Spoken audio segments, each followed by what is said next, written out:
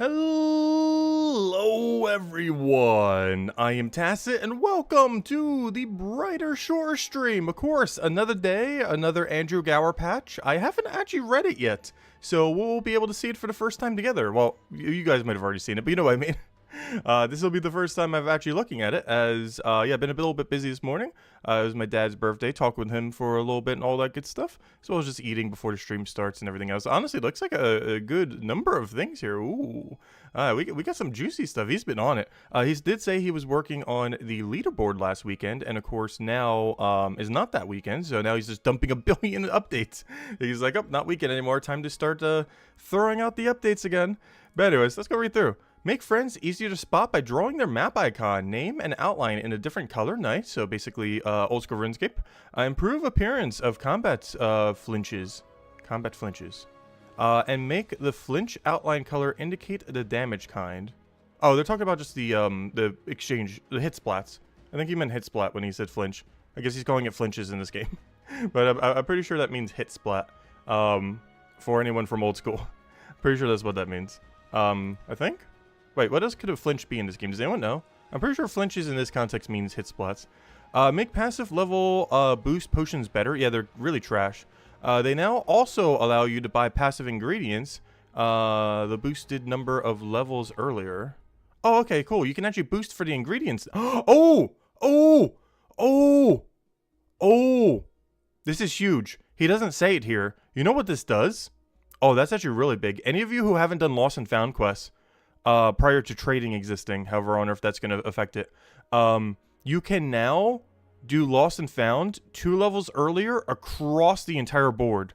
Because this now allows you to buy the ingredients 2 levels earlier. Before you needed 40 bone right because you could only buy the ingredient at 40 bone right. Even if you boosted earlier, you wouldn't be able to. Same as the, what was the other one? Stonemason.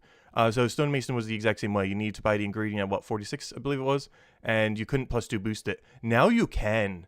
This probably won't be used too much for actual AFK activities, but this is a huge for Lost and Found quests, as you can officially now +2 boost every single thing for the quests, which, yeah, gets it done quicker. So you only need 38 bone right now. Actually, I'll say all the requirements. 59 Mind Fighter, which was already possible before.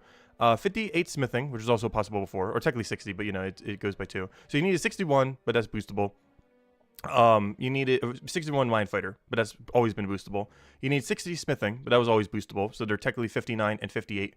But the other 2 are also now boostable. The Bone Rate that used to be 40, you now only need 38 for. And the Stonemason that used to be 46, you only need 44 now. So yeah, that'll make that quest a little bit easier. Yeah, if you haven't already done that, that will help out a lot. I don't really think this will help in too many other contexts, but it will definitely help with that quest.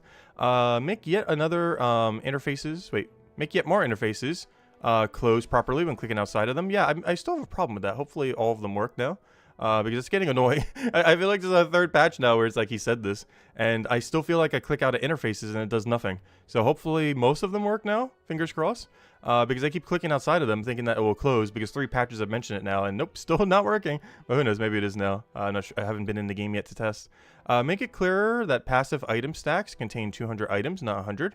By showing the item gain notification. Oh, that's interesting. I always thought they were 100 as well. Because they were in a decimal. So you kind of just assumed that, you know, 0.01 was like, you know, 100. But it's actually 200. Interesting. So that's technically 2. Make it easier to pick up items, which are underneath an NPC. Yeah, this was really annoying. By making it so that repetitively clicking the open action menu mouse button always cycles through each possible target. Okay, that's good. Still feel like that could be changed, though, how that system works. Audio improvements. Improved violins on Hopeport music tracks. Nice. Violins got buffed. Huge for violins. Anyways, fix bug where Brews, Vat Tea, Machine, and Smelter didn't give enough knowledge when crafting multiple at once. What? Oh, that's huge. Time to go process all my bars and ores. Oh. Oh, I wonder what that was happening. I definitely felt like that was happening to stones and bones. I can't recall that really happening with smithing, but maybe it was still happening. But, yeah, more XP, I'll take it, thank you. Grant album cards for co-op activities, not just solo version. Nice. Oh, we might need to go do them now. Let's see. If you are level 50 and have not yet chosen a faction, then if quest tries to give you combat XP, make sure you don't lose that EXP. Wait, Oh, is there like a level cap if you don't have your class yet? Is that the thing? Someone was mentioning that earlier. If you're level 50 and have not yet chosen a faction, then prevent knowledge being... I like how I was writing this almost like it's code. Like an if-then statement. That's really funny. If you are level 50 and have not yet chosen a faction, then prevent knowledge being spent on combat XP to avoid the XP being accidentally wasted. So yeah, it seems like there's like a 50 cap whenever you haven't chosen a faction yet. But you can do that even free to play. Even free to play, you could choose a faction. Various typo fixes, fix graphical glitch when handcuffs some spottable thieves. Make crime den rage show the correct handcuffs. It wasn't? I've done so many I haven't noticed. Make it so rotating the camera. Well, I guess when you get a higher tier. Make it so rotating the camera using the keys instead for people who have like 200 something. Make it so rotating the camera using the keys instead of the mouse still dismisses the camera rotate tutorial. Nice. Oh yeah, that's something I actually had an issue with in the tutorial. Because I ended up doing this with arrow keys instead. Because it's just what I'm naturally used to in a game like this. And it didn't let me skip the tutorial tip. I had to like figure out how to do it the other way. But yeah, he fixed that now. So anyone who's like me who just instinctually tries to move it with mouse keys, or not with mouse keys, but with what do you call it, keyboard keys. Yeah, that will automatically go through the tutorial now. Because I actually had that exact issue when I first did the tutorial on day 1. So now they fixed that.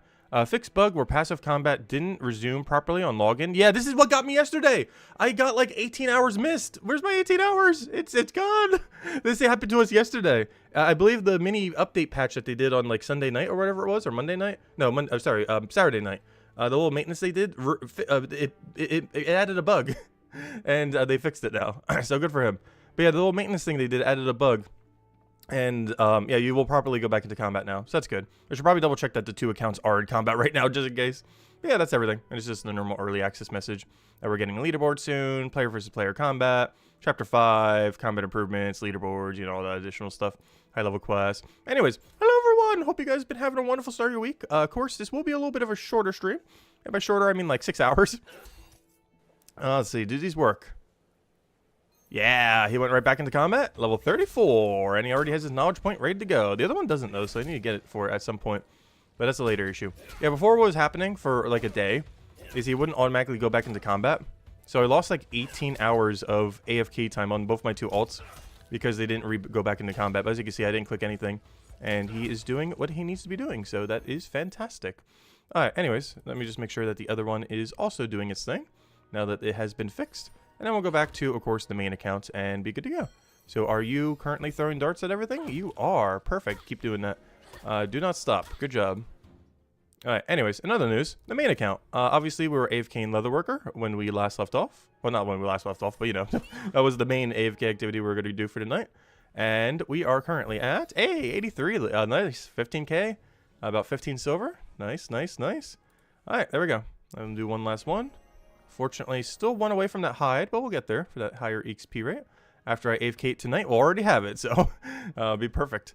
Anyways, so you may notice I currently have a level 99, which means we've maxed the skill. No, but of course, yeah, let's go and turn in our level 100. I did make sure to not do it off stream.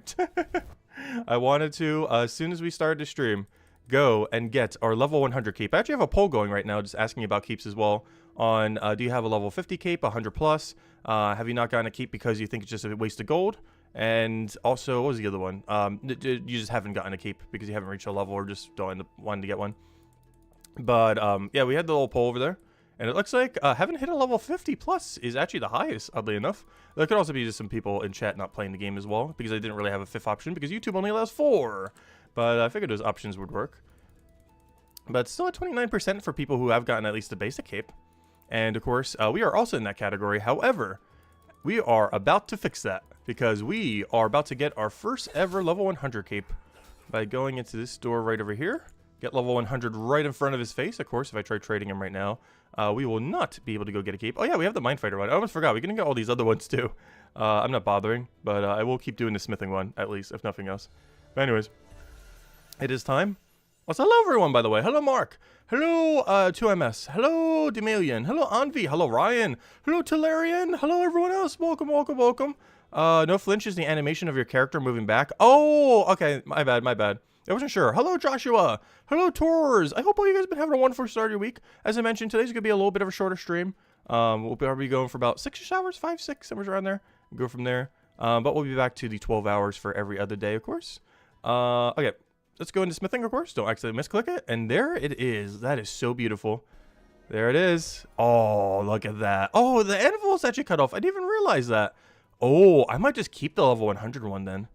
Ooh, I didn't realize. Wait, how is it? It's not cut off there. Why does it look like it's cut off there? Interesting. Let me go see.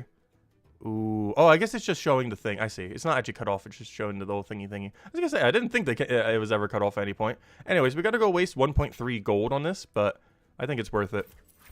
It's like half our cash stack. Actually, it's literally half our cash stack. But there we go. Oh. Oh. Ooh, 100% worth it.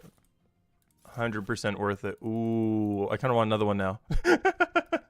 It's like the perfect life now, though. Like, any longer, it's starting to get a little too long. At least in the armor we currently have. Maybe if we had, like, super mega armor. Ooh, I like those little swords. Look at that. We got, like, triple little swords sticking up. Nice, nice. What do we get after this? Do I still have the wiki thing open? Not Ancient Warrior. Where's the... Not Quest. Where's, Cape? I want to see. What does it look like at 200? We will at some point. What's it called? Capes. Cape Bank. No, just Cape. Cape. Profession Capes. Let me double check. There it is. We get 2 axes. That's fine. I'm not too big of a fan of the 500 one, though I do like the shape that it gets once it's there, but it kind of still has that shape of the previous one. Well, I guess it technically still has it now. It has like that double, instead of having like a V shape like it did, it now has like its double indent. Ooh. Nice, nice, nice. Anyways, let's go put the cape over here. I do plan to get all the keeps at some point. It's a really, really exceedingly long-term goal, but I do eventually want to have one of every cape. Obviously, no time soon. That also requires getting 500 all, which, you know, that's a little bit of the harder part than actually getting the gold for it. But, yeah, you know, long-term goals. Short-term, we got our first ever 100. Nice. All right, so as we mentioned yesterday, and as the title I'm pretty sure mentioned somewheres, I want to go do a bunch of mining. I have not unlocked every mining activity yet. We were basically missing 2. One of them is the gold panning, which apparently you could do at 52. How good is it? I have no clue. But, I don't know, we'll give it a shot, see what it is. It doesn't say it's an AFK activity. Maybe it's like a semi-AFK? I'm not sure. And then we'll technically get access to the minecart system. We could do this now at level 10. However, I heard it starts getting, like, actually good at 55. So, that's basically our 2 main goals. Is to mine until we could do gold panning for the first time ever, and do the iron minecart thing for the first time ever. The main reason being is my mining level is falling way too far behind on my smithing. For example, in order for me to even make, let's say, this level 88 rapier, so when we start getting to the fine category, I need iron ore of the 3rd tier. I need 85 mining to mine that. We are currently at, of course, 44, but if I go all the way down here, I need that right there, the Goliath iron ore. That's the tier 3 iron. And, of course, we are not there yet, or even close, so we're obviously not going to get that today, but that's one thing that we're working towards. Anyways, let's go do things. Anyways, hello, everyone! Hope you guys have been doing well. Hope your start of the week has been wonderful. Let's see. Let's go over to... Yeah, we'll go to one inventory, the other one, then head over there. Yeah, before the stream ended up starting, I ended up calling my dad. It was kind of funny. Even on his birthday, he's raking one of his rental properties. Him and his work ethic. But yeah, he's raking one of his rental properties. I think there was like some kind of public complaint. Because, you know how like when someone just like lets their grass overgrow like crazy? They didn't do that, but basically when fall happened, they didn't bother like picking up any of their leaves. So, yeah, now he's having to do it for them. Because it's just a gigantic mess. Like the whole place is just like just painted in leaves basically. So, yeah, he's been having to rake all that up today on his birthday of all things. Okay, let me go over around here. Grab one inventory of this, and then we'll keep doing the other things until I can do whatever the 45 one was. Which I think is also more stonemason, thingies. Also, I'm going to go test to see how much better stonemason XP we get when processing those things again. So we'll go from there and see. I said, look, Galaxy Beard. Welcome, welcome, welcome. And of course, now we also get to use our new cape going forward. Ooh, that looks clean. I'm so glad we finally got it extended. Looks nice. We're not in the billion people that have the 51. Because that's starting to get annoying, because I feel like every single other Cryo Knight has a level 50 smithing keep on right now. So to be able to have a slightly longer one at least makes us a little bit more distinct, even though we still look the same. But ours is slightly longer. I kind of want one more upgrade on this, though. I feel like the full cape's going to be a little too long, though. Because that thing must be, like, touching the ground with how long that thing is. Like, all the way on the ground. I don't even think a single person has a 500 keep though yet. But if my 200's already like at our knees, the other one's gonna be like pretty much touching our feet, and then the other one's gonna just be dragging on the ground with how long it's gonna be. Almost like it's like royalty or something. Like literally just going behind us. Just dragging on the ground behind us. I wonder how long that actually is. I haven't actually seen one like physically in game because I don't think a single person has it yet. Realistically. Could still probably be a week or two. Hey, some guy's name do work. That's funny. What's everyone's least favorite professions? Oh, my favorite, I was going over this the other day. My top 3, easily, merchant, detective, and blacksmith in that order, with merchant being the best, detective second best, and I have a bias to smithing. Even if I wasn't a cryo knight, I feel like I would enjoy it more than the other processing skills. That's definitely slightly cryo knight bias. However, that's one of the reasons I went cryo knight. I knew I would like mining plus smithing, so I preemptively chose the class that would do a lot of mining plus smithing. That's why I didn't really pick guardian or anything. Even though they still seemed cool and everything, I wanted to go the one that would prioritize the skills I knew I would already like. Because I don't think there's a single game I don't like mining and smithing. Even in stuff like Old School RuneScape, where mining and smithing is generally considered pretty bad, particularly smithing. Mining's just slow for some people if they don't do the other methods. But smithing is just really weirdly balanced and kind of pointless in the game. But how it is right now until they rebalance it. But I still enjoy doing it. I find it fun for some reason.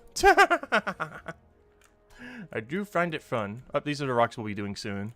Those are the ones we can do at 45. But until then, we gotta do other rocks. I don't know. Do we mine some iron? I either do this or do the rocks we actually need for stonemason. Guess we could do a bit of both. Honestly, I'm almost in the mood just to get the iron. Because we're gonna be doing the iron mine carts at some point coming into here. Might as well get acquainted with the area. Now, for scenic route, I think we're just gonna go for the rocks again. I need the stonemason XP anyways. It's not like I need smithing XP. I do need them for making like items and stuff. So you know what? Maybe. But I still have like 300 banked or something. Like some kind of absurd amount. So I'm not really too worried on iron or tier 1 or tier 2. However you want to look at it. I'm not sure what people call it in this game. Like the 6 tiers of everything. I'm not sure if it has like a proper name. Well, obviously they somewhat have a proper name. Like if they're fine or perfect or, you know, whatever their little tagline thingy is. But I'm not sure if there's like a consensus on it. Because I feel like I keep considering like the lowest tier ore is tier 0 and then the tier up is tier 1. But you could also consider it like 1 to 6. I'm not sure what the consensus is on what people are calling it right now. And I keep using them interchangeably. But basically the second ore is, the second everything is what we're doing right now. So we can get to the third everything, essentially. Because we need the third everything. We're getting to the point where our processing skills, mostly smithing of course, is so high that our mining is way too dated compared to it. Keep looks good, thank you. Yeah, we finally got it. Now we just gotta get 200. Obviously that'll take a little while, but honestly not that long. We're at, what, day 13 right now? And we finally have our first level 100. Obviously that's a little slow compared to how much we've been playing, but you know, we've been doing a little bit of everything. Haven't really been rushing into any one particular skill at the moment. Just kind of doing a wide waft of every single skill in the game. Of course, there are some priorities. Our biggest underlying priority for, you know, the first few months at this point, aside from finishing every quest at some point, is to get to the point where we can fully craft tier 200 or level 200 everything. I want to be able to make a full set of around full 200 gear with weapon, shield, armor, everything. So we'll need leatherworker up, we'll need smithing up, we'll need mining up, we'll need merchant up, and anything else? I think those are the main ones, at least if we're doing cryonite armor. Obviously, that will be a little bit different for other classes' armor. But I believe the skills of mining, smithing, leatherworker, merchant, and obviously the armor in Chapter 5 should be all I need to make my armor as a cryonite. We might find out that we need to use the gathering skill or something weird in the next chapter, or however it's end up going to work. But as it currently stands, those seem like the main ones we need. So those are the kind of the main ones we're prioritizing if we're not specifically doing quest goals or just having fun messing around with something. Yeah, it does look like a fire cape. That's what a lot of people have mentioned from like RuneScape specifically. Like anyone who's come from like old school. This looks a lot like the fire cape and or inferno cape. And I really like it. It's basically like a fire inferno cape but for smithing and without an animation. But I'll be hopefully trying for inferno cape during leagues. They still haven't announced the revive relic though. I really hope they do. Because I'm going to need that for learning some content that I you know, haven't really done. Like, I did it first try last leagues, in Leagues 4, But that's because you had like a 3-minute revive, or you know, revive every 3 minutes. And if it wasn't for that, I definitely would not have gotten it first try. I can assure you that. But really hope they add that so I can mess around with stuff like Coliseum, solo theater blood, stuff like that. Oh, where's Zuck? I've seen some people with named Zuck. I think we even have some people on our friends list. That was like Zuck something. Actually, if I go down to Z's, where are all the Z's at? They might not even be logged in right now though. Where are all the Z's? Where are all the Z's at? Yeah, Zuckit. We had Zuckit on our friends list. That's kind of funny. I've seen a couple names. There's a lot of RuneScape reference names in here. Like, I feel like every 5th name I see is like a RuneScape reference. As I say, as there's no RuneScape references in that room. You're wondering if it looks like an Inferno Cape at 500? Some it does. This is what it looks like at 500. Like a very long, just full cape all the way down with a little spike at the end. Not quite, but the color aesthetic, you know, is probably what really makes it go for a lot of people. Because it's the same thing as those capes, just without an animation or anything. Like, the color aesthetic is there. It's basically if you, like, had to design a Inferno cape based on the, or it's like if you had to design a smithing cape based on the Inferno cape design. That's what this reminds me of. Of someone trying to add us. Unfortunately, I can't add you as much as I want to. We are currently at 197 friends. And I have to keep a few just spared just in case I need them for, you know, IRL friends or anything else. So unfortunately, I cannot accept invites at the moment. But if we ever can get a clan in game or whatever feature they end up doing with that, we will. And hopefully that will have a higher limit than 200. Or maybe he'll make the friends list limit higher than 200 at some point soon. But we are currently over encumbered on friends, unfortunately.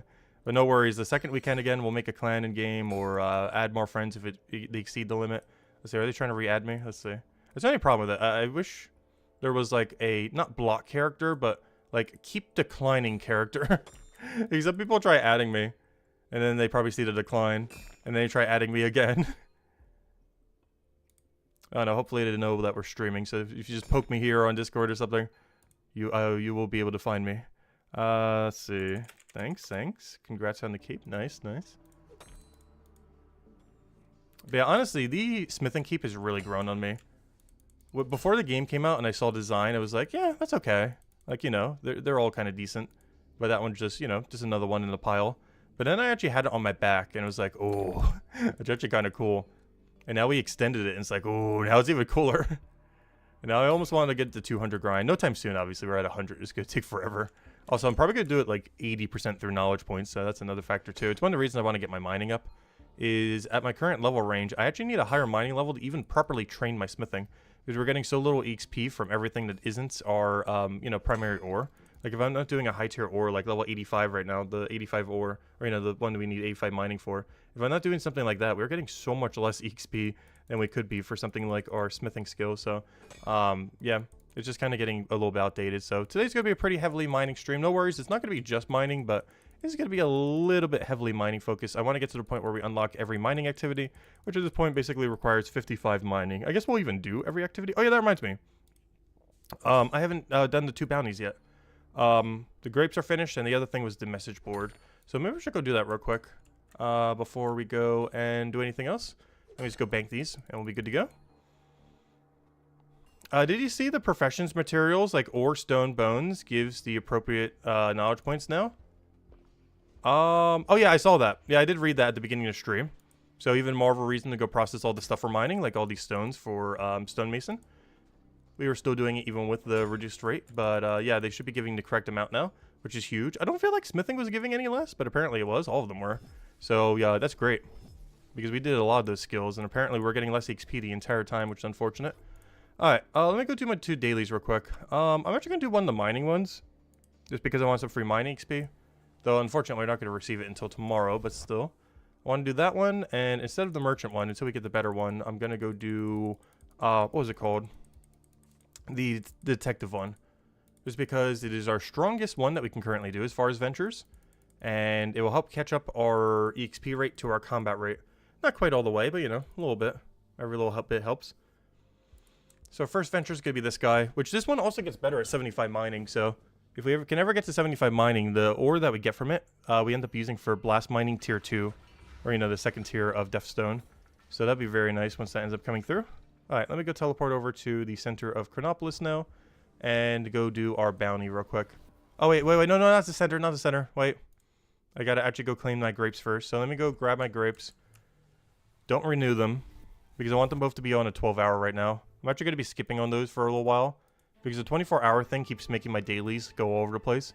So I want to stick to just the 12-hour ones if I can. Even once we have like cinnamon sticks or whatever it is, I want to make sure all of them are on the same category. Like, you know, the same timer. Like, I don't want to do a 24-hour one unless I'm doing another 24-hour one. Hopefully we can do bricks and everything like that. Those are also 24-hour. So that they can synergize with like cinnamon sticks once we have that, like 150 merchant or 149, whatever it was. But what I do want to do for now, since we have a 12-hour setup, let me go set up the other 12-hour, which is setting up a bounty board here. One interesting thing about this one too is if you're ever in a pinch for a little bit of gold and you have one of your ventures open, this right here actually immediately gives you profit. So right here I'm going to get like 10 silver just for putting this up. You can only do this twice per day, but it instantly gives you the reward, unlike the other ones that give it to you at the end. Like right there, I just got 10 silver, like 10.8 silver and a little bit of obviously detective XP. But there we go. Easy as that. So if you ever need some money in a pinch, especially if you have a high detective level, that is a good way to go. Okay, so, I guess we just head back to the mines. Back to the mines we go. Why does do some monsters show on the stats as 34 spiky ball? The level that they show on the combat page is the level that you unlock them, not the level of the creature. I think they changed that at some point or something. But yeah, all of the levels there are not the level of the creature, but rather the level in which you unlock the creature. And if you have killed them before, you can actually see their little card. So for example, all of these are obviously not level 0. We can see that this is a level 8, but we unlocked it at level 0. So similar to these things, like this thing is not a level 14, it is a level 22. We simply unlock the ability to kill it at level 14, and so on and so forth. That's the way that all of them end up working. But the level that you see is not the level of the creature, but rather the level in which you have gained access to fighting the creature. Is how that ends up working.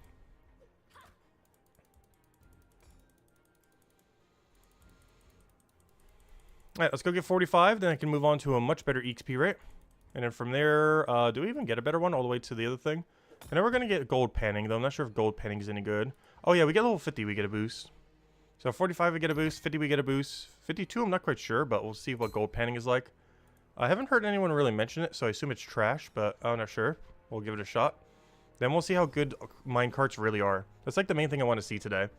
I've heard a lot of good things about minecarts.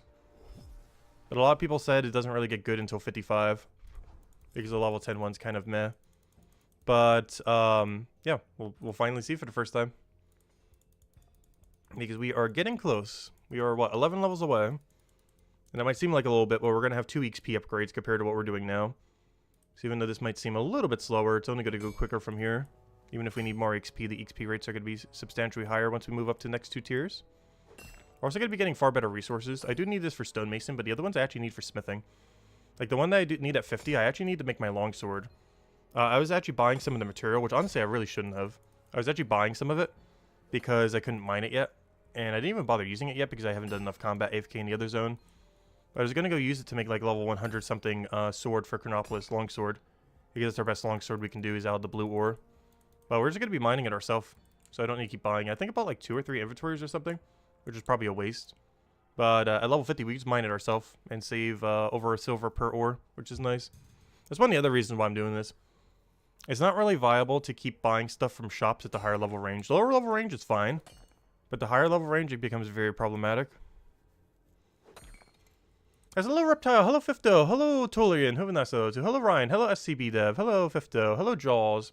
Hello, everyone else. Welcome, welcome, welcome. Also, if you guys haven't already, definitely feel free to leave a like on the stream. Helps a lot and is greatly, greatly appreciated to help people find the channel. And, of course, we've been streaming Brighter Shores every single day. So if you guys ever want to stop by, if you guys have been, it is greatly, greatly appreciated. We've been super appreciating all the support from the Brighter Shores community. And we will keep going forward. We're going to be going pretty much 12 hours every single day. At least until the end of the year, and probably even longer than that. We're going to be here for months, years, so on and so forth. But, yeah, Monday's the only day that's going to be a little bit shorter, like today. Probably going for about 5-6 more hours, which is why we're doing a little bit of a mining focus kind of thing. Just a little bit of a shorter goal compared to normal. We got our level 100 cape, and now we're just going and, you know, getting our mining caught up to our level 100 smithing is basically the main goal of today. Probably still do a few other activities here and there just to kind of switch things up, but it is going to be heavily, heavily mining focused. But honestly, I absolutely enjoy mining in this game. I'm not sure what it is between like wood cutting and foraging that I don't like as much. You know what I think it is? Actually, I think I know exactly what it is. I haven't actually mentioned this yet. But you know why I think I hate wood cutting and foraging so much? Or not hate. Hate's the wrong word, but why I don't enjoy it as much as mining. Do you guys notice how much you jump up and down when doing foraging and wood cutting? Particularly wood cutting. Wood cutting is like insane, the terrain setup that they have there. I think that's my problem. Is how many times your character gets stalled going up and down. The only thing you do that at all is mining, blast mining. Like when you're doing def ore. And there's enough downtime that it doesn't even matter because you're stalling that time anyway, so the extra stall from going over that little cliff doesn't even matter. But I feel like every single rock is on just like a flat surface aside from Deathstone. But when you're doing foraging and when you're doing wood cutting, you have to jump up and down over and over and over again. It is so annoying. I really hope they do something to kind of like switch it up a little bit. Because I think that's actually the main thing that's keeping me away from wood cutting and gathering. It's not necessarily that I don't like them, it's that I feel like half the time you're literally just jumping up and down. Maybe not half the time, but you know what I mean. Like nearly every single resource you got to go to a different elevation for to end up grabbing it. Sometimes multiple times. Like, it's not even like it's like one elevation jump. You have to do like 2 and then have to go down 2. And like a fourth of your character's time is just jumping up and down elevations. Whereas a lot of mining is just on a nice, flat, easy terrain. Aside from Deathstone, but that's its own thing. Deathstone's its own thing. But ignoring Deathstone, they're on a nice, flat terrain, easy to get to. Just simply click, good to go. No extra delay, no extra anything. Just click your nodes, get your resource, get your 2 processing skills up, you're good to go. But I think that's my main thing against foraging and woodcutting currently. Isn't necessarily that I hate them, it's the elevation stuff that's kind of driving me crazy. Because mining doesn't have that, and I absolutely love mining. And mining is basically the same thing as the other one, just slightly different. I guess it's giving us a slightly better resource that we really care about, which is also helping a little bit. But it's really the elevation thing that's really driving it, I feel. I'm not sure how they're going to change that, though, because they basically have to, like, restructure the map, in a sense, if they're going to fix that. Particularly in Chapter 2. But even in every chapter. Like, Chapter 1 has so much elevation shifts when you're doing foraging. Not as much as Chapter 2, but definitely a decent degree. Especially on the beach in that one forestry area. Or foresty area. Or, you know, the one that's, like, super naturey. You know the area. There's only one spot in that chapter that's like that. Right next to the beach. But yeah, Chapter 2 is really notorious for having that. Like, just jump up and down for, like, every tree you ever cut, pretty much. There are almost no trees on, like, level elevation.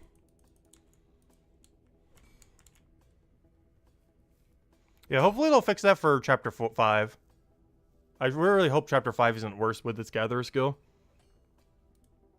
I hope it's a lot more like Chapter 3. Where it's a little bit more of a flat, like, battlefield or something. Though, it didn't say it's a mountain. Because, gosh, mountain is not going to be good. What was it called? Stonewall Hill. Oh, no, hills... Oh, no, hills... Yeah, hills would still have elevation. That's not as bad. But yeah, hills is not a good sign. Hills is the opposite of flat. That is pretty opposite of flat. Yeah, that could be problematic. Imagine there's like a little mountainy area too. There's like a bunch of rocks you have to forage. Or, you know, some other similar resource to that. And you have to jump up like 10 times to get all the way up there. And then 10 times to jump back down. Oh gosh. Yeah, that could potentially be even worse. Oh no. And they're adding a foraging skill to that chapter too. So it's going to be just like Chapter 1 and 2. But potentially even worse. I'm not sure if I can even imagine worse than Chapter 2's elevation system though. But we'll find out. Chapter 5 might prove us wrong. Is there a release date for Chapter 5? No. It's probably like 70-80% developed by this point. But still needs testing, still needs some other things to be made for it, other stuff like that. I'm hoping it's before the end of the year, but realistically it's like early next year. Like really, really early next year. But there's a small chance he gets it out before Christmas or something. But decently doubtful. It's probably a early next year thing. As badly as I want it by like December, it's probably not happening that early. But no official date has been given on anything. He's currently working on Leaderboard. And after Leaderboard, we'll probably get Trading. And after Trading, we'll probably get Chapter 5 without PvP. And then after that, we'll probably get PvP. Also, Chapter 5 does bring with it special attacks as well. which should revolutionize combat a decent bit instead of just click enemy. Hey, Miles ES, I can see that I have you added now. Oh, that's cool. Oh, wow. Also, nice level, by the way. 984? That's the grind right there. Nice. I'm not sure if he's here right now, but he might be. He might be mining with us. I might have inspired him to start mining. Though he might just be doing it because he needs a stone to level his thing. Maybe he's doing the quest now that they fixed it. The Mines of Mutaben. Or not that one. The Lost and Found quest. How do I know this? Know what? That I have him added, or the other thing I mentioned? They did an update today that made it so you could see who you have added. And a few other things on the mini-map. I didn't check the mini-map thing either. But, yeah, they did those updates today. As far as with the Chapter 5 stuff, most of it's public. Some of it's speculation. Like, date is definitely speculation. A lot of stuff with Chapter 5 has been pretty public. Like, we can see the armor skill on the leather. We can see the builder skill with various things in various chapters. Like, particularly Chapter 3 and 4. Like, there's little building things that you can go and store things in. Some building things that you can't currently do, like ventures. Stuff like that. I'm not sure how we know the Gatherer skill. I want to say there's, like, an icon on the 2 resources. Because you can currently make the potions for next zone. And those resources that you make them from, that you buy from the shop, they have, like, a little icon next to them. And that little icon indicates that there's another Gatherer skill, essentially. So we know that from the next chapter. And it's pretty much how we know everything. It's from things that pretty much already exist in the game right now.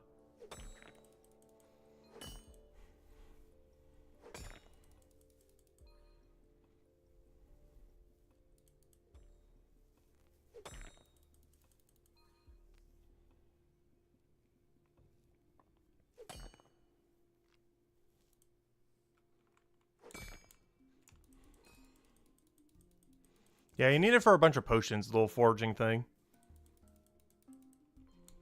Because, of course, alchemy just always does that from every chapter. There isn't a single chapter alchemy doesn't pull from.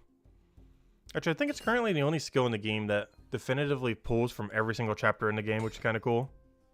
I don't think there's any other skill at the moment that just universally pulls from every chapter.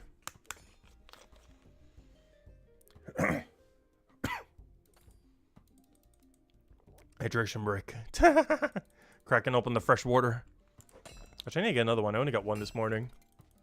Though we are streaming for a little bit shorter, so one should hopefully hold us over. And by shorter, I mean like another 5 to 6 hours. Still very long. But, you know, shorter compared to normal. Then we'll be back to 12 hours again for the next 6 days. Just Mondays, I'll always be a little bit shorter. This is my catch-up days for various things. Alright, let's go get the next ore. So we can now do 45, of course. We saw that unlock earlier. We can now do rugged andesite, or whatever the thing is. Basically, oh yeah, speaking of builder. See, there's like a builder thingy right here. There's no material in here because none of it exists yet. But the reason it's here is you can do some stuff with bonerite that makes cement. And store it in there, which is pretty cool. I believe you can't currently do those activities, I don't believe. Has anyone actually tried the cement activity? But last I recall, you can't actually do it yet, unfortunately. It looks like it's these 2 rooms. Alright, let's start doing the ore. I forget what level stonemason I need for this. Does it tell me? I need level 58 to process this bar. Or this stone, I should say.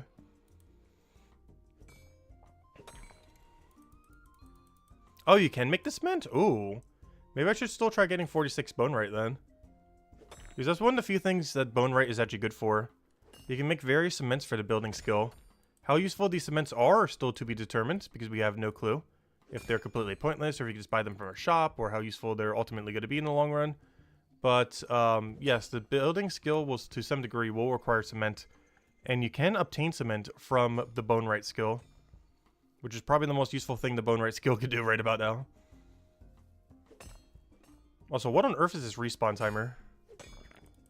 Why is this respawn timer 10 years? I feel like I can kill a tentacle in the room beside me by the time it respawns.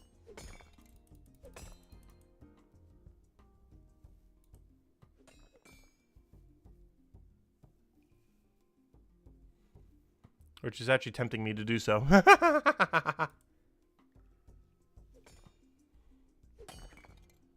Oh, also, we're getting 200 mining per poke. It's not bad at all. Especially our respawn wasn't 1,000 years long. And we'd be golden.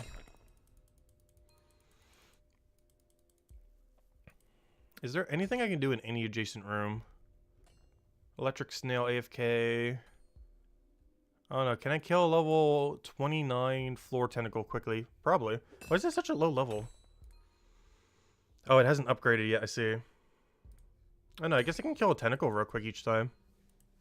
Because honestly, with how much downtime there is, I think there's enough time to legitimately kill a tentacle. It is like 1,000-year downtime between the ore. I'm pretty sure I can actually kill a tentacle in that time.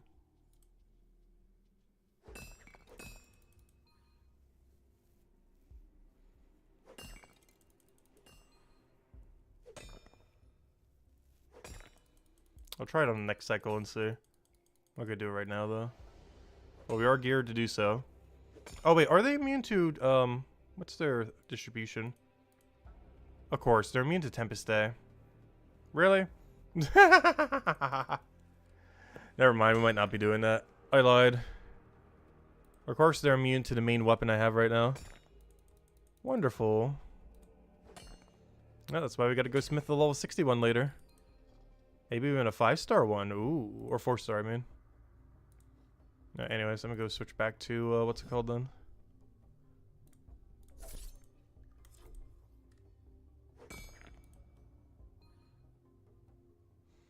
You actually like 3K bones yesterday? Oh no! Yeah, they finally fixed it.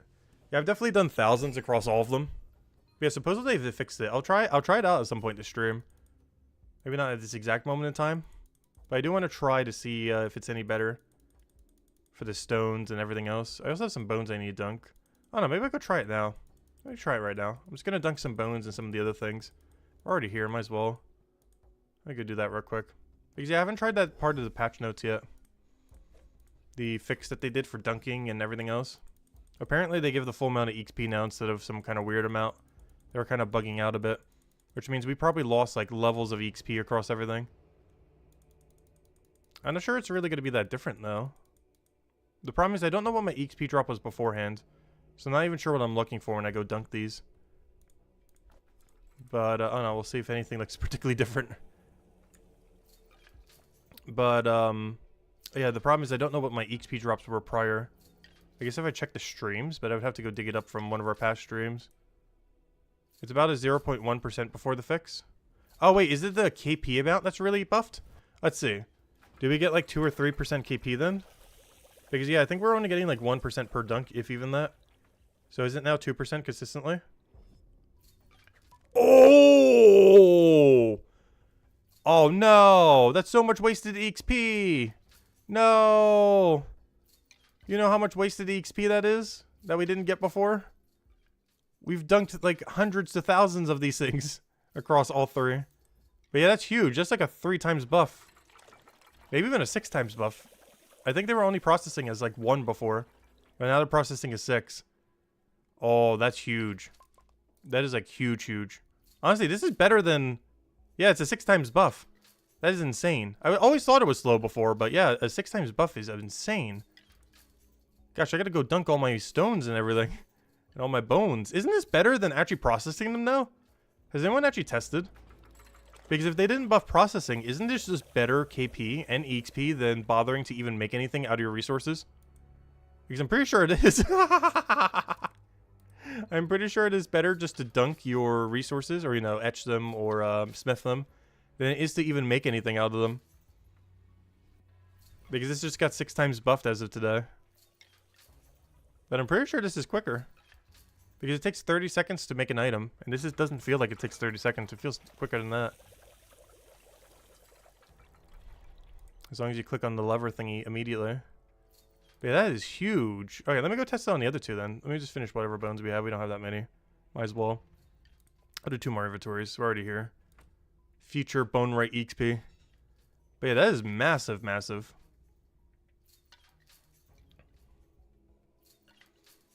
Yeah, it seems like that's the meta. Is just dunk them, or etch them, or smith all your resources. And then don't use them unless you need an item. Unless you need to make something for your class, or you need to go get a bunch of 3 stars from the other classes. But otherwise, yeah, dunking and etching and smithing is now the meta. It's not even worth making anything out of your resources anymore. Obviously, if you want the money back. But if you gathered your own resources and you just want some quick XP, simply just doing this now is huge. It got mega buffed today. That's nice. It was already pretty good before for XP, but now the KP, or knowledge points, is what really got the buff. Like, it should be giving us like 6 times as much knowledge points right now compared to before. You're considering just selling the bars and stones and everything? I don't think I'm going to sell them. I'd much prefer using them eventually. But it is definitely higher priority just to do the process for them now than it is to make them into an item. At least until they make a make all option or something. So that we can AFK it. Because that's a really good AFK activity once we get a make all. Hopefully I'll add that at some point.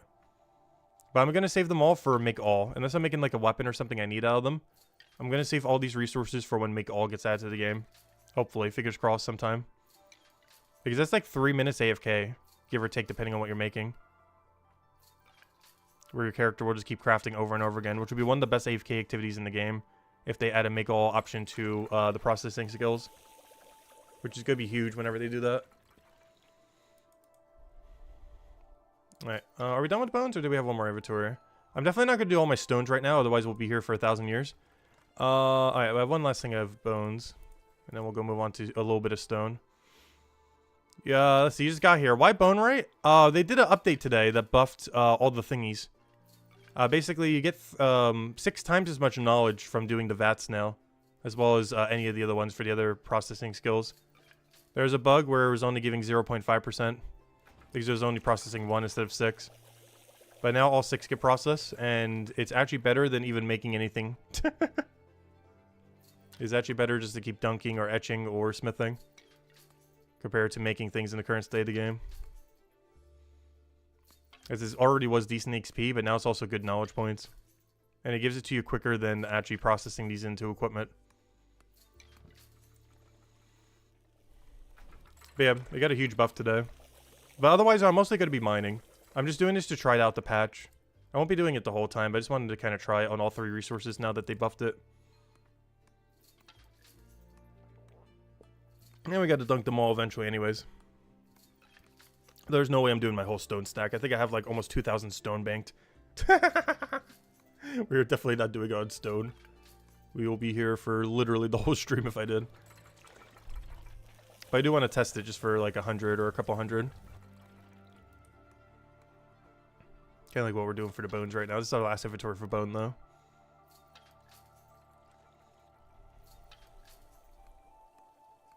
Yeah, honestly, this is the better part of these skills anyway, so I'm actually glad that this got buffed. Now I just need to add a make all option, and these skills will all be, like, bearable. No, I already like smithing. But if you really want to make these skills good, we need to make all option now. You're only 1 step away. It's like the last thing to, like, fully make these skills, like, good. Just add a make all option, please. I do not want to have to click like 6 to 8 times or 4 times or however many times we need to. Just to go craft a whole inventory of an item. Oh, where am I going? It's actually quicker just to tell you. Oh, not there. The other zone one.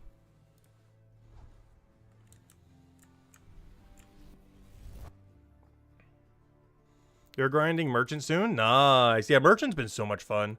I really need to go do the 205, but today's grind is mostly going to be in Chapter 3, I think, today. But we might throw a little bit of merchant down, we'll see. Let me go do stone first. I'll end on smithing. Because honestly, our smithing level is already like 1.5 billion, and I need better bars. But right now, we're fine on stone. Okay, let's see what our stone stacks are looking like. So we did 24 of those earlier, of course. We're at 699 basalt. That is insane. If I process them all, I'm going to have over 1,000 basalt for AFK later. Once they add a make all option, hopefully, fingers crossed, please do it already. I could process my death stone. I got a bunch of flint from earlier. Alright, let's go process the death stone and then basalt. Because those are our 2 best XPs. I'll do death stone just because if we ever need an item out of it, we'll have it. But yeah, this also got buffed. And of course, the smithing process also got buffed. Well, I'll do this one for now. Someone's trying to message us. Thanks for inspiring me to do a little bit of mining. I think you're back to merchant. Yeah, merchant's the way to go. What level merchant? I'm actually curious. Because I feel like anyone who's as high as a level as him is going to say like a level 150 plus. Like, I highly doubt he's going to say any number under 100. Like, it's definitely going to be a triple digit number. I feel like anyone who is like almost at 1,000 or above 1,000 are all like absurdly high merchant. Because merchant, detective, and watch person, like those three are like so broken for XP. 185. Yep, knew it. Yeah, they're really broken. Honestly, I really should get back to merchant. I didn't want to make every single stream that we're going to be doing soon like all merchant though. This is kind of like our merchant break day for the most part. Because I honestly do kind of want to spend the weekdays this week probably grinding to 205 merchant. I don't want it to be the only thing we do. But by this weekend, I kind of want to have 205 merchant, to be honest.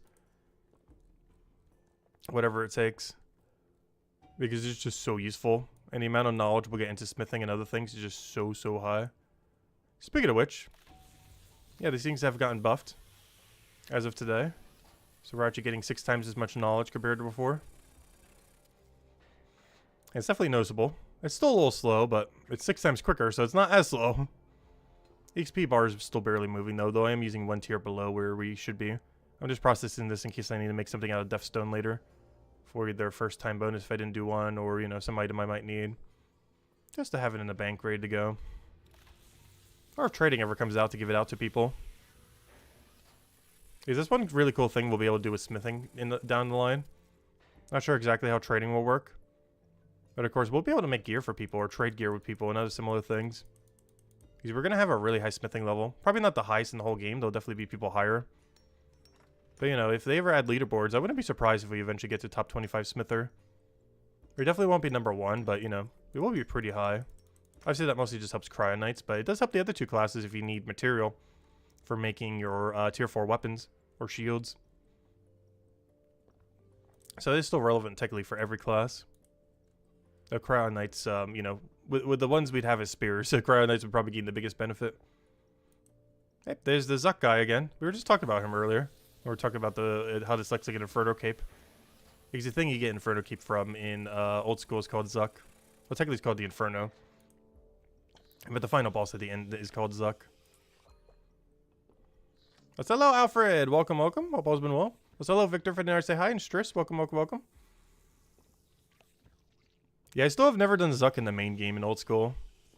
We did it first try in leagues, but it doesn't really count. And if it's just a revive relic, I will be doing it this leagues as well. But that also doesn't really count because it's going to be so free. They basically hand you an Inferno Keep for walking in if you have the revive relic. But I still have never done it in the main game. It's mostly because my hardcore has no good range weapon. Oh, nice. Look at this guy in his armor. Ooh, looks clean. Honestly, the high tier armor in this game, I really love the appearance of. It's kind of unfortunate because we won't be able to get it for a while unless we get like a 200-something combat. Which I guess we can kind of get to in Chronopolis somewhat soon. 50 tries over 40 days. Yeah, I'm kind of scared to eventually get to it. I need to learn 1 tick per flicking a bit better. It's not something I normally do. I normally don't do tick manipulation or 1 tick per flicking or stuff like that. I do occasionally, but like when we do leagues, I'm not going to be that try hard on it. Like if it takes a little bit longer, it's not that big a deal. Like I'm decently efficient, but I'm not like that efficient. Like, I'd much rather do an activity that's actually an activity rather than using a bug that just isn't fixed. That just became a feature. Because I'm not a big fan of tick manipulating in old school. It's basically a bug that's become a feature. And I'd rather do the activities that are just more intense, but, you know, not a bug, basically. Like, obviously it's not a bug at this point. It's just an intended mechanic, I guess, technically. But it's always felt weird because a lot of the skilling and everything in the game isn't really made around using tick manipulation. Even though most of it you can. There isn't really equivalence of that in Brighter Shores at the moment. But it basically allows you to do some actions quicker than you normally would be able to. Like imagine if we could make this button go in like 2 seconds instead of that entire loading bar. Make it like half the time. Like that's basically what old school RuneScape has for a lot of skilling. Where you can do an action before an action and then the following action takes on the timer of the previous action you did. So we could tick manipulate into this button and press the button in like a second. Instead of having to like wait like 3 seconds. But Brighter Shores currently doesn't have an equivalence of that. Or people haven't figured out how to do it. So even if it did, I'm pretty sure Andrew Gower would patch it out. If such a thing were to exist.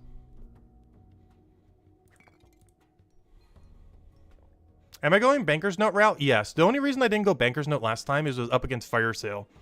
But now you can go Fire Sale and Banker's Note simultaneously. So I don't know why anyone would ever pick not Banker's Note. The only reason I didn't last league for my first league is Fire Sale was better for just finishing the league if all you cared about was Dragon rank. But now you can pick both, which sounds as broken can be. Because they basically added stronger Fire Sale to this league. I forget what it's called. But it also gives you free magic and Prairie XP. But they not only added stronger Fire Sale, but they also added Banker's Note back. And they're not competing with each other. So there's really no reason why not to pick both. So I'm not sure if we know everything that's Fire Sale is currently up against, though. Or Leagues 5's version of Fire Sale. That we don't currently know. But currently, yes, I am taking Banker's Note plus Leagues 5's Fire Sale. What am I doing? Smithing. There we go. It's against Last Recall. Last Recall is kind of pointless, though. Like, it's good. But it's not Banker's Note good. Like, it's not even close. Like, they're not even the same category. Like, it's not even remotely close. Because they added some kind of Clue Relic teleport, which is going to be way better. Well, not way better, but, you know, like, the amount of accessibility you're going to have from that is insane. You have to keep in mind, Last Recall, you could only use, like, one teleport. If you, like, double teleport, it will take your second teleport's location instead, which is kind of clunky for some things. It does full heal you and everything, but my regions actually have a Rejuvenation Pool in my house. I'm actually picking a region choice that is one of the only few that gets you a house rejuvenation pool. Because you end up needing two areas. Either the elf area, Terrawin, or whatever it's called. You need the elf area plus Fremenic, or the elf area plus Volamore. And that's what I'm taking. The elf area plus Volamore. Plus Mauritania. We're going melee route. At least that's the current plan. Something could still change it. But I'm pretty sure I'm not, because I'm only going for points. And the elf area is really good for just free points. Like, it just chucks points at you. Because the area is so small, with so few activities. And every activity you do just floods you with points. It's really nice. The only thing missing from my master plan is... there's literally only one relic they haven't announced from my master plan. And it is... I need there to be non-failing infinite thieving. So you can infinitely AFK thieving. So we could do Brighter Shores simultaneously a bit better. Because I'm going somewhat AFK route as well. But, so we could, you know, still keep doing Brighter Shores. Because we will be doing Brighter Shores the entire leagues. We're going to be doing both simultaneously. So I want to take some somewhat more AFK relics as well. But one of them I still need for my master plan that hasn't been announced is, I didn't take it last time. But I need Trickster to return in some form. Just the thieving part of Trickster. If they announce that at some point, my master plan is complete. But I need it. Because I need it to get blood shards, and I need it to get infinite XP from Terrawin. So hopefully they announce that. Because my plan still assumes that will exist. And I hope it's not against Fire Sale. Because that's going to be a hard choice if I have to choose between Fire Sale, or, you know, this league's version of it, and the infinite thieving thing. Because I might actually have to take the infinite thieving thing, which will hurt so much. Because that's more important to my plan than infinite money is. Even though infinite money is still important to the plan as well. But infinite thieving is also infinite money, just way slower.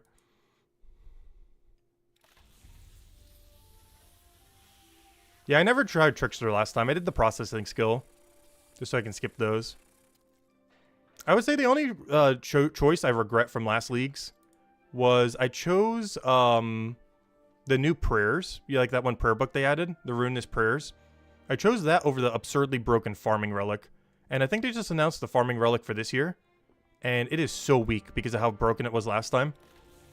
So, yeah, unfortunately I never get to try it then. Because last league, it was the most broken thing ever. And this time around, they nerfed it into nothing. Which is kind of sad.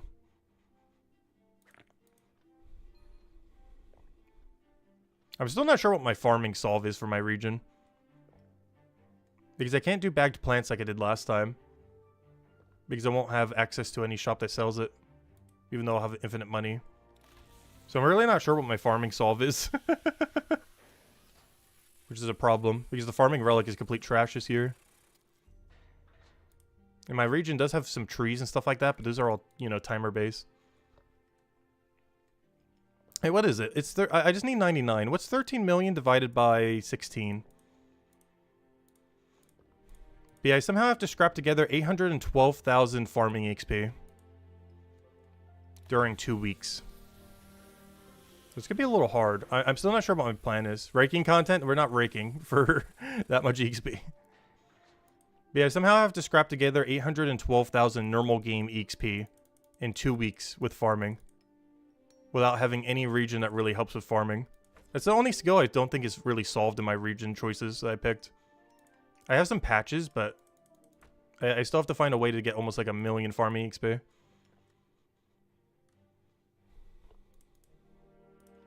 That's like the one skill that's really lacking with my triple choice. But I don't know. We'll figure it out. Worst comes to worst, I'll just do it off stream. Over time after the fact. Though I do kind of want to max within that time.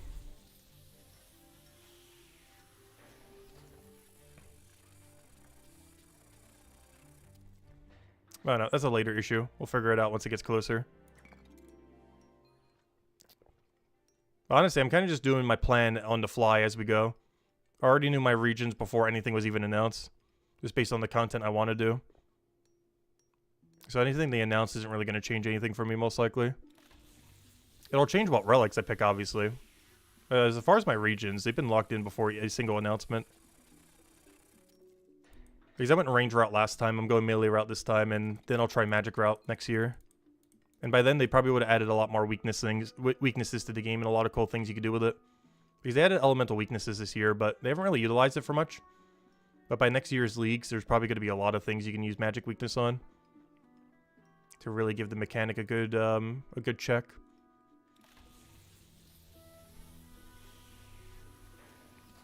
Oh, so this is probably going to be the last inventory stone I do for now. For any of you that don't know what we're doing. Well, obviously we're doing stonemason, but we're trying to test out the new patch. They fixed the amount of knowledge points you end up getting. You're basically getting 6 times more knowledge points for processing all these. Yeah, this is definitely an off-stream activity as far as finishing this, though. Because I have over 1,000 stones I need to do. And I can assure you, we are not going to do all 1,000 on stream. That's definitely some good off-stream content. Anyways, I'm going to go do some of the bars.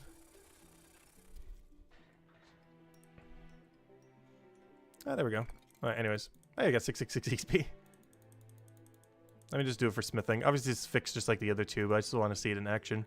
And it's a good excuse to process a couple of the bars we've been neglecting, like the stack of iron. I think from getting to like 30-something mining, we started at 27 and got to like 30-something. I still have the iron stack. I still haven't even made them back all into bars from like ages ago. Let's see. AFK fishing. Nice. I feel like I always say nice whenever Kale messages me. I think it's the only, hey, someone's name is T. Oh yeah, remember when I said I bought some of that ore earlier? I bought some of that ore. I also bought some of that ore. Oh wait, I never did buy this ore, never mind. Oh, probably because it was so close to me being able to mine it. Oh no, I did buy it. I just already made it into bars. I bought 2 inventories full. I see what happened. But I bought it for long swords. But I never processed them into anything because I didn't get level 100 combat yet. Anyways, I could process some iron and just see the difference now. Not going to do it for a whole knowledge point, I just want to see. So we should be getting 3% knowledge point every single time we do one of these. And as long as we are, then it has indeed been buffed, like everything else we were doing right now. And then we'll go back to the mining grind. Oh, so this is the first time we're smithing with the level 100 smithing cape on. Get that smithing flex in there. Actually, I haven't actually seen anyone with a level 100 processing skill yet. They're definitely out there. But I haven't actually seen anyone wearing any of the capes for them yet. At least in the game anyways. They're definitely out there though. But for some reason, they're not as common. They're basically a second combat skill. I'm not sure why there isn't as many. Like, a lot of people are getting the 50 cape because, of course, you need 60 for the quest anyways. You have the bone right one? Nice. Did you actually buy the cape, or are you just at the level? Or are you actually wearing the cape for it? Actually, what does the bone right cape look like? I don't even think I know. I don't think I've ever seen someone wearing it. Interesting. Yeah, there it is. Can't quite see it that well.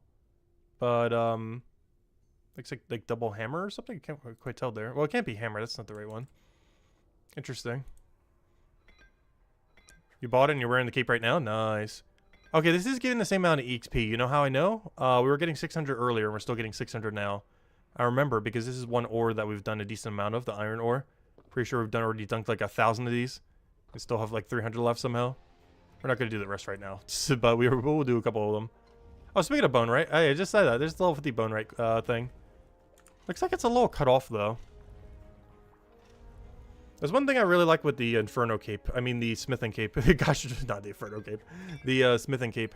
Every single variant of it looks like it's complete. Like right now, like at level 50, it looked like the cape was complete. At level 100, it looks like the cape is complete. And at every single level range, you know, it looks fully finished. Honestly, the 100 one might be my favorite just because the sword's sticking up. I might not even get to 200, to be honest. I think I like the swords at the bottom more than I like the axes at the bottom. I'm also concerned with how close to the floor it's going to get if I upgrade it one more time. Because while the other one was too short, I feel like this is like just the right length. Anything further feels like it's nearly going to be touching the ground. And of course, the first one is just a little bit too short. I feel like this one's just right. I might actually hold on to it for a little while. Especially for how expensive the next tier is anyways. Even once we're at it, it's like, what, 3 gold or something? 4 gold? 2 gold? Somewhere around there. Whatever it is, it's multiple gold. More than we can afford. Yeah, I feel like everyone has the Smithing Cape.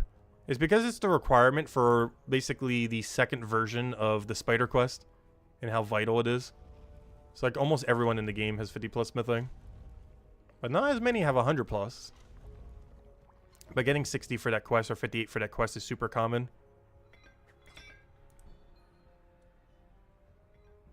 Yeah, 50 is also for carpentry and cooking and alchemy and a few others.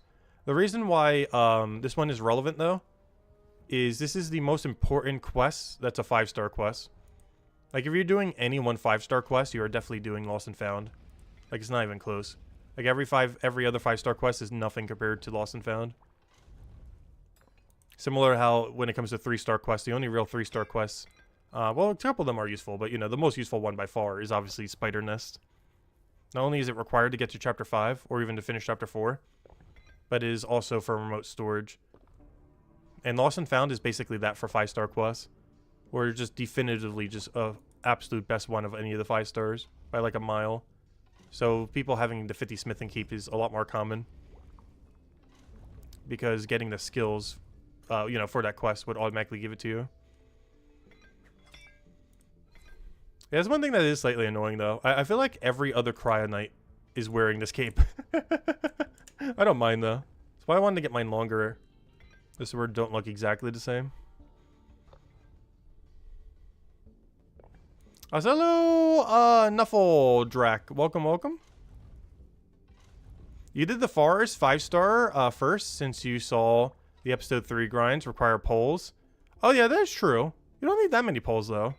I guess for bone right, though we kind of skipped to some of the bone right grind. Anyways, I think I'm done with smithing. I think we get the point of this new update. But yeah, long story short, whenever you process your 6 bars or your 6 bones or your 6 stones, you now get like 6 times as much knowledge points. Before it was basically calculating for 1, now it's calculating for 6. You're still getting the same XP from what I could tell, but your knowledge points is like 6 times as much. Which of course is huge. Anyways, back to the mines. Want to get at least 55 to stream. So we can unlock all the mining methods. So let's get back to it.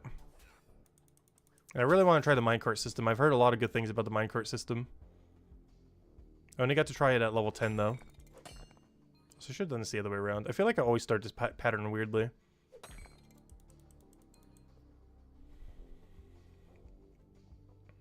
You got like 3k hickory poles? Oh gosh, there's so many poles. That is so many poles. There's one nice thing about carpentry into the other skills though right now. Is you actually know like about how many you would need for everything. One thing that's really weird about Leathermaker into armor right now is of course armor doesn't exist. So we don't know how many of each hide we really need or anything like that. I've just been banking all of them pretty much. I've only sold like 5% of my hide. The other 95% I've just been banking and saving for chapter 5. The problem with that is we lose money instead of make money. But I don't know, I feel like it's worth it personally.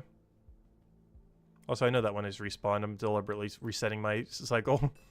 It's gonna drive me crazy if I don't do it this way. Oh, so I'm on level 100 mining keep. Honestly, the 100 mining keep looks so clean. Though I feel like it works better for the other 2 classes armor rather than Cryo Knight.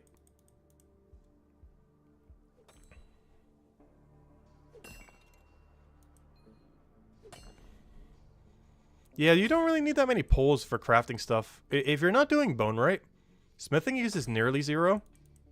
And stonemason also uses nearly 0. Slightly more, but still pretty much 0. It's mainly bone right that consumes them like crazy. With like every single item using multiple, for the most part.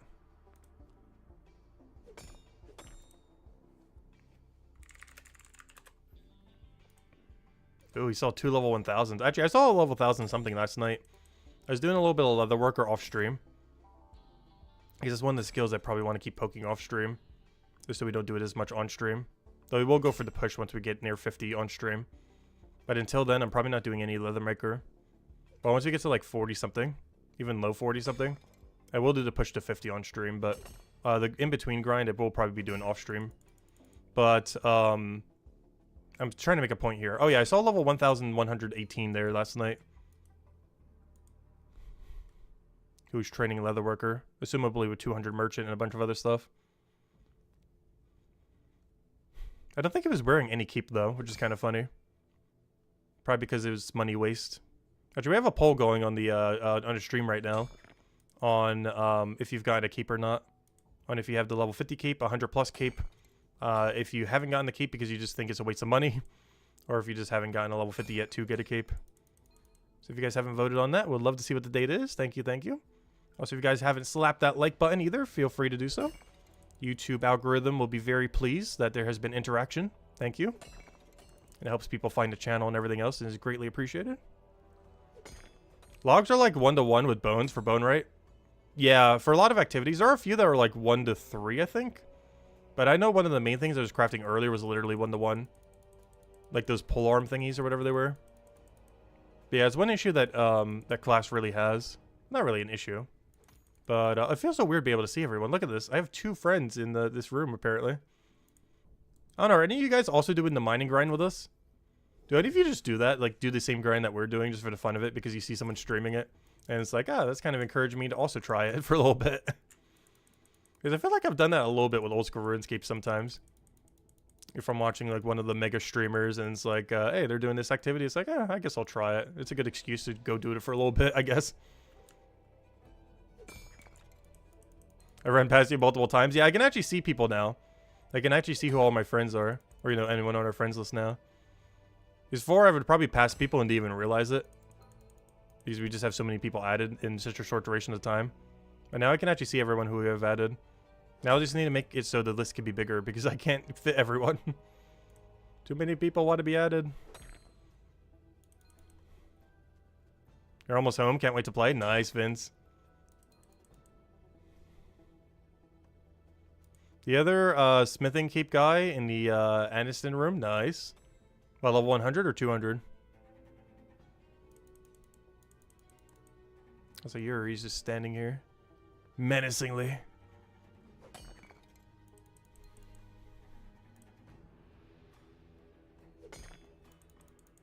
Oh, so what level was this again? 58? Yeah, okay, we can use these soon. If I just go dunk every ore I have.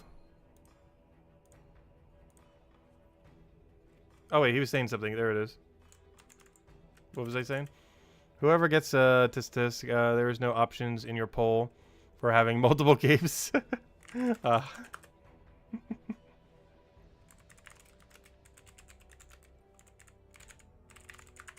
think it's spelled unfortunately correctly. It's probably wrong. Somewhere in there I mistyped the letter. Also, I gotta move to the next room. Excuses, excuses.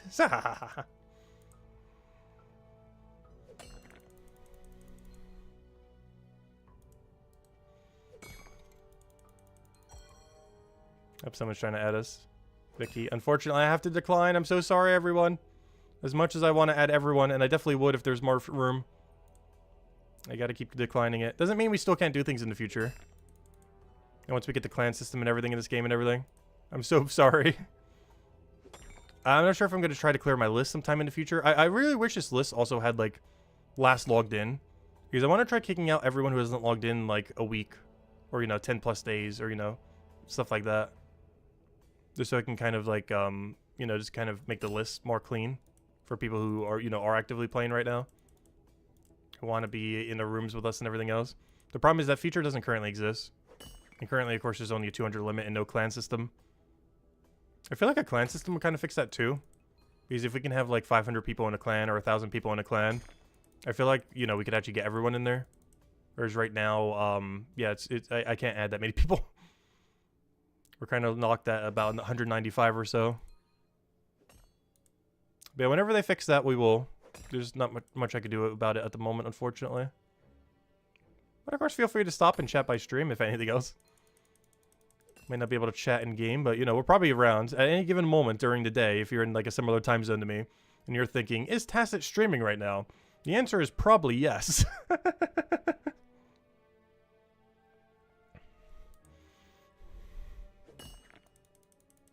Or of course just message me on Discord or something similar.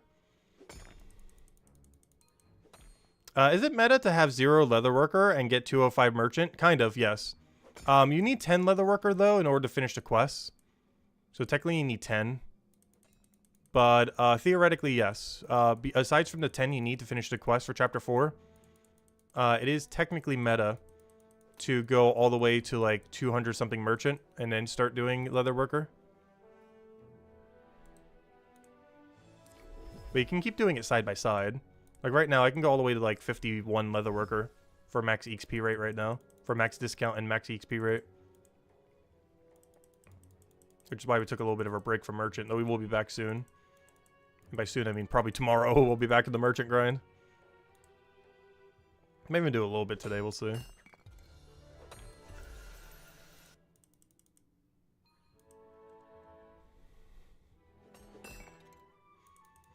Perfect pop-out content while playing Brighter Shores, thank you. Yeah, it's just nice to have some background noise, or someone doing a grind with you or similar. I do plan to do a couple other grinds probably this stream, but I really want to prioritize mining just to get it done. As you can see, our mining level is so slacking behind our smithing. So today's kind of a catch-up day since we're not streaming as long. That's like the main goal of this stream, is just kind of catch up our mining level. Just kind of chill, chat, whatever else. Maybe do a few other things here and there, but yeah, gonna be quite a bit of mining. I want to try every mining method in the game. Obviously, we already did blast mining a bit, though I might still do an inventory just for the fun of it, just so we do every mining method in one stream. But I really want to try that minecart system at 55. We get gold panning at 52, whatever that is. Haven't seen anyone do that, which makes me assume it's pointless, but we'll still try it for the first time bonus and nothing else. How did the community woodcutting ever turn out? Oh, it worked out really badly. Do not try to mass woodcutting or probably even the fishing activity. It is only good if you have one really coordinated person who could do it with you. Trying to do it with a mass just makes it harder, not easier. But yeah, the way that you should do co-op is just get one person, either in a voice call or just who's really coordinated with you, either or. And then just do it for like an hour or hours or however long you want to grind it for together. Which just means you both have to be available for that whole time. But it's barely worth it. For how much coordination you need, for what little extra benefit you get, I do not personally feel like the co-op options are worth it. However, there's a first-time bonus for it now. Which I don't know sure if I have, even though I did it before. Did they not add it? I thought they said they added a co-op first-time thingy. Wait, maybe they didn't. I could have sworn it was in the patch notes. That, or maybe it's already unlocked because I did it technically earlier. But yeah, if you're going to do any of the 2 co-ops that are in the game right now, it has to be with like one other coordinated person. It's not worth doing with more than one. Like, more people doesn't make it quicker. It actually makes it slower. Can you use arrow keys for minecarts? I don't think so. Though I haven't ever tried. I don't think you currently can, but I could see that being a thing in the future. I would say they maybe wouldn't do it because it would make botting it easier. But honestly, it's already probably the most botted activity in the entire game. So, yeah, I'm not sure if that's much of a worry. So hopefully he'll add that quality of life at some point.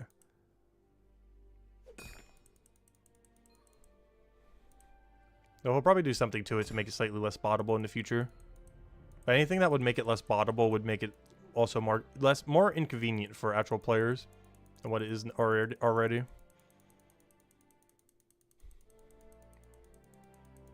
But that and cooking in Chapter 1 are probably like the 2 most botted things in the entire game.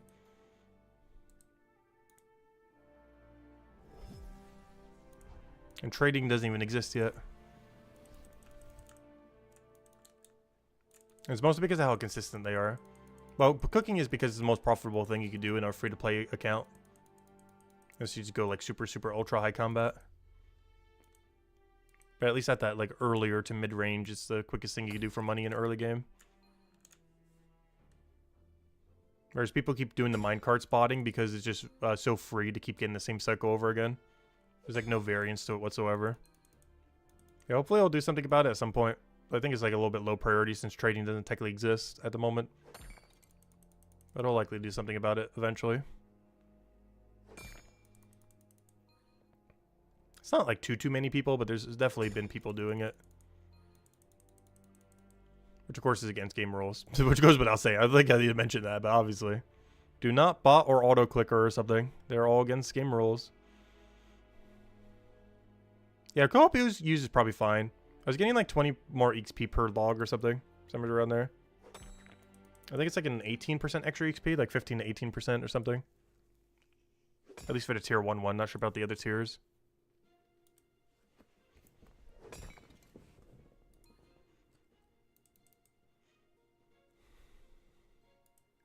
The problem is it's a pretty little XP to be getting for how coordinated you have to be with it. Like for how much harder you have to try. I'm not sure if it's that worth it. Oh no, I'll try it at some point. It's definitely something I'll have to do probably off stream though. Because I feel like if I do it on stream, we would get unintentionally crashed.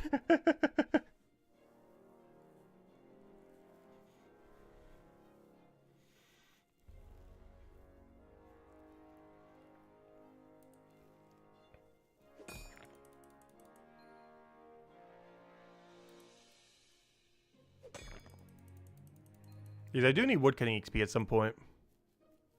We need 45 for our quest. I don't plan to really get much higher than 45. But we do very specifically need 45 for the Chapter 2 quest, the 5-star one.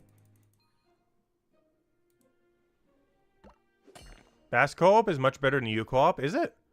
What's the level for it? I think I'm almost there. I really should try it at some point. Yeah, I need level 28. What am I at right now? 27? Ooh. Yeah, why don't you try that at some point? Because I haven't tried Bass co-op yet because I don't have the level for it. The U one I tried and just seemed kind of meh. Like, it wasn't horrible, but like, it wasn't that much better.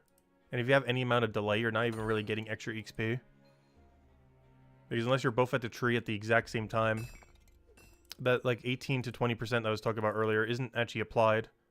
Like, you're still getting the XP, but if you're having to wait like an extra second every time you do a tree, then there goes almost all the extra XP we were getting. Yeah, I'll definitely try the fishing one at some point. I never tried it yet, but it's because I don't even have the level for it yet. I'll get it eventually. Fishing's not particularly high priority, but I actually do need 45 woodcutting. Whereas I don't need any other fishing requirement in the current state of the game.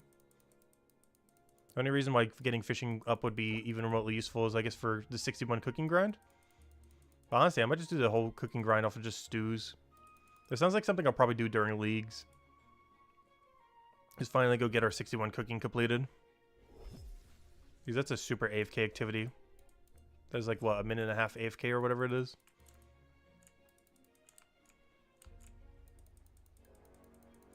It definitely seems like one of the things we'll get done in like the 2 or so weeks that we're going to be playing old school leagues. We'll still be doing Brighter Shores on stream, of course. It's just going to be almost like second monitor content instead of primary monitor like it is now. Well, we'll still be doing it simultaneously with leagues when we do it. I'm not going to be missing out on leagues. I've been looking so forward to it. Luckily, that should be the only thing that really gets in the way of our Brighter Shores stream, though. Even when we do it, we're still going to be doing, you know, Brighter Shores. It's just going to be a smaller panel rather than full screen. But it will still be up the whole time. But that's the perfect time to go get 200 for Watch Person Detective. Perfect time to finally get our 61 cooking requirement out of the way, which I've been neglecting. Maybe even get some alchemy done. Because that one's also been kind of neglecting. Though that minigame, I don't think you can AFK, though. So maybe not. Only normal alchemy can you really AFK it. I don't know, we'll figure out stuff. Let's see. It was a bad spot that we tried on last time. Spot north of the beers is the best co-op. Is it? Okay. I'll need to try it later. Honestly, I might just try it with Kale. He seems pretty knowledgeable on it. I'm gonna find him sometime off stream and just test it and see.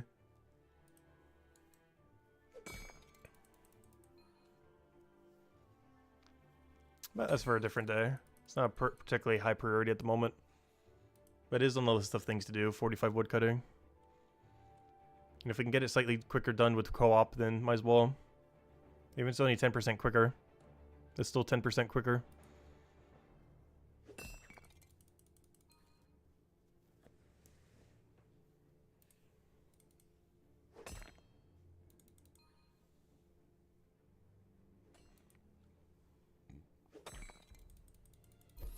Hey, level.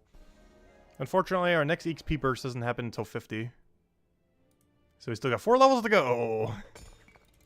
But at least we're going to have so much stonemason. Honestly, I think I'm going to have, by the end of this, like 70 stonemason banked at this rate.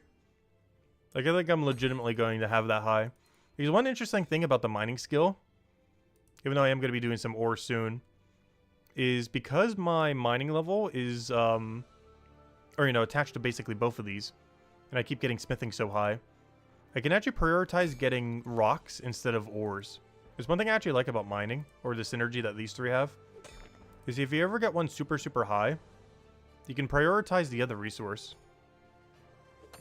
It's one of the reasons I'm trying to mostly do rocks, unless the other one's just way better XP. But if they're both comparable XP, it is actually better for us to do rocks rather than ore, which might sound ironic, given our smithing focus. But the reason for this is because I actually need these lower tier rocks in order to get stonemason up. Whereas it doesn't do as much for a really high smithing level. Aside from having a small amount just to make gear. But beyond that, I don't really need the extra ones. Like, I don't need them for XP, I just need them to make gear. Whereas these stones I actually need for XP. To go get stonemason higher.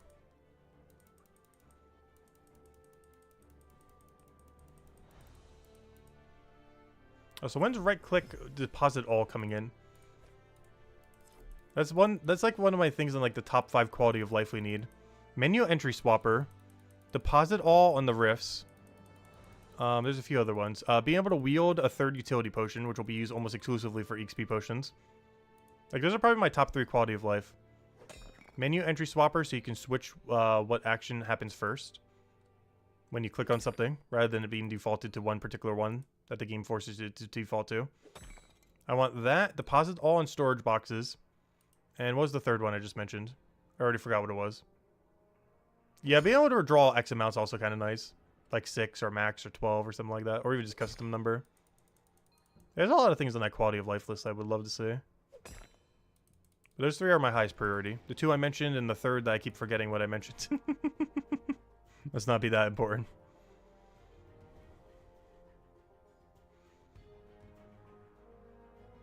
Oh, so I just realized we hit level 850. Ooh, we get to do the 1000 push soon. Tomorrow we're going to hit 900. Ooh, that means what? Thursday is probably the 1000 push? That means Thursday stream we might take a little bit of a break from Merchant, which probably won't be level 205 by then yet. But we might take a little bit of a break from Merchant on Thursday in order to go try to rush 1000 total. Because I think by Thursday or Friday we could probably go for it. Depends on a lot of factors, obviously. But I think it's realistic before this weekend to get 1000 total. But it really depends how XP go and what we focus on. But if I mostly just go do Merchant, which we're going to do anyways, some off-stream leather worker, and obviously just dumping everything into smithing like we have been, we should be there by Thursday or Friday, hopefully. Fingers crossed. It'd be cool to do it by the 2-week points, but I'm not really in a rush to get it done by Wednesday. I don't feel like I have enough time on tomorrow and Wednesday to do that. Or not necessarily enough time, but enough efficiency, I guess, technically. Like, if we were absolute max try-hard efficiency on Merchant, while also doing, whatever other few things we need for some quick levels, I feel like we could do it. And while we will be doing Merchant, I don't want to try hard it too hard. We're going to have a lot more relaxed, chilled way of doing it. I don't want to do the ultra try-hard method like we were like last Saturday, where we had like 10 different dropped piles and we were like juggling everything. That was just too annoying to keep up with. I'm pretty sure we're slightly better, but it was just too much to handle for a long period of time. Like, I'd get more XP just from doing it more relaxed and doing it for a longer period of time, rather than doing it for a shorter period of time that efficiently. Because I'll eventually burn out if we keep doing it that efficiently. It's just too much to keep track of. What's my favorite profession so far? Merchant. Definitely merchant. Merchant's my favorite. Detective's my second favorite. And smithing is probably my third.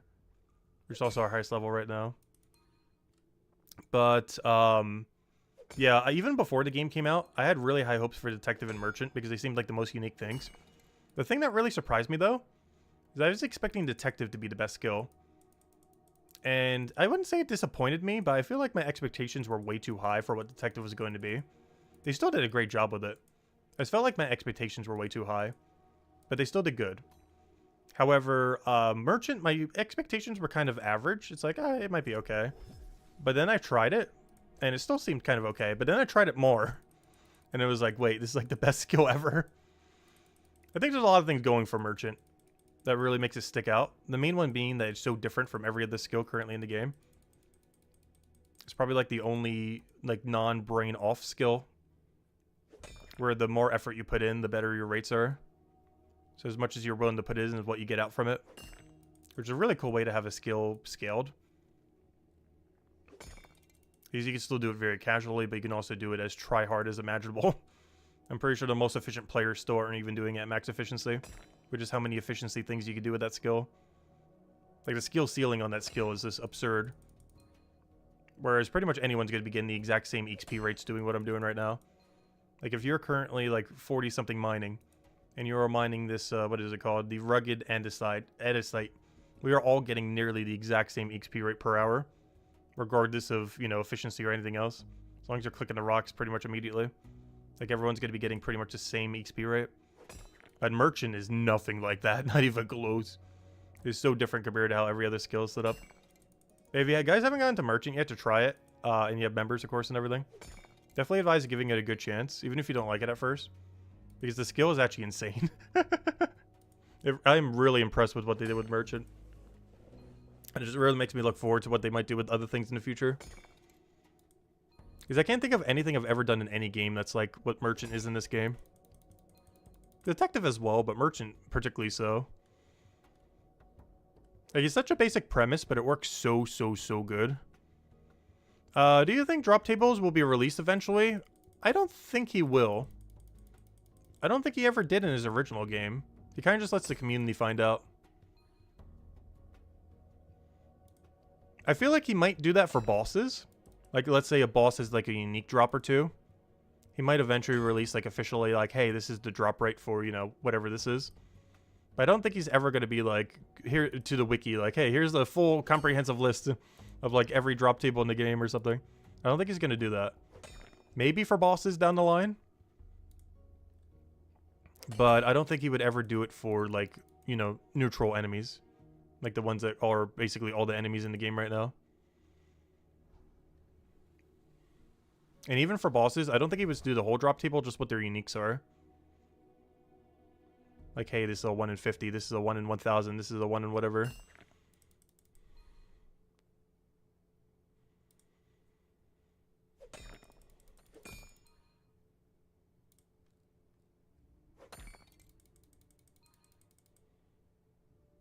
Yeah, Merchants just feels good. It's such an addictive gameplay loop. It seems so basic at first, but then gets so many interconnecting everything. I absolutely love what they did with it. It's actually kind of mind-boggling how it still functions. Like, the fact that it can keep upscaling. Like, I don't think it ever stops. It's not like Detective where you go back to, like, the same rage or something else after a certain while. Like, it just keeps upscaling and upscaling and upscaling. Like, I couldn't even imagine what that would be like at level 300 plus Merchant. That must be, like, absolutely insane by that point. And it keeps getting harder, too. But if drip feeds you content at the perfect speed, I don't feel like any skill has drip fed content at as good of a rate as what Merchant does. I feel like a lot of skills does it either slightly too quick or too slow. Like, I wish we were already at the next rock as we're doing these rocks. Not that these are bad, and I technically need this material more than the next rock anyways. But, you know, I'd rather be getting slightly better XP rate. But I never really felt like when I was doing the Merchant that not having the next unlock was holding me back. I think there's one thing that's really nice about that skill as well. Like with every other skill, it's like, especially if you're only a level or two away from the next like big XP boost that you get from the next activity. Like it can be quite a drag doing that last like few levels because you have to use the slow XP rate before you get to the quick XP rate. But I never feel like at any point when doing merchant that I'm being hindered by not having the next unlock. But when the next unlock does come, it almost always feels like a benefit unless it's like one of the really dead locations. But normally it really feels like a benefit. Hello, Jay. Welcome, welcome. Thank you. Hope you've been having a wonderful start of your week. Hello, Lewis. Hopefully that's hello too. Hello, Memins. Welcome, welcome, everyone.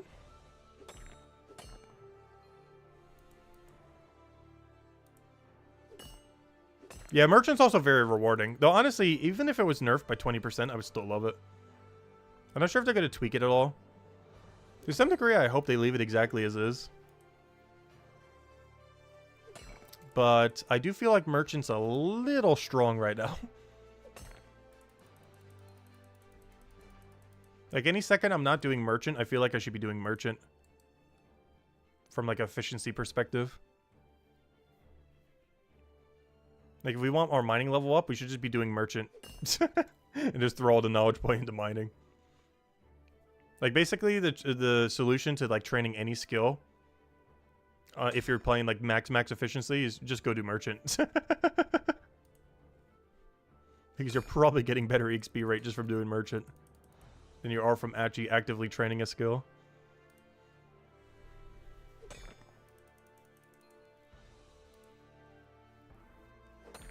Am I coughing today? No, it's been pretty good so far. I think I still do have the lingering cough, but it's almost gone. Which is nice, because gosh, it's been weeks already. It's been really annoying.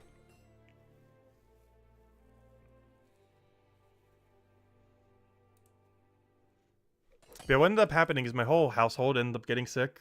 And I was fine for quite a few days. But it eventually caught up to me. After a few more days after that. And I got sick for like 4 days straight. With like a really bad fever. But for whatever reason, the cough that I had like from the fever never went away for like weeks. And even right now, I still somewhat have it. Not the fever, but you know, the cough from it. That's almost gone. I infected you? Oh no!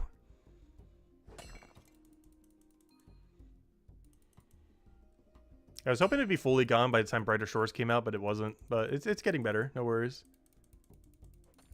And we've still been getting a healthy amount of sleep, everything else. You can even see when we do the AFK thingy.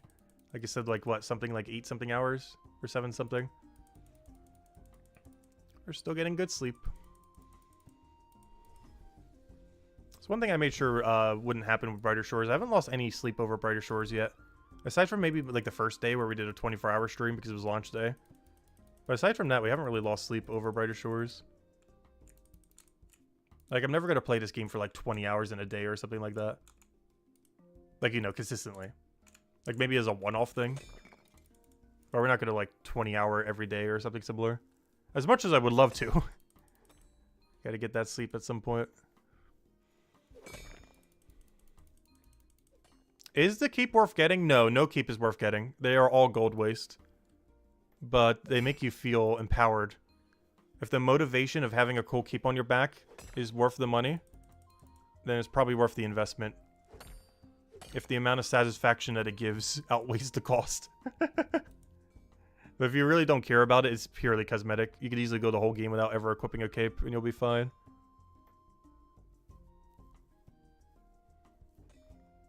But it makes you feel more powerful. It doesn't let you do anything, though. It's purely cosmetic.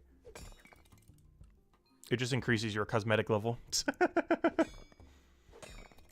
But it is purely cosmetic.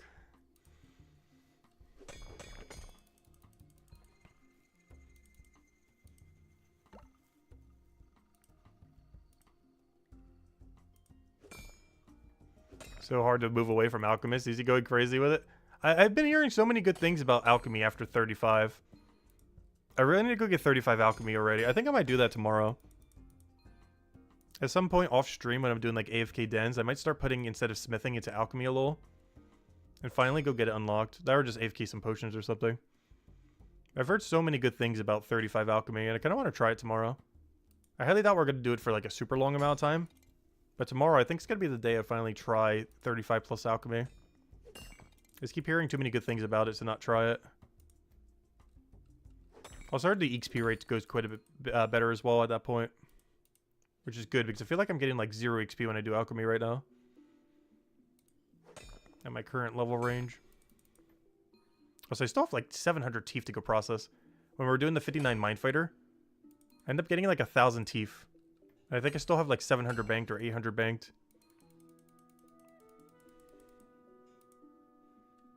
Am I there? Yeah, I'm here.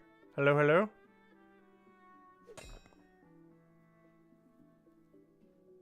Oh, sorry, I didn't see your question. Now you're mining. Can you send you something useful you've been making today? What have you been making?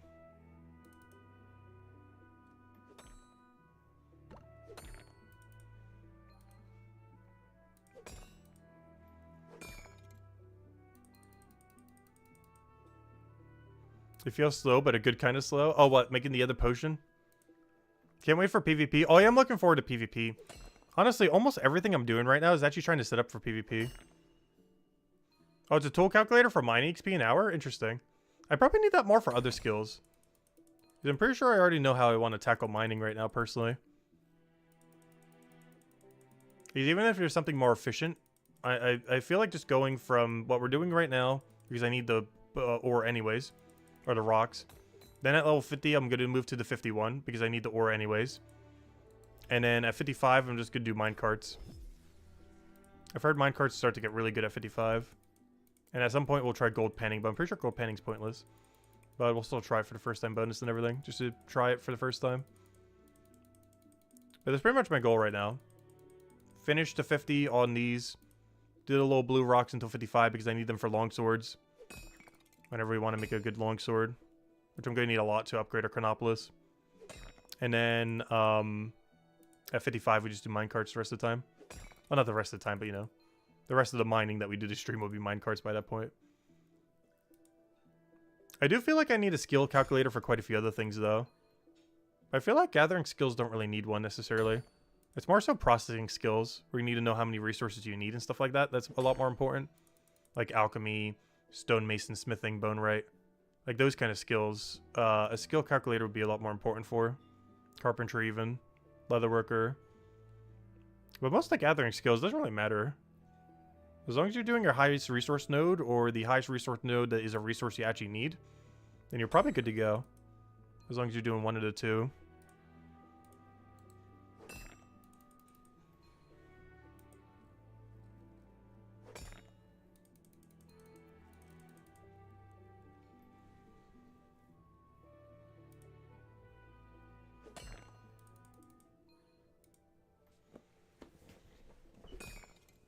But the main reason you need it for processing skills is, of course, you need to get the resources beforehand, ideally. And calculators can let you know, like, how much you need for that skill. Like, let's say I wanted to get to level, I don't know, 120 smithing. Or let's say a better example, like 60 stonemason. Let's say I wanted 60 stonemason for, I don't know, just for the sake of it. Or how about 50 bone right? That's a better example. Because I actually do need 50 bone right at some point. Especially for base 50s here. Also, when are those profession keeps per region coming in? I want that so badly. On the wish list of things that I really want at some point in this game, we need skill capes per area. Like level 50 all in an area, level 100 all in an area, level 200 all in an area, so on and so forth, you know, up to 500. I really want to see profession capes that are based on region. I would love to see what kind of designs he would come up with, like region-based designs, and then have like the symbol of the region as the icon on the back. Kind of like how we have the smithing icon here. I want to see that so badly. It would also be a huge incentive for getting your total level up in a region. And obviously the main one we'd be going for is Chronopolis and or Mines of Mantubin. I can never say this word. The Mantubin. Mantubin? Mantubin. Yeah, one of those two would be like the main ones we'd go for. If they were to add such a feature at some point. Yeah, total level capes per area would be so cool. Mines of Mandrake. The Mandarin. Honestly, I basically just call this place the Mining District, or Chapter 3. I almost never call it the Mines of Mantubin. It's either Chapter 3 or the Mining District. Saying either of them, yeah, everyone will know what I mean. And it's way easier to say Mines of Mantubin.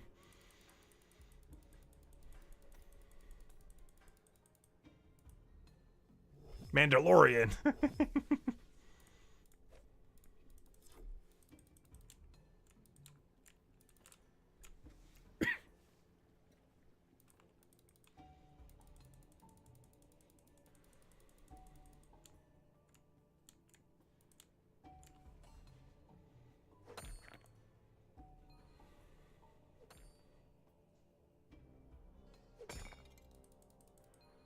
Yeah, the time to gather in this game is pretty consistent. It's not like RuneScape where you can tick manipulate and a bunch of other things. Like anyone else who's mining these level 45 rugged andesites are mining it at basically the exact same speed I am. There's pretty much nothing other than like going AFK that would affect that rate. Like as long as you're clicking, everyone's pretty much getting the exact same rate. But there's not things you can do to like do little mini min-max things. That's fine. I honestly don't mind it this way. I do wish they spawned a little quicker though. Like I understand what they're going for. In that they're kind of trying to make it so a lot of gathering skills you can't like ultra try hard and get like slightly quicker.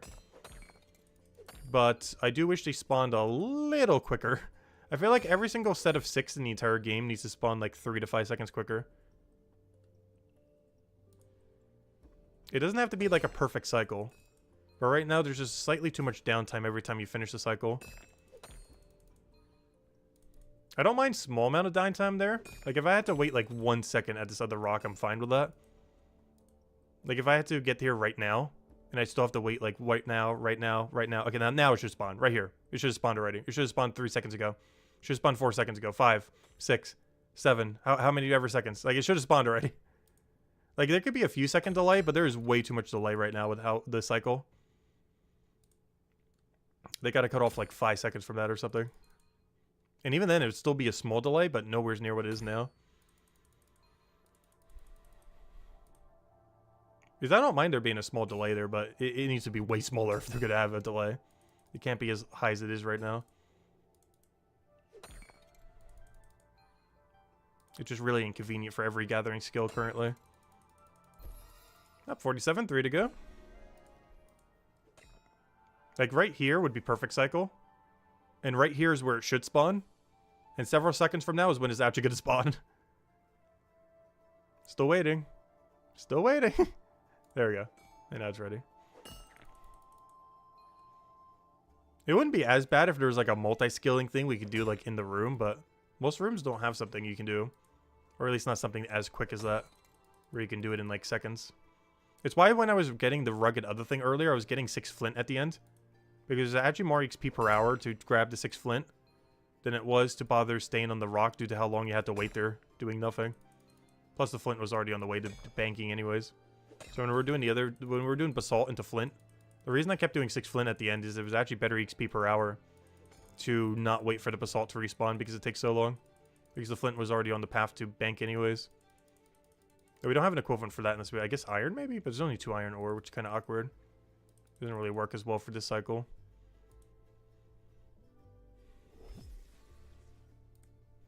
Yeah, generally if you're trying to mine basalt, you should end every cycle with 6 flint. Or you could even do basalt flint if you really want to. But if you mostly need basalt because you need it for stonemason, you want to do like 3 cycles of basalt and then end on flint. So you can start heading to the flint after the respawn. Or, you know, before they even respawn.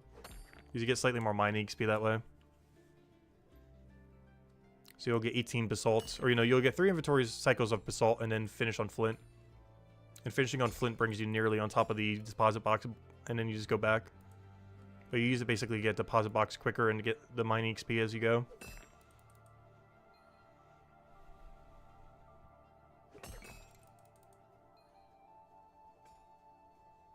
I don't know. Let's see what they do with it. It's one of the reasons I don't really want to prioritize gathering skills too much. Like, even though I need mining to be higher, I kind of want to wait until they tweak it, because they're definitely going to buff gathering, like every gathering in the game. Every gathering that works exactly like this, where it's like 6 nodes and you're waiting forever for the final thing.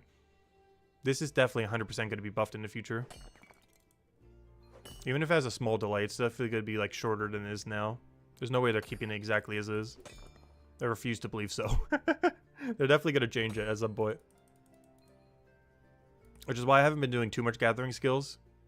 Because I'm almost guaranteed they're going to buff the XP rates you can get by removing a lot of that delay that you have currently when you cycle.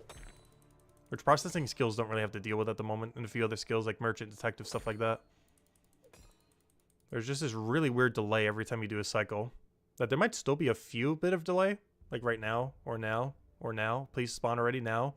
But there's just way too much delay right here. It's just slightly too high, and they're definitely going to make this shorter in the future. The delay, that is. It's more so a matter of when they do it, and by how much.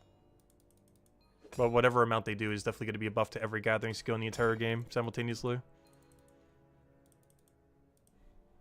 That's why I don't want to do like too much foraging or gather or anything like that, even fishing. Mining I kind of have to, just to keep up with our other things, which is why we're doing it right now. But once we have 55 for the mine carts, we don't even need to deal with this respawn system anymore. Until we reach the ores we actually want. Just got to deal with this until we hit 55 mining.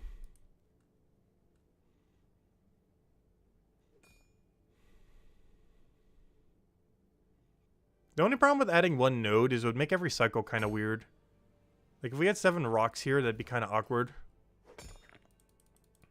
Because 7 doesn't go evenly into 24. 8 rocks could work. Like if there was 8 rocks here.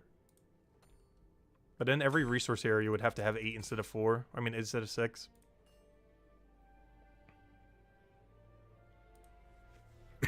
Whereas a lot of them are currently 6, of course.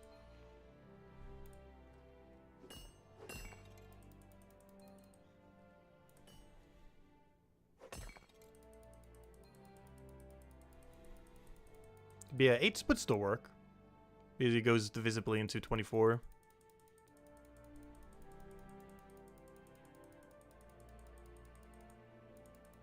Which is kind of weird, because I think some resources are in groups of 8. Like when I was doing that weird fruit thing in the other area. But most resources aren't. But there are a few that actually do have an 8 cycle. And those work a lot better because there are 8 instead of 6.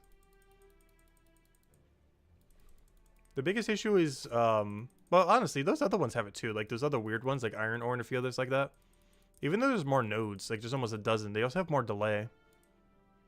So even though there's more nodes, it's not actually any better. Wait, you can do that? I just accidentally misclicked the discovery. Did any of you guys know that? Did you just see what happened? I know any of you not watching directly right now. But for any of you that didn't see that, I accidentally clicked an arrow all the way to the right of when you get a message for your knowledge point. And clicking that arrow all the way at the bottom moves you all the way to the bottom. Which is the quickest way to get to the XP boost thing instead of scrolling or anything. I haven't been utilizing that at all. I just scroll for a second. But you can click that button and instantly get there. I never realized that. Whoops. That's pretty cool. That's going to be really useful when there's more chapters. You've been clicking the arrow? Aw. I've been missing out on this like 1 second of efficiency. Yeah, I didn't realize that was there. That's going to be really good once there's like a billion chapters because it takes increasingly longer to get to the bottom. But if you just click that arrow, it auto brings you to the bottom. So you can do your XP burst. Or your gold. I'm pretty sure no one's putting into gold. I think I did like 2 or 3 times on launch day just because gold was a little tight. When we had like absolutely 0 and had no clue how to make any. Aside from that, obviously all of it's been dumped into XP or AFK methods.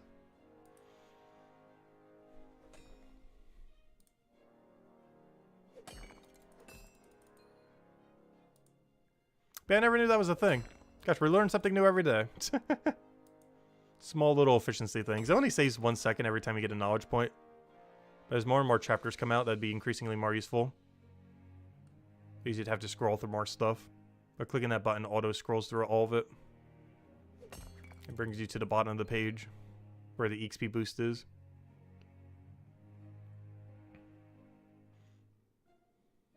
The real efficiency is having a large enough monitor to not have to scroll down. I'm using a pretty big monitor right now, but I am playing it in 1080p. My monitor is bigger than that, but in order to be able to see chat and AFK, Old School RuneScape, and to have all my streaming stuff set up, I am only playing it in 1080p right now.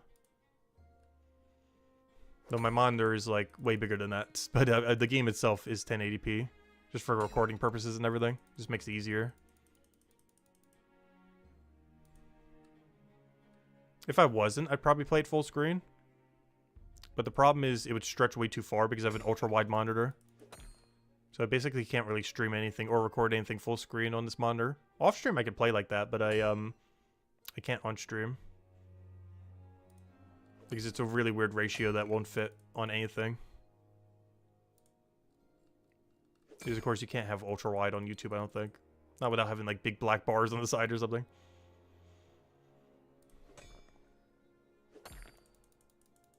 Because normally you have to be in a 16:9 ratio, and this monitor is definitely not 16:9. I forget its ratio, but it's nowhere near 16:9.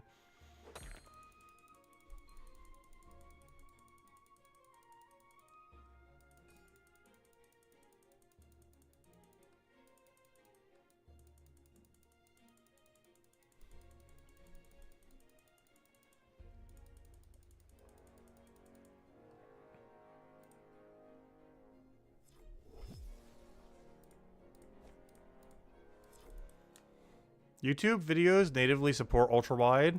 I'm not sure about streaming ultra-wide. I know, I've never personally tried it. But it's just a lot more convenient doing in 1080p because that's what most people are at. Like that 16:9 1080p ratio kind of thing. Because that's where like 90% plus people have. Maybe even more than that. As well as phones and everything else.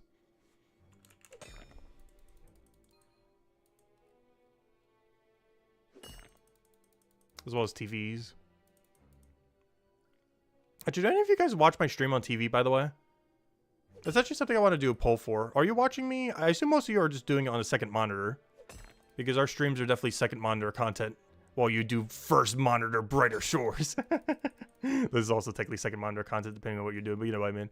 But, are you guys watching me on like a monitor on your computer? Or on a laptop? On TV? A phone? Because I'm going to actually do a poll for that someday. Currently, we have the keep poll going to stream. And maybe tomorrow I'll go poll what device you're watching on. I assume most people are just doing it on a second monitor, though. This is definitely a second monitor content stream. Not like primarily watching, but you know, just kind of peeking as you do your grind, whatever. Just chatting and everything else. And thanks for spending time with us. Greatly appreciate it. Hope you guys have been having a wonderful start of your week. Smart fridge? Nice. That's huge. Yeah, can't XP waste while you're eating. Or prepping food more so.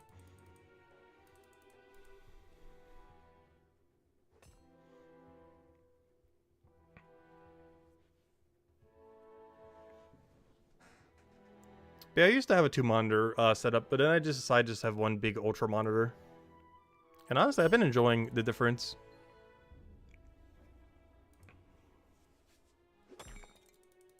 Still takes a little bit to get used to, because I've still only been doing it for like 2 months. I got a new computer a couple months ago, and my college computer broke after like 11 years. Yeah, it lasted a good while. It lasted from 2013 or 2011? No, 2013 to 2024. You know, this year. So yeah, it lasted a solid 11 years. My college computer. But I finally died this summer, so I got a new computer set up a couple months ago. Just for brighter shores. No, honestly, I haven't really used it for anything too intense. I'm pretty sure brighter shores can run on half a potato. This computer is definitely way too powerful for for brighter shores, but hey, at least other than launch day issues, I have not had a single issue whatsoever with brighter shores, as far as servers or anything like lagging in any way, shape, or form. I guess our stream lagged a little bit here and there, but I think that was service provider end. Nothing really I could do on my end. What do I have on board for my setup right now? I actually need to go double check that. Because I always forget what to say because, you know, I'm not really particularly tech savvy. I did get a pre-built. But, yeah, it's pretty decent. I need to go get the exact specs and everything down the line. And the name of it and everything. Because some people have asked and I never know what to say. Like, I know some of the specs and everything, but I just need to double check beforehand. To give you the exact, perfectly accurate information. Because honestly, I personally never bothered building my own computer. It probably wouldn't be that hard to learn, but I don't know. I don't really trust myself to build like a, you know, $1,000+ computer properly. Rather just pay slightly more and get a pre-built. Also, buying it locally, I basically got my monitor for free. Because they had some kind of rebate thingy thing. So the monitor for my computer, that was a couple $100. I had to buy it there, so my options were a little bit more limited. But my monitor basically came free with my computer because of that. Which is nice. Which is something that wouldn't have happened if I would have ordered it all online.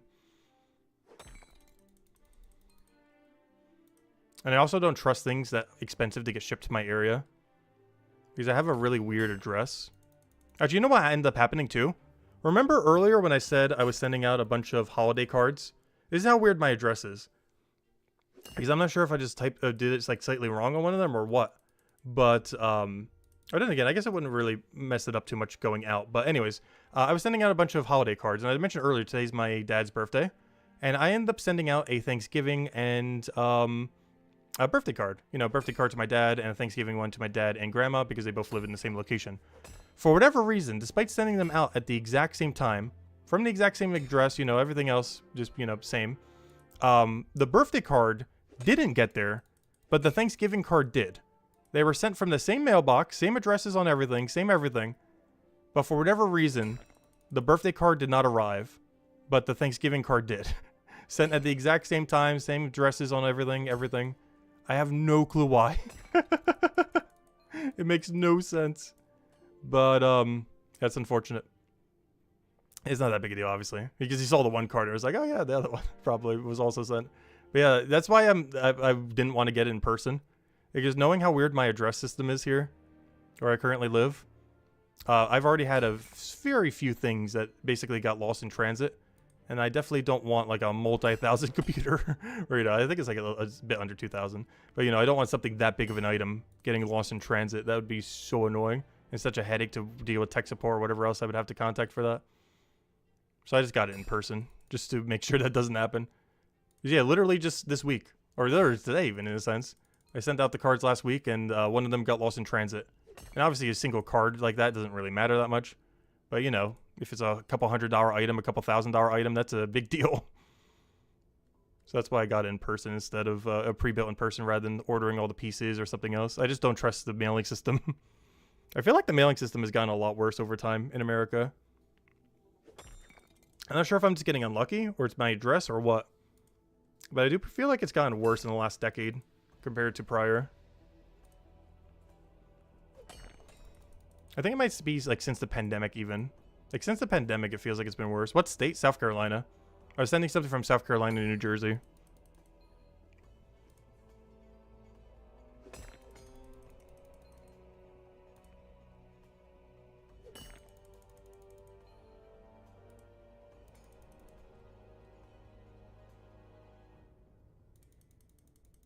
So thank you for the happy birthday to my dad. Yeah, I was mentioning it earlier. It's kind of funny because he has a bunch of rental properties that he runs and maintains. One of the people that was staying at one of the houses wasn't really keeping up with all the raking because it was fall, and that place actually gets seasons unlike the area I'm in now. So, you know, it has like a billion leaves on the ground. And the person that was there wasn't bothering to rake it all. So now my dad has to go out of his way on his birthday just to go rake one of his rental properties. Which is kind of unfortunate. There's a bunch of complaints from the county or something that, hey, your yard is too covered with leaves. Kind of like when you let your grass let grow like way too far. And the county's like, hey, fix that or we'll fine you. So yeah, he had to spend his birthday raking. Well, not his whole birthday, obviously. But just the morning of his birthday.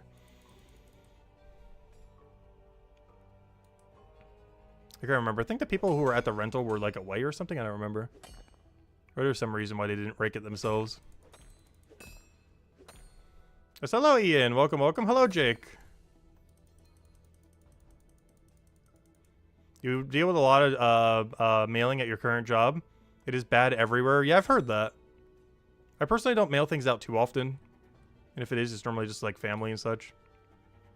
But yeah, I've had a lot of bad experience with it over the last decade or so. It doesn't happen too often, but it feels bad every time it happens. Because obviously you don't want anything ever to get lost in transit or anything similar. Especially if it's something slightly more valuable.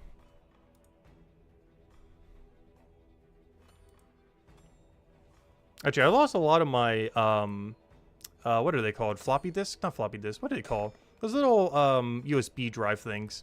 Like those little memory drives. I lost a lot of them that I had from high school. Because I tried shipping them from New Jersey to South Carolina. When I ended up moving back down here after college and everything. And they got all lost in transit. So I lost like a decade of data that was on those flash drives. Or whatever you call them. Yeah, flash drives. Because they all got lost in transit somehow. That were stolen, who knows? Still have no clue what happened to them. Like, it doesn't happen often, but, you know, it's awful every time it does. It's definitely not ideal.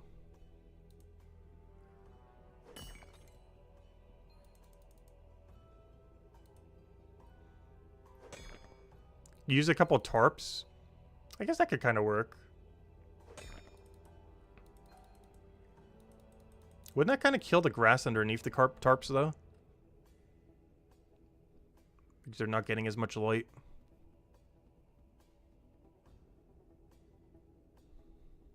Because most of the yard is grass, of course, not like stone or anything. Other than the driveway.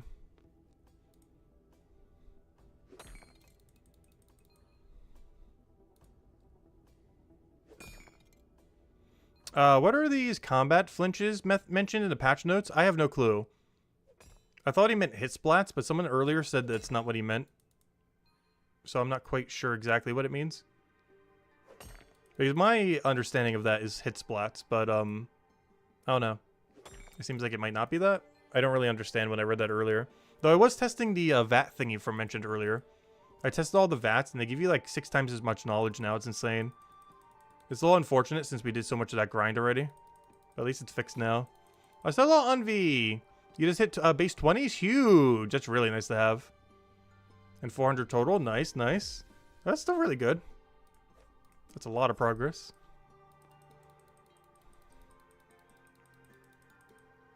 Hello, Johnsman. Welcome, welcome.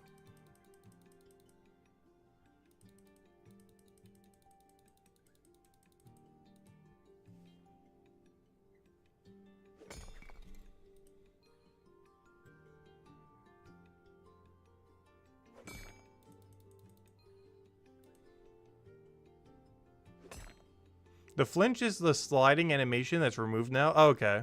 Oh, yeah, I was seeing some glitchiness with that. I think I know what you mean now. He didn't specifically say animation, I don't feel like, so that's what I think threw me off. But I think I know exactly what you're talking about now, because I've seen that glitch out a couple times. So hopefully that works properly now. I actually don't know. I haven't actually tried combat this stream. Like 95% of stream has been nothing but mining. I will do a little bit of other things too. Actually, not true. Actually, I did some of the processing stuff already. Just to try out the new patch as well.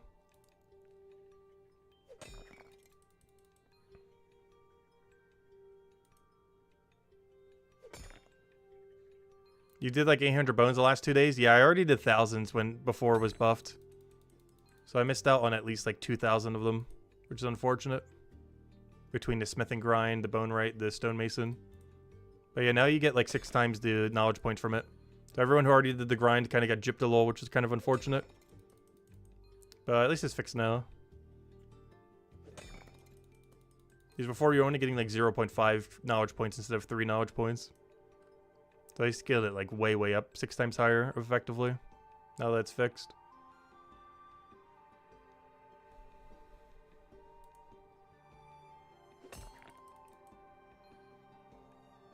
Alright, 2 more levels. Well, technically 2.5. Whatever you want to call that little smidget right there.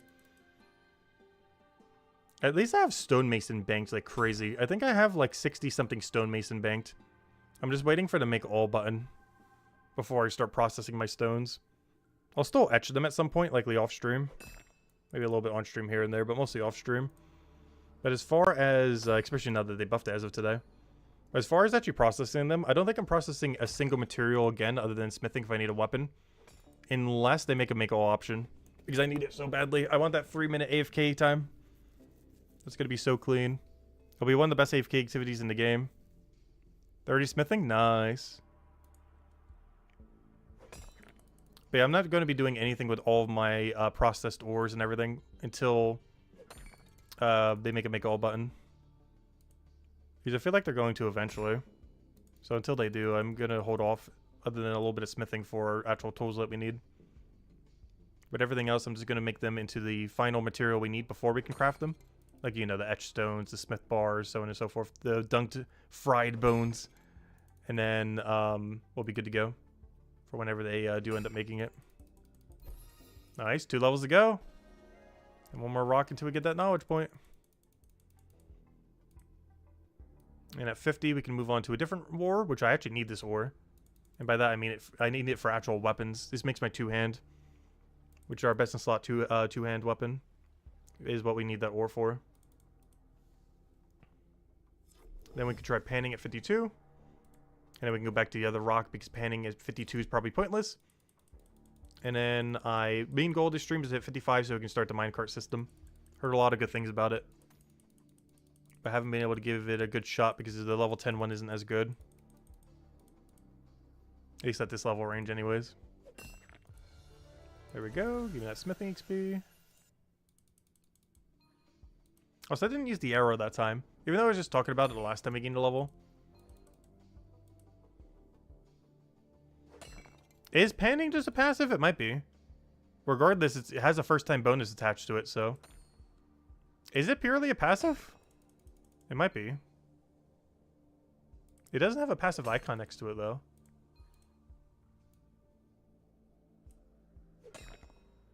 Oh, unless it's that. Never mind. Yeah, it is a passive. That's weird. Never mind. Panning's literally just a passive. I see now. Never mind. Well, I'm still gonna buy the panning tray at least. Do you actually get XP for buying it? I never even thought about that. Well, actually, I was thinking about it earlier, but I wasn't paying attention to if we got XP or not. Do you get XP for buying a tool? Because it has one of those first-time discovery bonus cards next to it. So we might get like 1,000 XP just for buying the panning thing.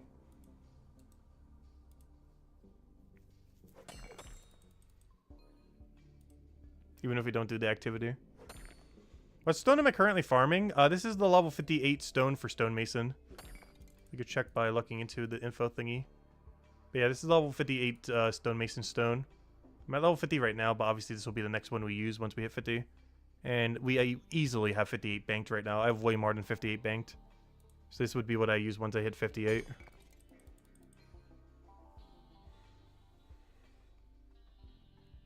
No time soon, but, you know, just banking it for the future.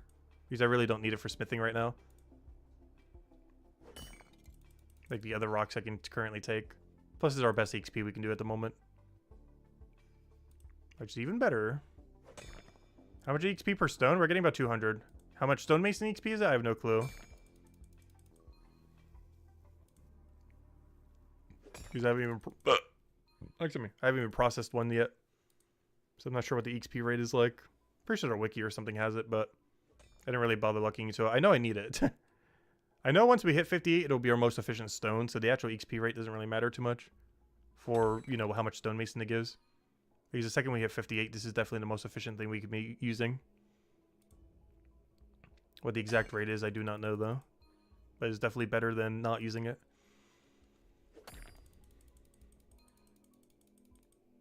And since I don't care about what the byproduct is, it doesn't matter necessarily. Like, for example, the reason why I need those blue rocks at 50, aside from maybe being better mining XP than this, is more so I need it for my best in slot two-hand for this class.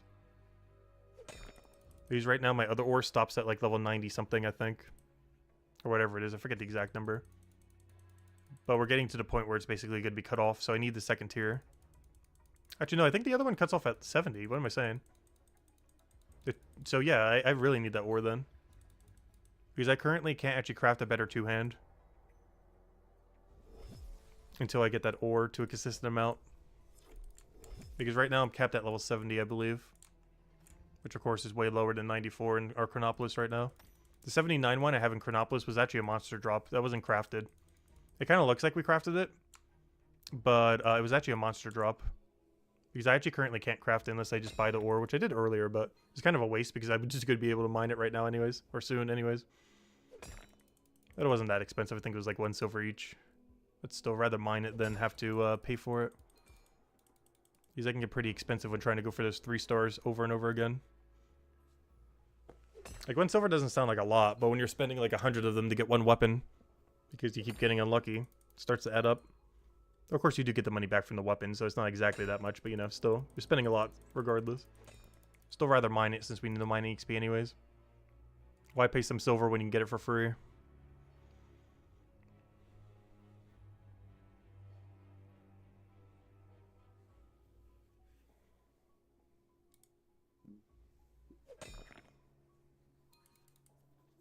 The level 10 minecart gives 672 XP.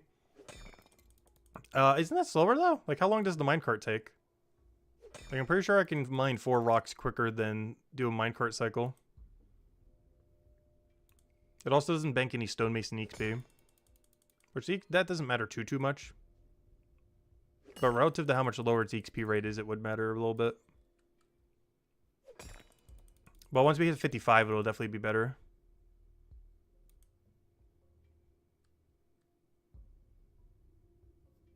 Rumbik Brimstone is, I actually already am doing it right now. It's only a one-time boost. You can only do it once every 12 hours. Like that XP drop you mentioned, I can't get another one until 10 hours and 9 minutes from now. But yeah, I am doing that. But it's only 2 drops per day. You can't just keep farming it. That's a 2 times a day drop. But yes, I am currently doing that. Though I can't do it again for another 10 hours.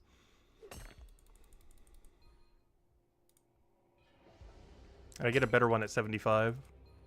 Not sure how much more XP it is, but it will be used for the tier 2 Deathstone. Which we'll eventually need for Stonemason. Probably mostly for first time bonus though. Because I'm probably sure I'm going to be using Rugged Granite rather than Deathstone to get to whatever Stonemason level I need. Better even start knowledge pointing it. Just to skip Deathstone. But aside from first time bonus for Deathstone, I don't think I'm going to do too much of it. Even though I do enjoy blast mining, the amount of stone you need for it is just so much relative to how slow you obtain it. So there's a good chance I'm just going to go Rugged Granite the whole way for that grind when we eventually get there. And or knowledge point past the Deathstone plateau. Until we get to the next ore, or the next stone, I mean. That's a later issue. We don't have to worry about that for a little while.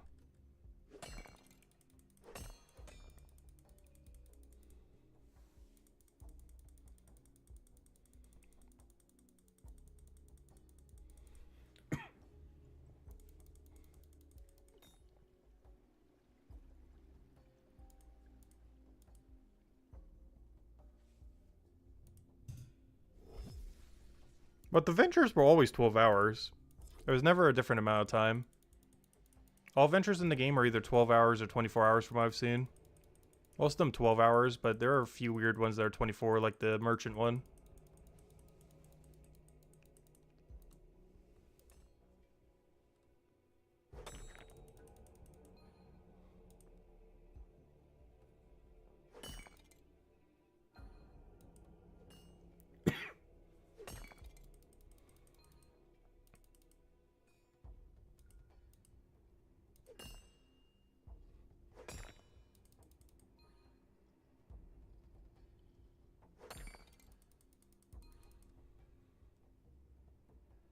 I just realized something.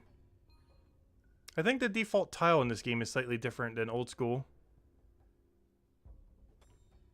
It didn't really occur to me until just now, when I clicked on that rock. Because if this was old school, I'm pretty sure it would have defaulted me north, not east. I just want to go test that now.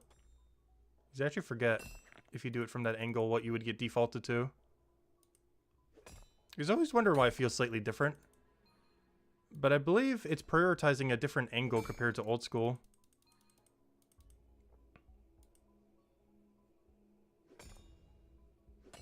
Or old school really has like a weird like east to west priority. Whereas right now it's actually putting me at or wait, or was it north to west? Or actually I'm not sure. Wait, what is it in old school? I'm trying to think. Is it north to south or east to west? Because right now in this game it's putting me to east. I need to go double check. I just forget off the top of my head which one it prioritizes in old school.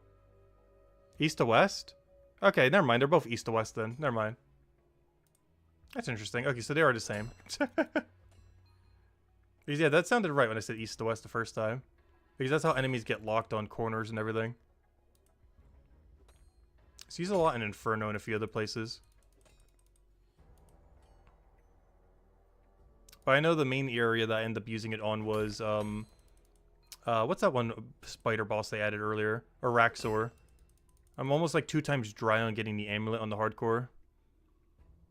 And that one you use east to west a lot, because when you do no damage final phase, and you keep doing walk-unders, the way that you get spit out under the from the spider is based on like the east-west thing. Because it prioritizes that angle over the other. Like, let's say, for example, you're the same distance away on both sides.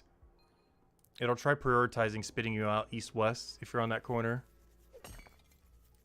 And I should do a kill and kind of show it at some point, I guess. To kind of show, like, what I'm trying to say. But yeah, it seems like Brighter Shores is the same priority then. Interesting. Because he's putting me on the east tile when it has the choice of going either north or east. Which means Andrew Gower coded the game the same way again. Where it's prioritizing east-west over north-south. There's not really any bossing in this game that utilizes it in Brighter Shores, obviously. But there's a few skilling activities where that's actually relevant. Like that rock right there. Because if you just simply click on it, it's going to put you on the wrong tile.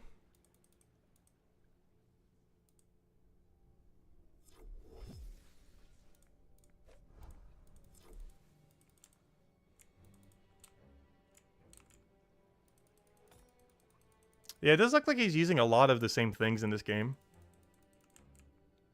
There's like just like a lot of weird things that you wouldn't really think of normally. But if you look at it, it's like, oh yeah, that's the same as the first time he did it. Also, one thing that's really funny is the combat in this game is basically just like classic. It's not exactly how old school works, obviously, but you know how like when you get locked in combat? That's how combat used to be in classic. Like not even like RuneScape 2 or, you know, old school RuneScape. Or RuneScape 3, but like OG Classic. When you got in combat, you were locked in combat. There was no retreat until after like X amount of hits or exchange. And that's how Brighter Shores works. It's kind of funny. Because he actually re-implemented his OG combat system. Like the one from RuneScape Classic rather than, you know, old school's one. For better or for worse. There's some things about it that are clunky, but some things about it that do work pretty well.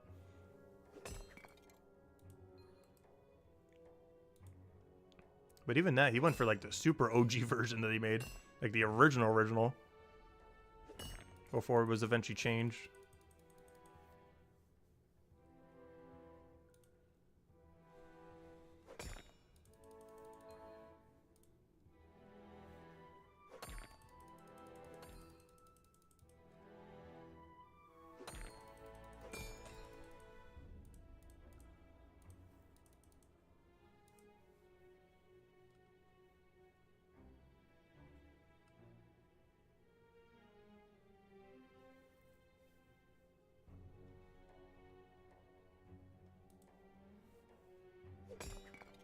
Yeah, the game's definitely going to evolve over time. Like, if you see what RuneScape Classic looks like compared to, like, when Andrew Gower left in, like, 2011. Like, gosh, they are, like, night and day. You wouldn't even recognize them as the same game. And that was in only 10 years. Well, only. As if that's a short period of time, but you know what I mean. But even just, like, the few years interval. Like, if you look at Classic at 2001 or 2002 compared to 2004. When it became RuneScape 2. Obviously, I don't think he's going to do that big of an overhaul to Brighter Shores, though, but still. That was a huge difference, comparatively. But even, like, 2004, like, early RuneScape 2 compared to, like, later RuneScape 2. Like, 2004 compared to 2008. Like, they're completely different games by that point. In just 4 years. Even though they were both in the RuneScape 2 era of the game.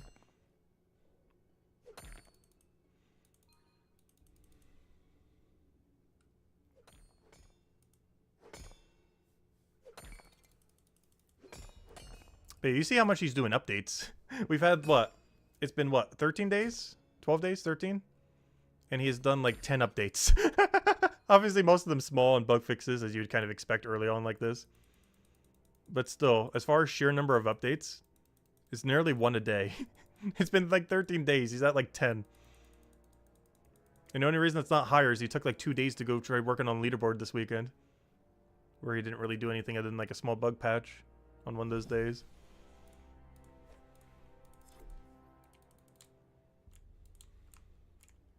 And server maintenance that one day as well. He did 2 separate updates this morning. That's funny. And I still technically count that as one. Because both those 2 updates were working to do the same thing. Like, one of them was proper server maintenance, and the other one was actually doing the update, most likely.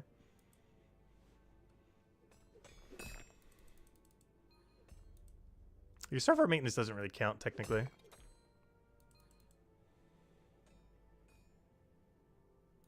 Yeah, Mod Ash is kind of insane. Like, honestly, Mod Ash is probably one of the only reasons. Maybe not one of the only. But he's definitely a big reason why old school RuneScape isn't awful. He's definitely not the only reason. But I feel like he, at least in like the early days as well, of like what old school was.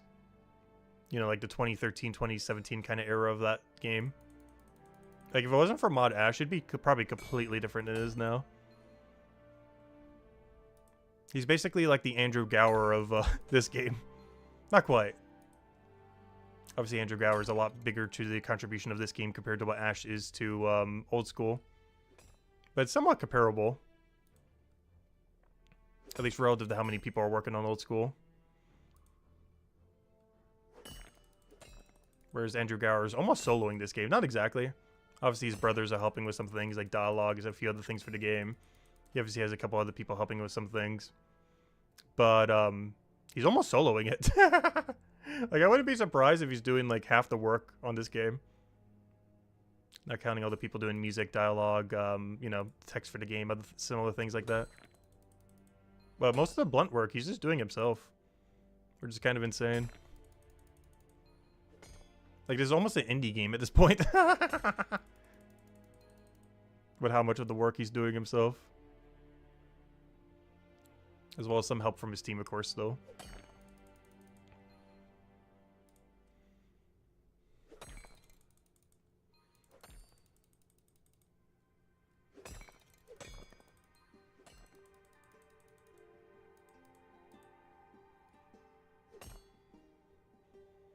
I wonder if Gower intends to grow the team. I feel like he will.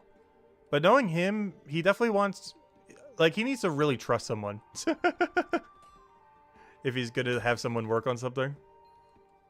He's definitely the kind of person who'd rather take twice as long and do it himself to make sure it's right. But if you can find the right people, he definitely would hire people, I'm pretty sure. But he'd definitely rather do twice as long and just do it himself and make sure it's right. To exactly how he wants it. He's that kind of person. For sure.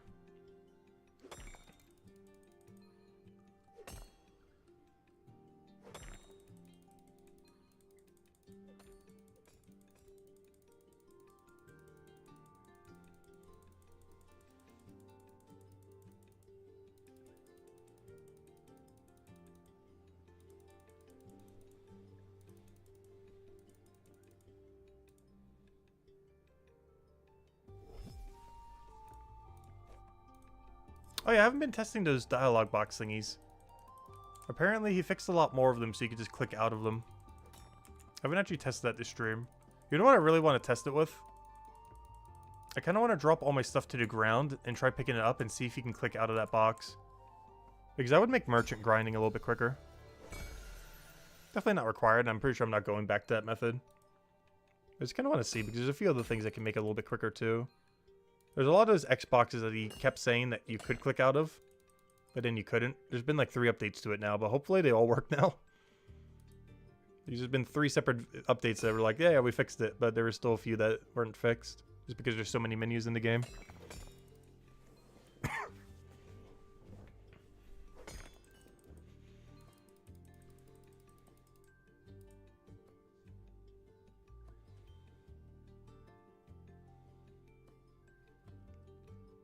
Yeah, the game is still in early access. It probably will be for at least another few months.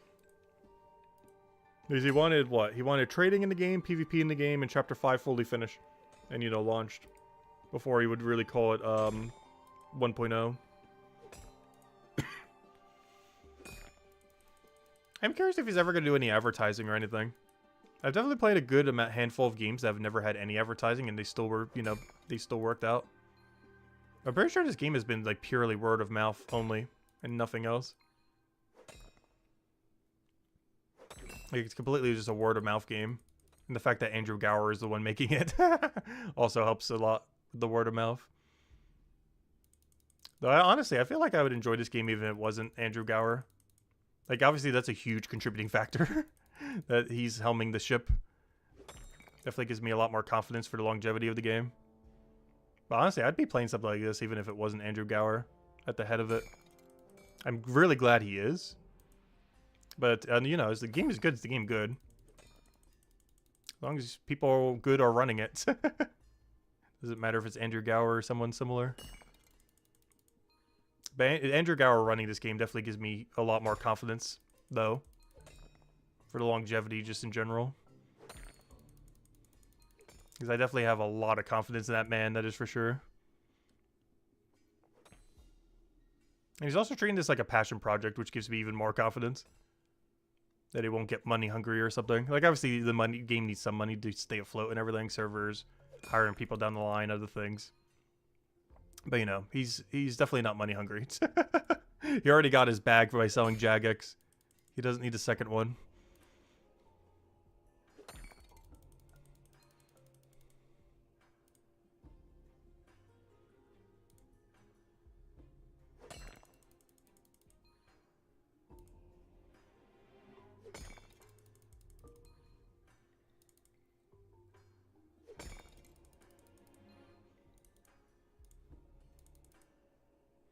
Crazy how three brothers can compete with big names like Sony, Blizzard, and others. Yeah, it is pretty crazy.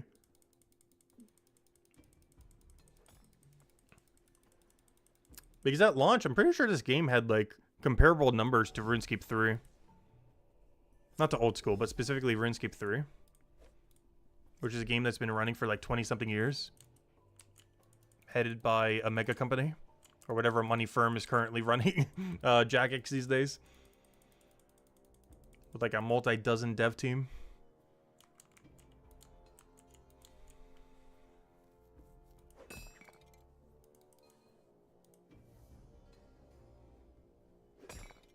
Yeah, he basically did it again, to be honest. Obviously, this game's still very early in development. It's most comparable to when Classic first came out. So that's a long way still to go. But it's been doing great. At least I feel so.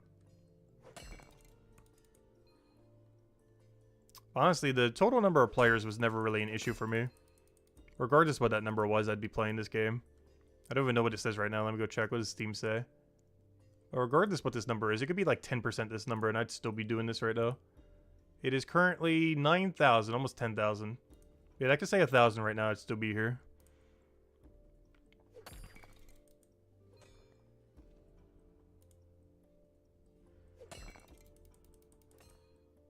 Because at this point, it's only going to get better from here. Like, it's not like it's going to get worse. Like, if he ever does anything that the community doesn't really like, you know, he's one of those people that are willing to change it. If, like, let's say he adds trading and people don't really care for how that system works, you know, he will change it until the community likes it. It's not like he's just going to leave it in a horrible state.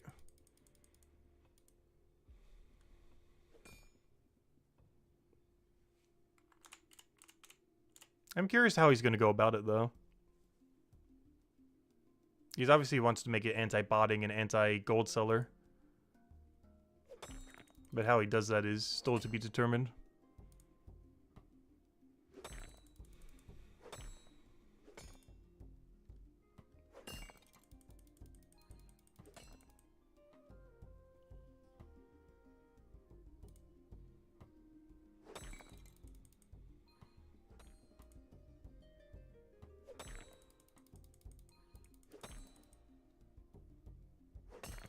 Alright, we're almost at our next rock. And I actually need that for a really, really good weapon as well. One of my 3 best in slots required the rock we can do at level 50. And I'm actually going to start using it when I AFK Chronopolis later. It's really important to have. I might even make the 94 one right now, just so I have it for later.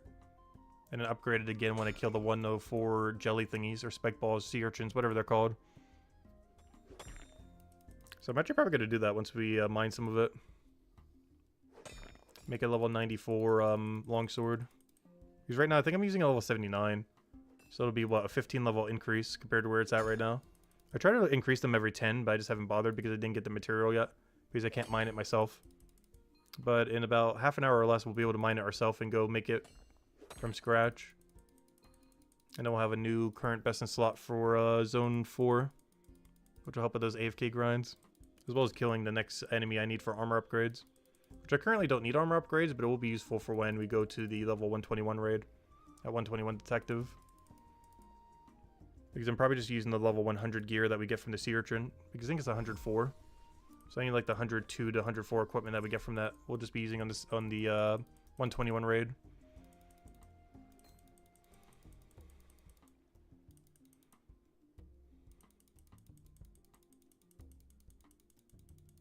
I don't think anyone's switching to this game. Well, not necessarily from RuneScape Old School. I feel like people are looking for like an MMO that they want to make their own. Would switch to this game. Or, you know, prioritize it a bit more. But I feel like a lot of people from Old School aren't really like quitting Old School to play this personally. Like they're probably doing something like what I'm doing right now where we're playing both simultaneously. And of course when leaks come out, we'll be playing both simultaneously. When that comes out in like 2 weeks from now or whenever that is. I'll be starting it the day after Thanksgiving, so I'm not starting on launch day. I'll be starting it 2 days late. Just deliberately, just so it doesn't really get in Thanksgiving activities.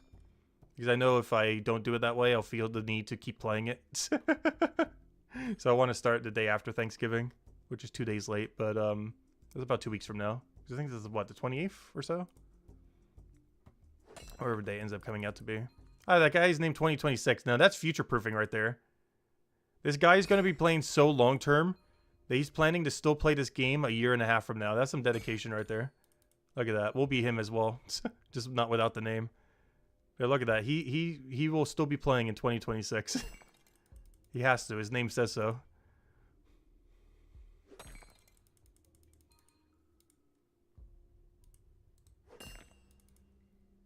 That's going to be a fire name in a year and a half. 2026. It's a year and a half, and that will be an insanely good name to have.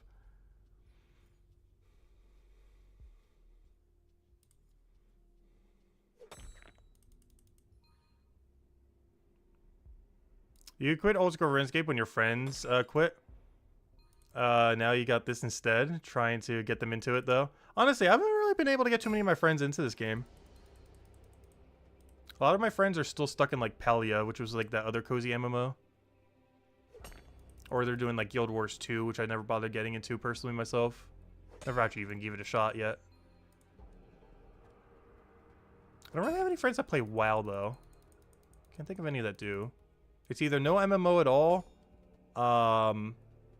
or it's going to be, gosh, what was the other one? Guild Wars 2, or it's been Palia.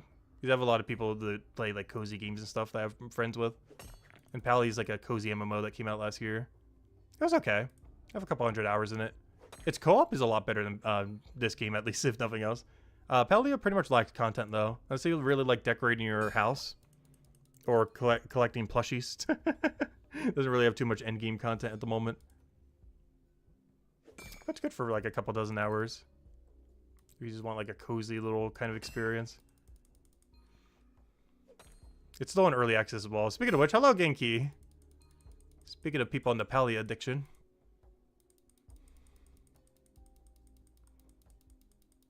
But nice to see you, Genki. Hope everything's been well.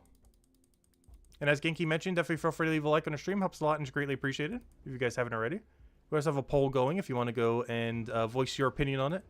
On current skill capes within the game. I like getting some data every single stream on something. And yeah, it's the one for today. Is, have you gotten a skill cape yet in Brighter Shores? With what I thought was pretty much every response that you could have to it. I'm actually surprised the no, because they're a waste of gold, isn't higher. Because honestly, if I wasn't streaming this right now, and I was just playing it in my own time, I can assure you I would not have a cape on my back. We're doing it just because why not? But if I wasn't streaming, honestly, I wouldn't care. And I would much rather have like the 2 gold we wasted. So I would probably still be capeless. If I was just doing this completely in my own time and everything. I don't know, they do look cool. I do like them. But hey, 2 gold is 2 gold. That would go so far this early in the game. Having 2 gold compared to not 2 gold.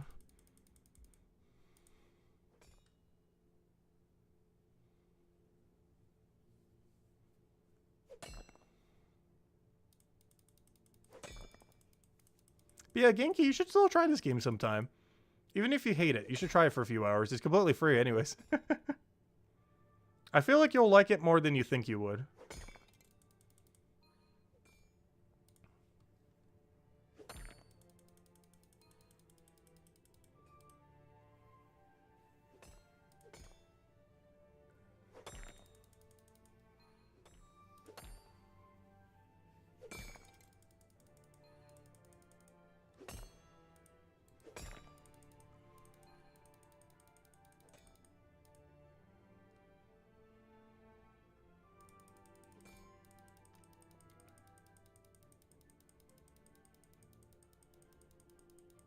Yeah, you only really dump your money in tools.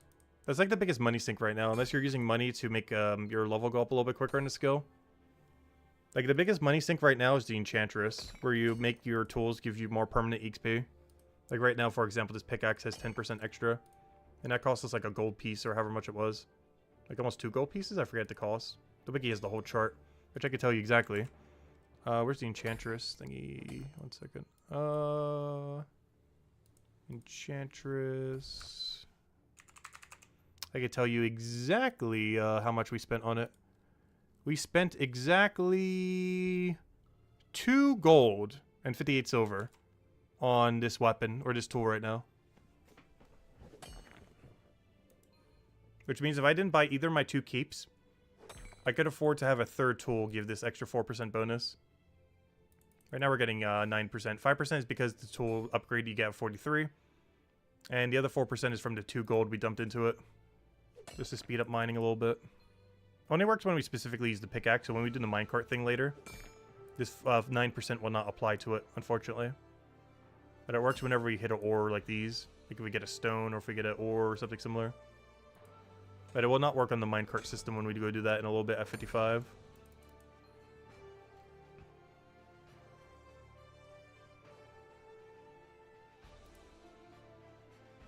Excuses. Made you look. Ah! That's funny. You got me.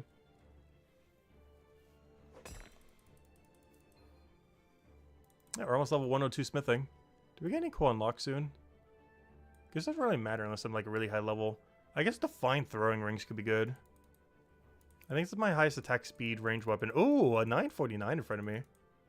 Oh, you know why? That's a 200 guy. Honestly, I feel like anyone who's super high level did that. They already have the 200 grind done. For, obviously we've been working on it here and there. I've mostly been doing it off stream other than that one stream we did. But, most people are like super high level. Likely already completed the 200 detective, watch person grind. He is some of the quickest XP in the entire game. As far as total XP you earn during it. Elements, there you are in chat. Yeah, you got me.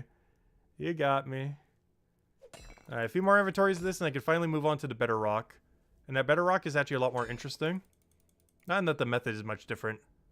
But it's actually something I need for my best in slot. Unlike the stone, which is just going to be stonemason XP and then sold for junk. But I'm actually going to be utilizing the thing we can mine at 50. It's one of several reasons why we even want to get our mining level up. Is for this ore that I'm getting at 50. There's a lot of other milestones as well. But this is like the first one that we're hitting that is actually really useful for us. Compared to what we can currently mine ourselves. As I believe that longsword goes up to like level 149 or something. We'll find out when we get to the mining level. But whatever the ore says it goes up to is how big of a longsword I can eventually make. Which are best in slot DPS when our defense doesn't matter. This is going to be really relevant for a lot of content. Particularly in Chronopolis, since it's our highest level. But even just in general. Yeah, I think his cap's at 149 last I checked, but I don't remember. I'll find out when we hit level 50 mining. But it goes for quite a while. Like, I only need one upgrade after it to be able to get up to probably 200. And Mr. Owl. I just saw someone called Just Owl earlier. In one of the other areas.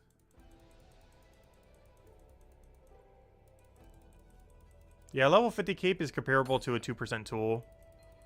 Which, you know, that's not a lot, but hey. A few percent XP adds up over time. Like, all the mining I did this stream, we've been going for what? Where's the timer? Where's the YouTube timer? Yeah, we've been streaming for about 2.5 hours, almost 3. About 2 of those hours was spent mining. And with the pickaxe combination we have right now, it's like 9%. So for every, you know, almost 10-ish hours, we're saving an hour. Like every 10.5 hours, we're saving an hour, basically. With how much XP bonus we have on this right now. I guess it's technically half of that, if you count just the enchant portion. Because the other part you would have regardless, the level 43 thing. I don't know, still nice. Anything that makes it a little quicker. Of course, we do have those 5% potions, but I don't know. Have you guys even been using the 5% potions at all? I've kind of stopped bothering. I just can't be bothered to keep this thing constantly on the ground being juggled or, you know, taking up an inventory space. It just drives me too crazy to keep using it. Even though we could be using it for a bit more smithing XP right now. I really can't wait till we get the utility slot. I feel like I'd use it so much more once we have a third slot that can hold it without any inventory waste. Because until then, it just feels so clunky right now. Like, I still want to be using the 5% potions, but it just feels so clunky and bad using them right now. That will be fixed in the future, hopefully. I know it's been suggested a lot. That's more so whenever he gets to implementing it. Hopefully he will.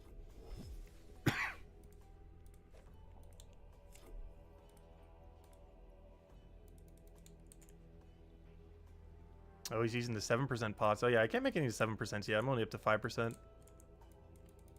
Yeah, that's the thing, too. I think they go up to, what, 10% pots? I'm pretty sure you go eventually up to 10% bonus.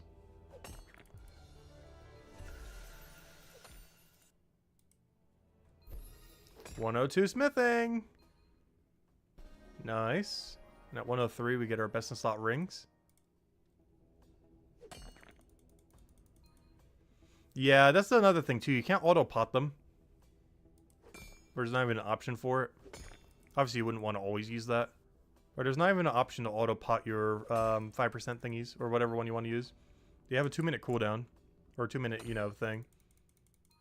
So you manually, right now, have to use them 30 times an hour if you want to perpetually use them. Which is really clunky compared to if they just auto-potted. As an option. Obviously, not as the only option. But as a possible option. So that your character auto-drinks them every 2 minutes. Why haven't you learned most of your passive activities? There's only a few that you really need. A lot of them I actually have in this district because it's required for a quest. Where normally it's better to dump XP than to get the passive activities. Unless you plan to really use this skill's passive activity or need it for as a quest requirement. A lot of them just aren't really that needed. Because they only give you a benefit if you're actively doing the activity.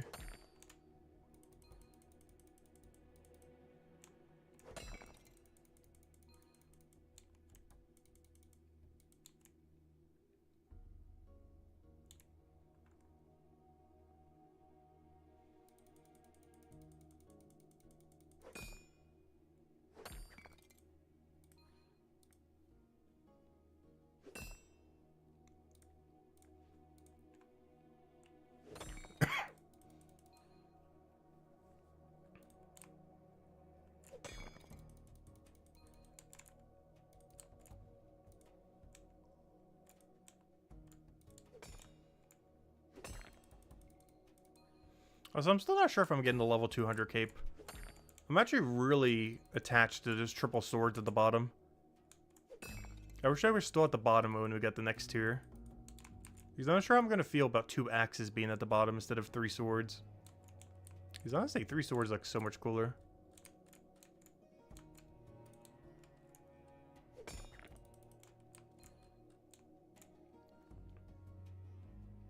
You know what these remind me of, except they're facing the wrong direction? Swords of Revealing Light from Yu-Gi-Oh! Like OG Yu-Gi-Oh! I actually used to play that. We were talking about that when we were doing that one card simulator game that got, like, really blew up. I only did one stream for it just for fun. But I was talking about it because when I was a kid, I used to actually compete in Yu-Gi-Oh! Tournaments. Even though I collected Pokemon cards and Yu-Gi-Oh! Cards, there was actually local Yu-Gi-Oh! Tournaments at the card shop. And I actually used to play in them when I was, like, single-digit age. It was a lot of fun. Yeah, I got like really into Yu-Gi-Oh! For a little bit. Same as Pokemon, obviously, but as far as the actual card game, I was way more into Yu-Gi-Oh! Oh, There we go. That's what this reminds me of. Swords of revealing light, but in the wrong direction. They're pointing up instead of down.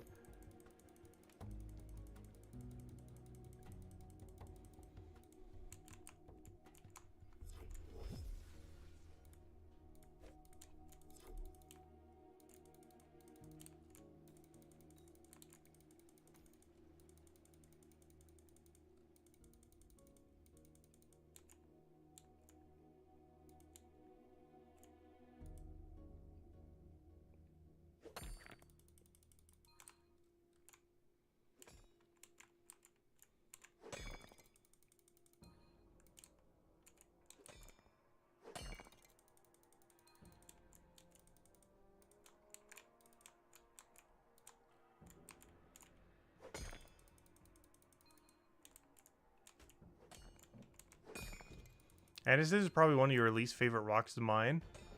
Oh, is that the one in the middle of nowhere? Oh, no, that's not that one. This one is the worst. Carbonese ore. Carbonese ore is the worst thing in existence. It is a mile in every direction from a bank. Which is ironic because it was actually the thing we were training on when people encouraged us in chat to go get remote storage. But ironically, there's no remote storage even remotely close to that spot. So I'm not sure what they were talking about at the time in that sense. But that was when we were eventually convinced to go do the spider quest to go unlock it. Rather ironically, despite there not being a storage rift or anything even remotely close. Everything's like a mile and a half away from this spot.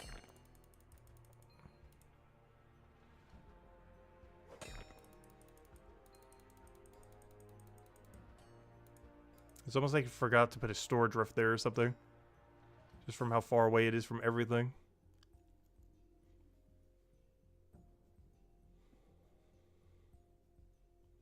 Yeah, I'll be using the one near Granite for the blue one.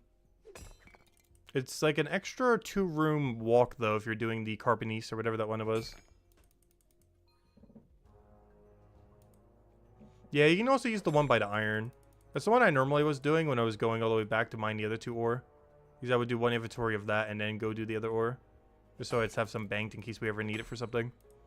I forget what we can make out of it, but I don't think anything was best in slot. But if we ever needed something, I just wanted to have it just in case.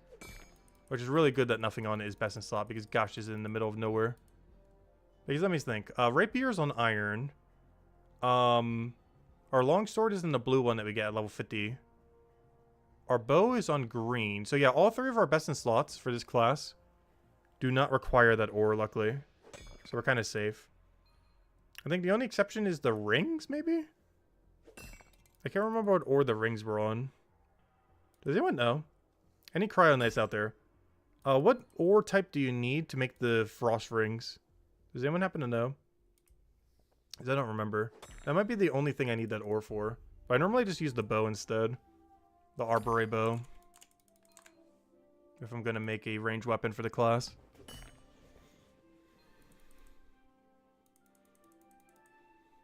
Do you think Andrew will add a mechanic that will auto smelt and rift ores into storage when mined? So kind of like Inferno Pickaxe, kind of? Or at least Leaks Relics. That would be cool. I don't think he would, though. There'd have to be some kind of really high cost to doing that. It'd be cool, though. Like an auto-smelting pickaxe. But you have to pay a lot for it to auto-smelt or charge it with something. Good old Chardscape. That's actually one thing he's kind of avoided so far, hasn't he? There's not a single thing in this game you have to charge, is there? I don't mind things requiring charges. It just has to be done so in a way that makes sense. Yeah, I didn't think about that. He currently has nothing in the game that needs to be charged. You don't even need arrows for ranged weapons. Like, there's literally no Chardscape in this game. Currently.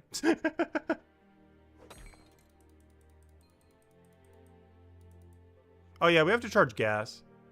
That's true. There's one singular thing you have to charge in this game. The gas system for stonemason and half of smithing does technically have a Chardscape system. But there's no gear that has a charge system to it right now. Just half the production skills. For weapons and shields.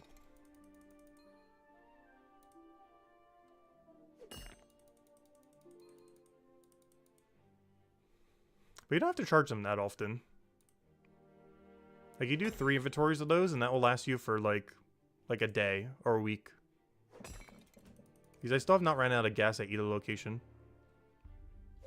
And I haven't even done 3 inventories to either yet. I think I did 2 to both. Why am I mining this? Future, well, it's currently the highest ore I could do. But I also need this for stonemason at some point. We can start using it at 58. At this point, I think we have like 60 something banked. But this is for eventual stonemason grind. Because ironically, given the double difference between these two, even though I have really high smithing, it is actually better if I'm not using it for a specific weapon for me to be gathering stones rather than ore. Mostly because my smithing level is so high that the ore at this level is not as needed as the stone to get stonemason up. So that's another reason why I'm doing it. I'm switching over to the ore after this because my best in slot longsword right now does require the ore I can mine at 50. I believe it lets us make up to like 149 longswords or something, which is my best DPS when we do raids for Chronopolis. So that should hold us over for a long while. Because as I'm doing those raids, I'm also gaining smithing levels. And then like every 10 or 15 levels, I'll just upgrade my longsword for better DPS. Ah, there we go. Still going to finish this inventory, though. But there we go. We can now get the mining keep, which looks really cool, though I'm not going to get it. Okay, you can do up to level 124. There it is. So that longsword in the next tier will last me all the way until level 124. Which is actually really convenient, because if I go check this, the next raid is at 122. So, or sorry, 121. And I'll have a 124 longsword to go kill them with. As well as whatever other upgrades I get from enemies. Yeah, that'll work out perfectly. So I have like a 3 level higher longsword than their level. The rest of the gear will come from RNG though, since we can't make our own armor. But our damage source will be 3 levels above their threshold. So that should be good. Alright, let me go bank these real quick. And then we'll go do the blue ore until 55, and then we'll go do the minecart system and try that out. I can technically also get the panning tray at 52. It seems like it's for a passive though, so I guess we won't really be using it. But I do want to buy the tray. So I might go out of my way to go buy it with a teleport real quick when we do get 52. And then go straight back to that until 55, and then we'll do the minecart system until something. I'm not sure. I want to get to the minecart system. I'm kind of trying to rush it right now. Heard a lot of good things about it at 55 plus. I've never gotten the chance to try it yet. Obviously I tried it at level 10. Oops, wrong way. Where am I going? I forgot it's this way.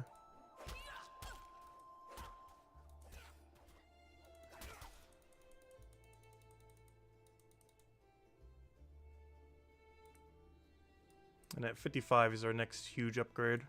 Probably our biggest one in the entire stream. And we could technically go to granite at 62, but I'm pretty sure I'm going to keep doing minecart system.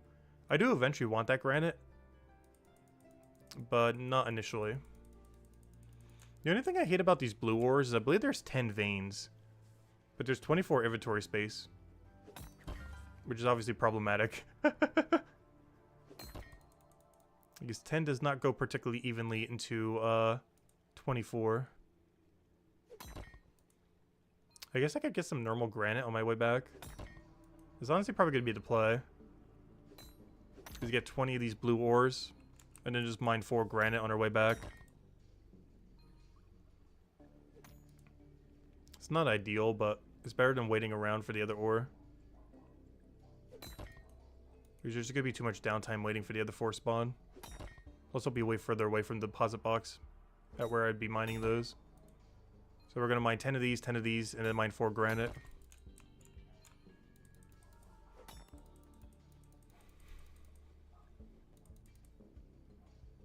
And these will make our best in slot longsword all the way up until level 124.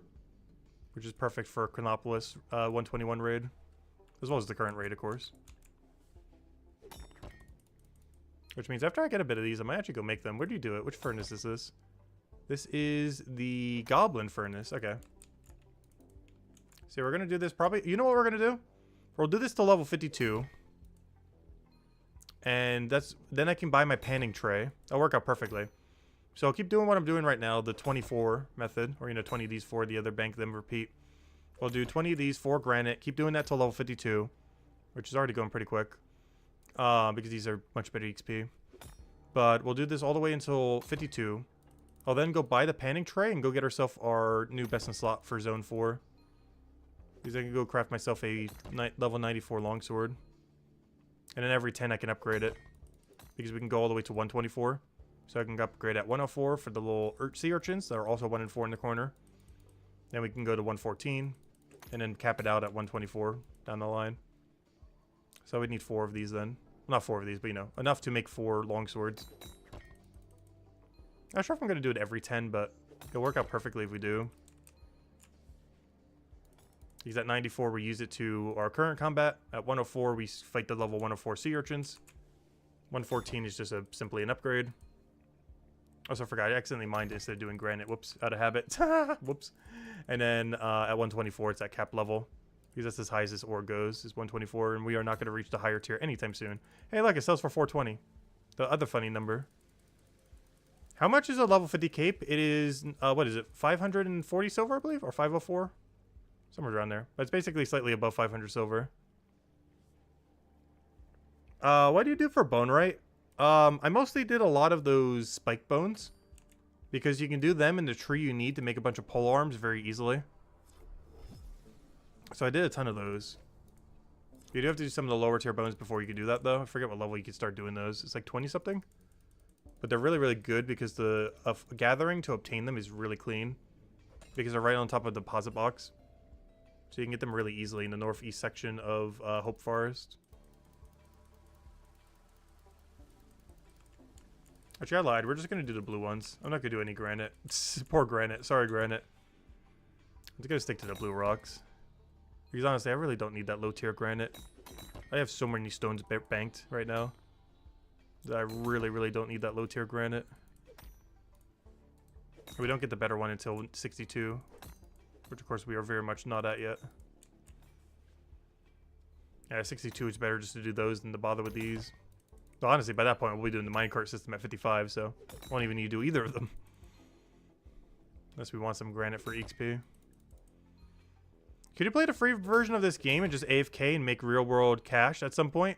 No. Real world trading is bannable in this game. You technically could try to do it, but it is very exceedingly bannable. So I do not recommend. But no, there's no way to cash out legally. Though there will be plenty of people who will try to illegally cash out.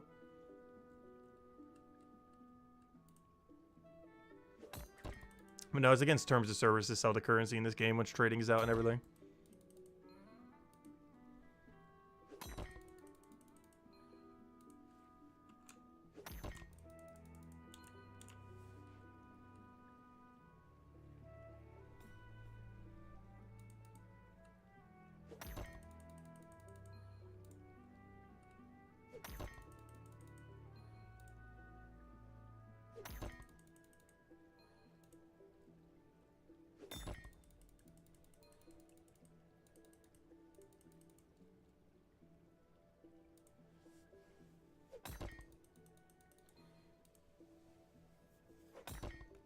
What game did we come from before Brighter Shores? Oh no, a mix of everything.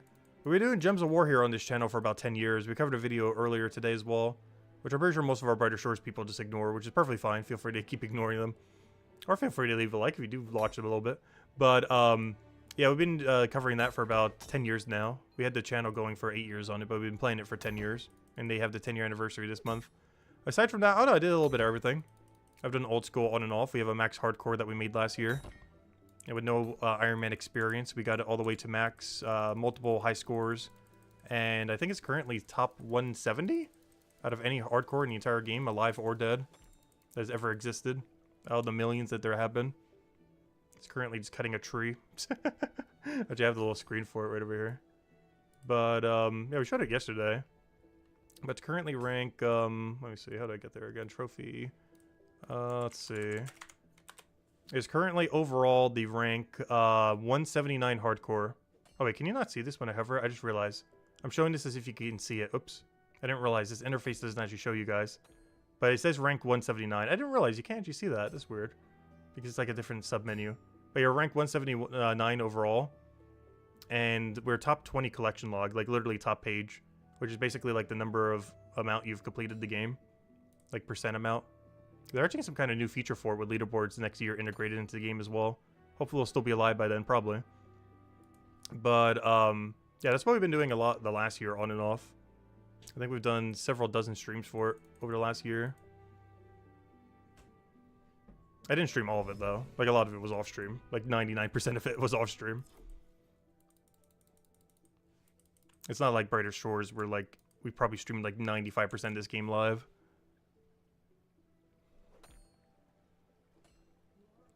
Alright, where does the chat go? There it is. Let me go move that back. Only problem with showing is my chat keeps moving every time. There we go. On your guys' end, it probably looks exactly the same, but on my end, a bunch of menus all over the place.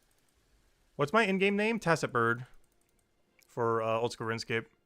I also own the name Tacit, the actual OG Tacit, like we do in Brighter Shores. But it's currently my defense peer that owns the name. I don't want to put it on the hardcore, because obviously the hardcore will eventually die. Though I'd still play it as a normal Iron Man once it does. I'd feel a lot less motivated to if it was to ever die. But I would still play it a normal Iron Man since it's my only Iron Man. It just happened to have never died yet. But yeah, Tacit Bird. Same as that, T-A-C-E-T, and then just Space Bird. 2 words. If you look up just Tacit on that game, it'll show my defense peer. So I do actually own Tacit in Old School as well, the name. So I was able to secure it in both games. But my Tacit in Old School is just a defense peer skiller. Which I played back in like 2017, 2018, before I quit the game for several years again. And then came back to make the hardcore. So over the last decade, I only really played Old School RuneScape for like 3-4 years, really. Over the last like 11 or 12 years that it existed. Because originally I didn't know it existed. Then after that, I tried it for a little bit. But then just ended up quitting after a little while. And then I came back to it and still haven't quit yet. When we made the Hardcore Iron Man. Because honestly, between the Hardcore Iron Man and whenever they do leagues at the end of this month, like every single year, that has definitely been the most fun I've ever had in the game ever. No CG? No. I do have the pet, though. I do have the pet at 10 KC. But no, I'm skipping the CG grind. I'm just going straight for Twisted Bow. I'm skipping CG for Twisted Bow. I'm not doing the in-between. I do want to do it during League, so I feel a little bit safer when I do Corrupted Gauntlet. I've never done one You have to keep in mind, all the kill count you see on that account is me fighting every boss for the first time. For the most part, other than like Barrows and a few other exceptions. But for the most part, every kill count you see is like 99% of the kill count I have ever done on anything. And pretty much every boss I killed for the first time ever on that account. So the way you go about it on a hardcore is a little bit different, especially when you're not knowledgeable on how on earth anything works. Or not how anything works, but either way, I mean. Like, doing Corrupted Gauntlet when you've done it 1,000 times on ults is a lot different than doing Corrupted Gauntlet when you've done it 0 total times. Those are two very different things.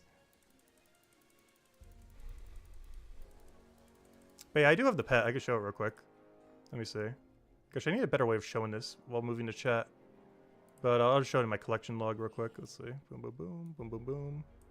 But, yeah, we do have the pet. Oops, no, I don't want to click on that in Brighter Shores. Gosh, it's hard multitasking this. This isn't particularly AFK doing mining. What's I doing? Oh, yeah. This is collection log. Babe, I got 10 KC pet. We were showing it the other day. It's really funny. Where is it? Where's Gauntlet? Gauntlet. Yeah, 10 KC pet. Also, at Bandos, I did a few extra KC. Where's Bandos? Oh, is he called Commander Bandos or something? Commander... What's his Bandos name? What on earth is Bandos called? I just know him as Bandos. Is he called General something? General Guardard. There he is. At about 14 KC, I had Chestplate and Bandos hilt. But then we have, like, the entire opposite side. Where I'm still, like... I got this first claw at, like, 300. And now I've gotten like 2,000 kills. It's 1 in 500, by the way. And all of these kills were done 1 in 500. And I still don't have the Burning Claws. I have like no spec weapon on the account. It's so awful. But I'm still using DDS in some instances where I need a DPS spec. It is so bad. That's one of the nice things about Brighter Shores. You can just upgrade your spec weapons. Like, as long as it's 4-star, you just keep upgrading them. So it's not like old school where, you know, like a Dragon Dagger is stuck at tier 60. In Brighter Shores, you'll be able to go from 60 to 70 to 80 to 90 to 100 to, you know, you can keep upgrading it further and further. It's not like old school where a weapon is stuck at that forever. It'd be like the equivalent of being able to make like a tier 90 Dragon Dagger in old school. Could you imagine? That'd be insane. That's what Brighter Shores will be like when specs come around.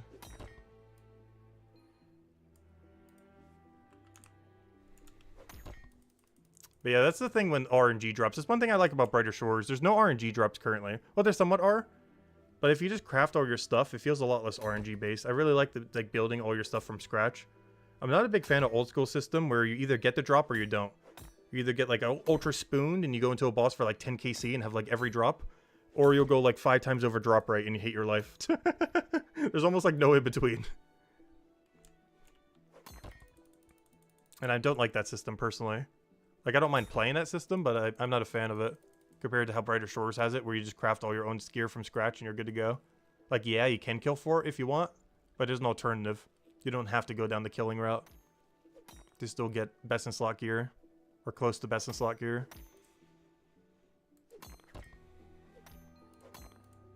But yeah, we'll be doing leagues in about 2 weeks. We'll be doing Brighter Shores and leagues simultaneously. Still trying to figure out how to do the screen space. Oh yeah, the defense spear. I've been meaning to max the defense spear. I was going to, but then I kind of burnt out and quit for several years. But I've been meaning to go back to it to max it out. I wanted to do it around the time when Sailing comes out, because I need 1,750 total, so it can go to 1,750 total worlds. So I can use it in the wilderness as a mule if I ever make like another main at some point, because I don't currently have a main. Like, that hardcore basically is my main. I don't have like a normal main that can actually trade and everything. And if I ever was to make one, that defense spear is going to be nice. Because I can go to level 1,750 total worlds where no one can really attack it. And even if they can, they're not going to kill it. And I can just trade over my valuables to it. So I never need to really worry about risking much. It's particularly good when doing Wilderness Slayer, which I actually did a lot of when it first launched back in like 2017, 2018 when it was. Co-op Wilderness Slayer as well as just solo Wilderness Slayer. It's pretty fun content. Obviously I can't do that on the hardcore. Otherwise players can attack me and will die. But on a normal account or a normal Iron Man, it's pretty fun. Also, I believe they re-added co-op Slayer to old school as well. I've never tried it since they re-added it. But I did try it when they OG implemented it. I'm not sure if it's any different now compared to how it was, though. Because I haven't tried it in modern game. Only when they first added it like 7 years ago. Or 8 years ago, whatever it was. I think it was 7 years ago.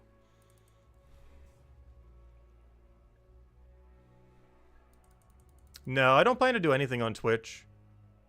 It's both going to be on YouTube. It's basically going to be exactly what we're doing now. But Brighter Shores will just be slightly smaller in the corner. With RuneScape being like... It basically, instead of Brighter Shores being first monitor content and old school being second monitor, we're basically going to reverse them. Where we're going to have like, you know, Brighter Shores in the corner while we do leagues.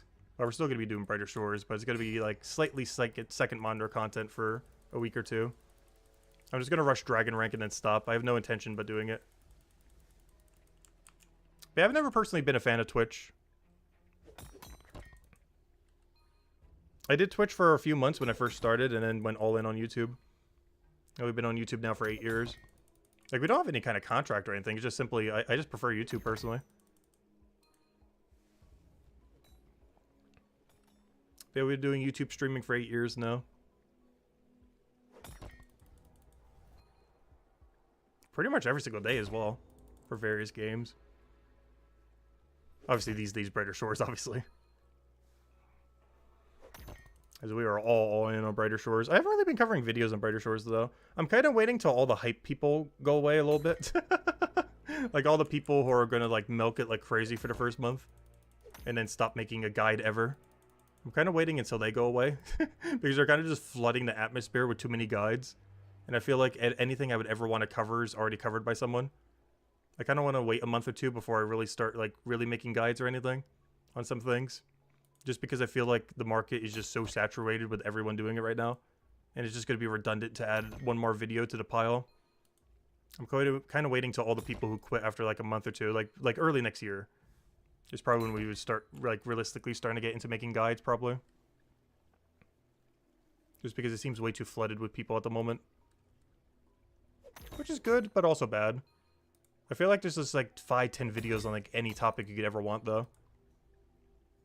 And personally, if I'm gonna cover a guide, I kind of want something that's like a little bit more unique, like something that someone else hasn't already done.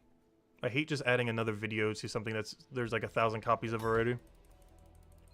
But you know, there's nothing wrong with doing that. The people that are. This is not the way I like to make videos personally.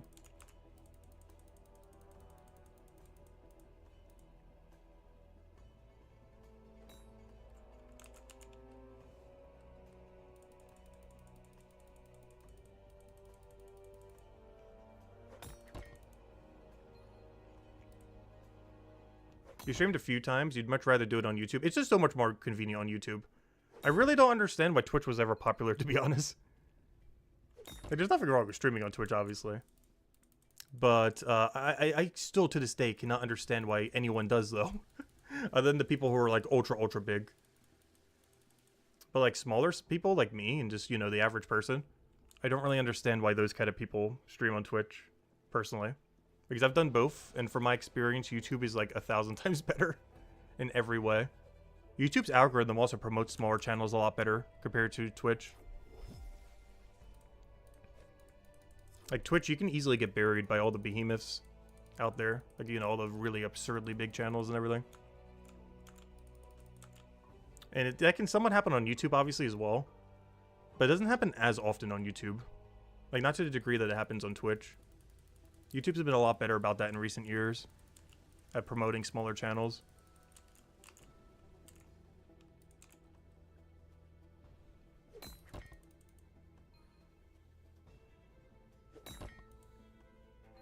Didn't Twitch do streaming before YouTube? Technically. YouTube was a little late to the party, but it's had it for a while. Because I've been doing it for 8 years, and I'm pretty sure it existed a few years prior to that. So YouTube still had it for like, what, a decade now? I know I personally started 8 years ago, but I'm not sure how long prior to that they had the option to. But it's been a while.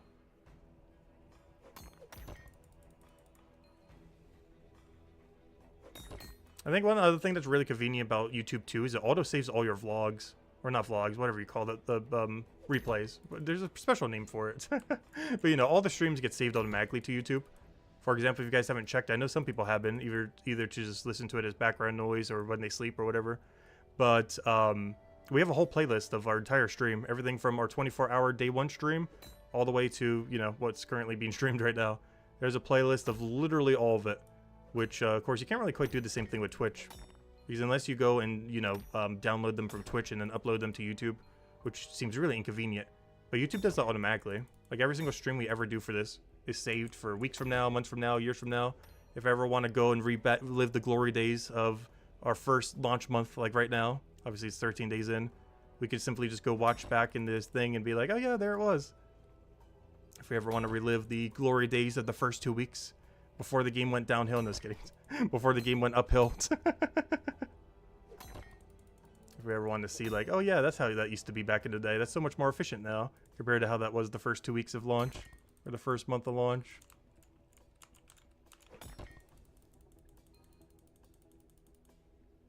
Yeah, both of them do have pros and cons. Twitch definitely has a lot more money to be made if you're a big streamer, though. Which is why most of the big streamers are there. It's just smaller and medium. It just seems way better to be on YouTube. Especially if you're already creating any amount of YouTube content already to begin with. That's the main thing that makes me really confused. Is when someone is like, let's say they get big on YouTube. Or not necessarily big, but, you know, like, let's say they're growing on YouTube. But then they decide to start streaming on Twitch instead of YouTube. That's something that always confuses me. Like, someone who starts off on YouTube, but then decides to start streaming on Twitch rather than on YouTube. Like, you're already on YouTube. Just stream on YouTube. It'll be fine. Like, that's the thing that really confuses me. Like, if you start on Twitch and then make it on Twitch, it's like, okay, that makes sense. But if you, like, if you, like, grow on YouTube, why go completely different location than where you already are? That's the main thing I never really understood. Like, you're already there, just do it there.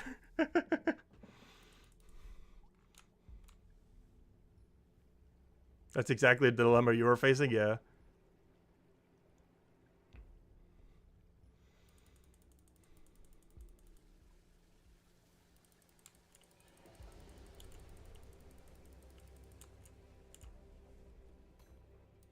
And one nice thing about YouTube now is they divide it really nicely.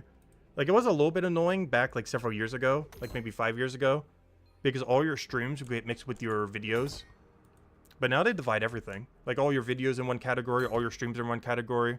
If you bother with shorts, which I personally don't, those are in a different category. You have almost like a Facebook, almost like Twitter kind of thing where you could post, like, community posts. And that's just in its own category. Like, they have everything divided now. Like, you don't have to worry about your streams getting mixed with your videos and stuff like that. Like, they're all independently divided. Whereas before, they kind of clumped them together. But now they're organized really nicely. I think they fixed that like 4 or 5 years ago. Because that was a little bit annoying prior, but they fixed that since then. It's been fixed for quite a while.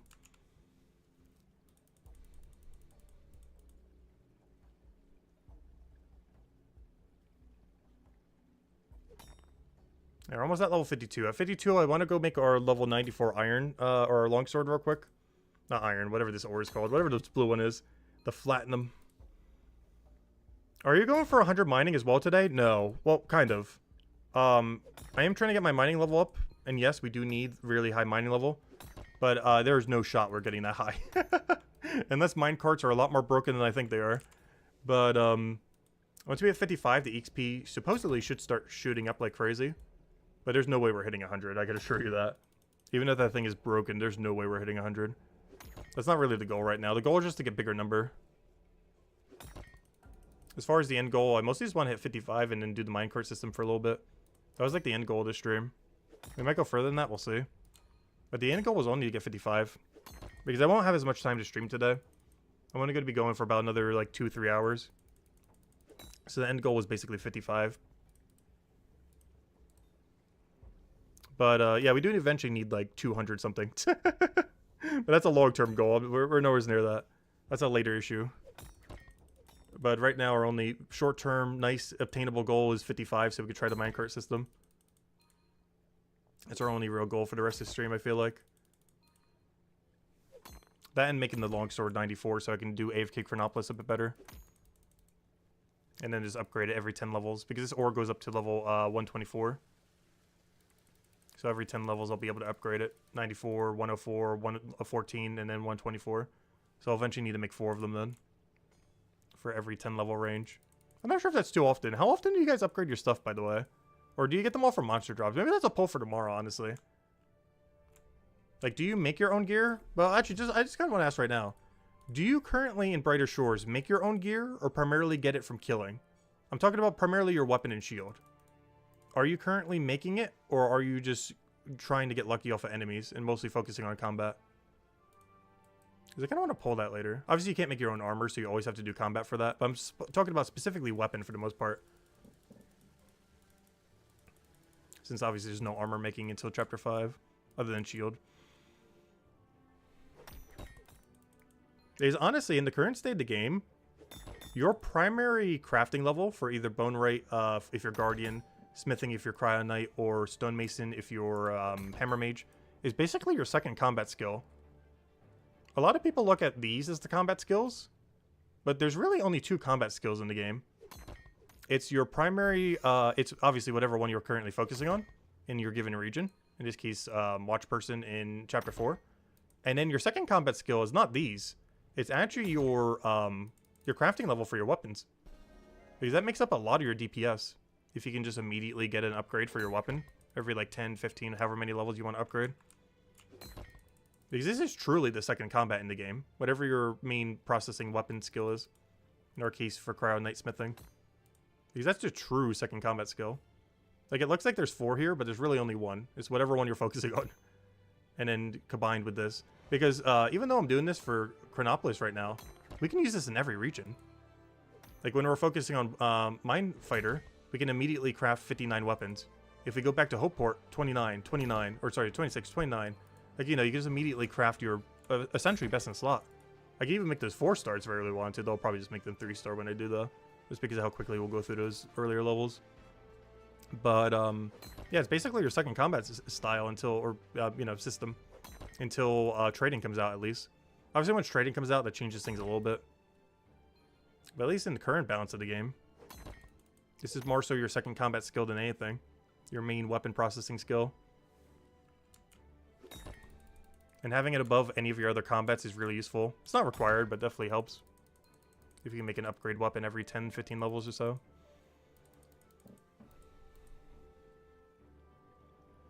Yeah, Lost and Found honestly isn't really needed till Chapter 5. I feel like I've used it very minimally. It's not worth the time it takes to process one. Maybe once trading comes out and we get the other two components a bit quicker, it'll be worth it. But right now, when you have to make all three components, it's not that worth it. Like right now, if I could trade for 2 other 102 components and make a 102 weapon, that's huge. But right now, if I did it, it would be only like level 60 or so. Like if I tried making a 4-star weapon right now, it's only level 60. Which, you know, that'd help us a lot for Mindfighter, but wouldn't really help us for, you know, Chronopolis, for example. But until trading comes out, yeah, it's really hard to make proper 4 stars. But for example, if there was someone in chat right now who had like a 100 Guardian 3-star and someone else with a Hammer Mage one, and we could like trade and I could just give them my smithing ones, you know, we could make a level 102 or 100 or so weapon pretty quickly. Despite not having the skills to do so, normally. But that's more so a trading mechanic, and I feel like it's one of the things trading will be very commonly used for, is to get the other 2 components from the class that you currently aren't. This seems to be what a lot of the trading system is encouraging, from what I've seen so far, particularly with how 4-star crafting works.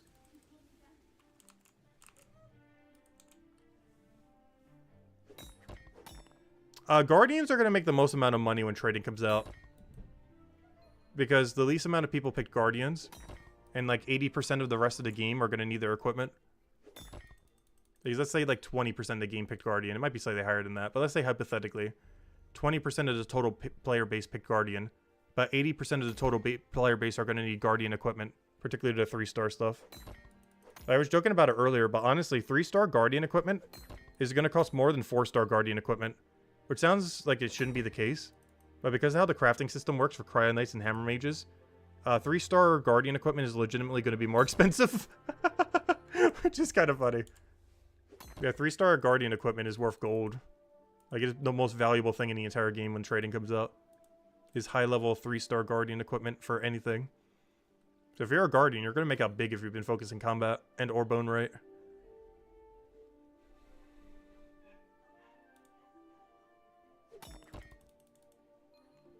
And somewhat still the case for the other 2 classes. But they obviously have a bigger ratio. Like, let's say 40% of people pick Cryo Knight. Only 60% of the rest of the player base need Cryo Knight gear. So it's a lot easier to get. That's like double the population compared to Guardian.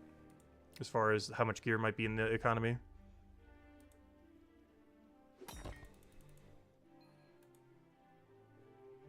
You're grinding out bone right so much harder now? Yeah.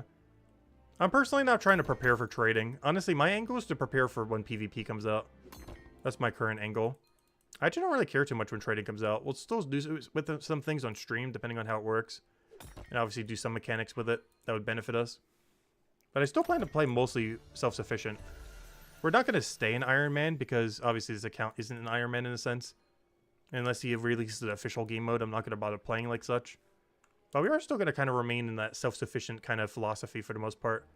For making 4-star equipment, not so much. But for most other things, I still want to gather my own stuff, craft my own stuff from scratch, stuff like that. It's mostly when it comes to getting the other 2 components I don't really mind trading. Like to get the Hammer Mage and Guardian equipment. But I'm still going to be making all my, you know, all my actual Cryo Knight equipment myself. Like, I'm not going to go on, like, day 1 of trading and try to get, like, 200 tier 4. I'm not getting that armor until I can craft it myself. Like, if I want to go do all that, I need 200 smithing, the mining to go all the ore. The only thing I'll skip is I'll buy the bone right from a Guardian, and I'll buy the stonemason equipment from the Hammer Mages. Or anyone who has a skill high. But as far as the actual crafting, like the smithing requirement, actually getting the ore, everything else, I want to do that myself.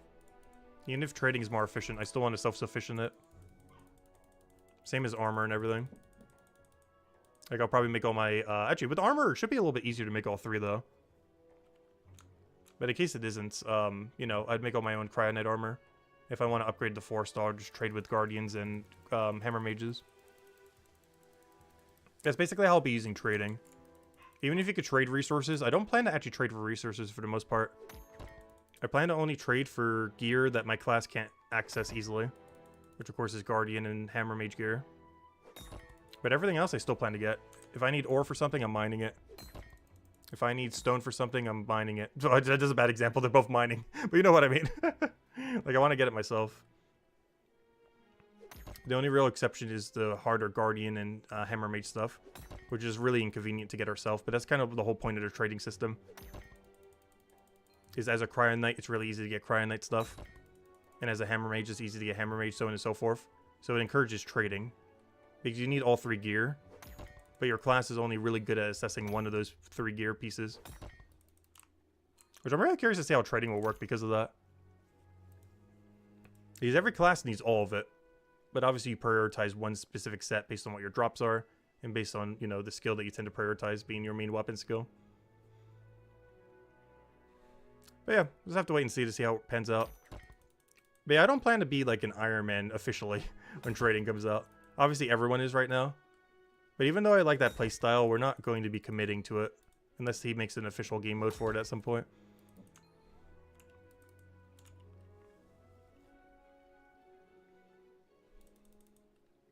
But I'm still keeping that like self-sufficient philosophy regardless. Or at least some elements of it. We'll be like half self-sufficient.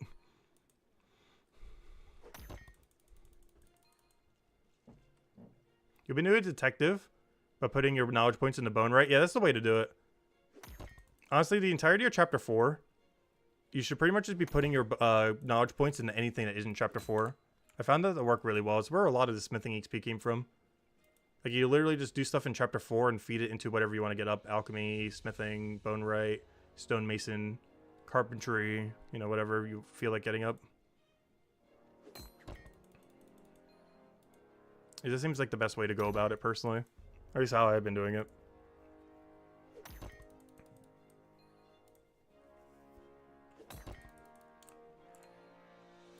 Do you think you'll be able to stay Iron Man once trading comes out?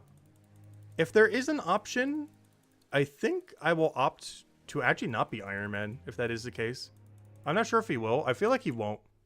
He's someone who actually likes those MMO aspects, and a lot of this game is centered around it. And because of that, I actually kind of want to try non-Iron Man. Even if there was an option to stay in Iron Man. Or, you know, the self-sufficient thing. Because a lot of the mechanics in the game are centered around trading, existing. Like a lot of mechanics. And I kind of want to be part of that experience. But no, I don't think he will. You have to keep in mind, that was kind of past Andrew Gower's time. Like the concept of such. Even though the game is officially functioning as such. I don't feel like he's going to allow everyone to stay in Iron Man if they want. I don't even think he's ever going to add an Iron Man mode, to be honest. He really likes like the community kind of aspects that you can do when you do have trading and splitting and stuff like that.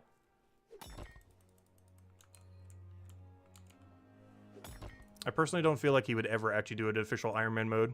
Like, obviously, you can still play like that if you want to. But I don't think he'll ever make an official mode for it, to be honest. I don't know, we'll have to wait and see. We'll find out when trading comes out. But I personally feel like he wouldn't.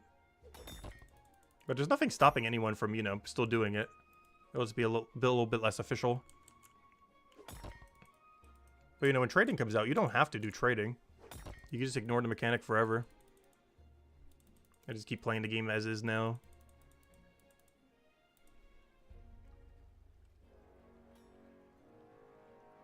You can't wait to dye people's... Yeah, you can trim armor in this game. You can do trim armor scams, and it's actually not a scam anymore. You can legitimately trim people's armors. There would be no point because you could just do it yourself. The main trade hub is like literally a few inches from the trimming place. But yeah, this game legitimately has trimming. It literally even has the same golden color too. Like the golden yellow. It's even called like golden yellow or whatever it was. That color in the tanning place or the coloring place. The trimming place. It's right next to my burnt orange that I'm using on my armor right now. There's like a golden yellow next to the burnt orange. And it's literally just old school RuneScape gold trim.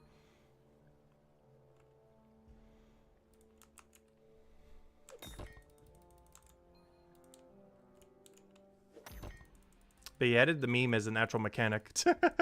You can quite literally trim your armor in this game. It doesn't look as cool in the low tier armor though. I can't wait till we can get armor crafting. I can't wait till we can start trimming like tier 4, 5, and 6 armor. Like the really ultra elaborate ones. Even tier 3. Because honestly, I haven't even worn a single pair of tier 3 armor yet. Everything I'm wearing right now is tier 2 or tier 1. And there's 6 tiers total. And they keep getting visually more elaborate, but they also keep getting increasingly more trim as you get higher level. So the coloration starts to matter a lot more the higher tier your armor.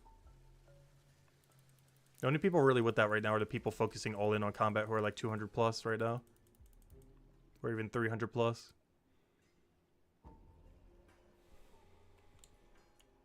You can't trade free-to-play players, the problem though. Even though you might be able to trade dyed armors, you can't trade free-to-play players. You don't access trading until Chapter 4. So it is impossible to give trimmed armor to a free-to-play player. Like, you can't give the Chapter 4 trimmed armor to a free-to-play player. Because they can't access Chapter 4 to trade. As all trading is likely going to be taking place around the Merchant Tower. Also, that Merchant Tower is going to be so crazy when trading comes out. Not just because of all the people trading. But imagine all the people doing Merchant while also all the people are trading. You know how population dense that place is going to be? Because not only will it be surrounded by people trading outside, but it'll also be everyone running Merchant. Which is already like the most broken skill in the game right now. Like that place is already crowded just with Merchant, even with no trading. Plus there's some of those raid dens that are right next to it too. That place is going to be so bustling. Like I'm not sure what the population density is going to be per room. But if it had no cap, you're going to see like 50 to 100 people per room probably. Likely just like 4 rooms. Actually, people will even probably trade in the tower itself where people are doing Merchant. Not sure how this is going to work, but it's going to be really funny. Yeah, it's basically like the Grand Exchange. No, not quite like the Grand Exchange. Well, we don't know exactly how the system's going to work. It's probably most comparable to like Varrock West Bank or Falador Park back in the day. Like before Grand Exchange times. There might be like a Grand Exchange like system. We don't really know. We don't really know much about what he's ultimately doing with trading. But it's probably going to be a little bit more reminiscent of the bartering days of Varrock West Bank and Falador Park. The good old days. Some people have really been wanting that in old school, but they're never going to be able to recreate that in how old school is at the current state of the game because the Grand Exchange exists. But what's kind of interesting is I think Andrew Gower might be trying to recreate it for Brighter Shores. We'll see how much he succeeds. But I would love to see that. Like the OG West Varrock Bank kind of style of trading. Because those were like the golden days of old school. Like the way that felt was so interesting compared to how the Grand Exchange is. Not that the Grand Exchange is a bad thing. But those are two very drastically different systems, both for their own benefits. But it's definitely something that you can't really recreate in old school. Because you can't just delete the Grand Exchange. That's not something that can happen. Like old school's Grand Exchange basically makes it so you can never create that in old school currently. But you can still do it in Brighter Shores. So we'll see what he does with it.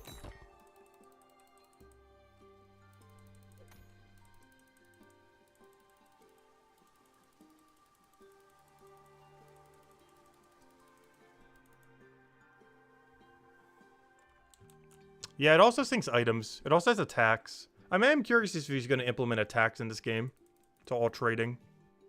Because I know old school has a 1% tax and an item sync for high tier items.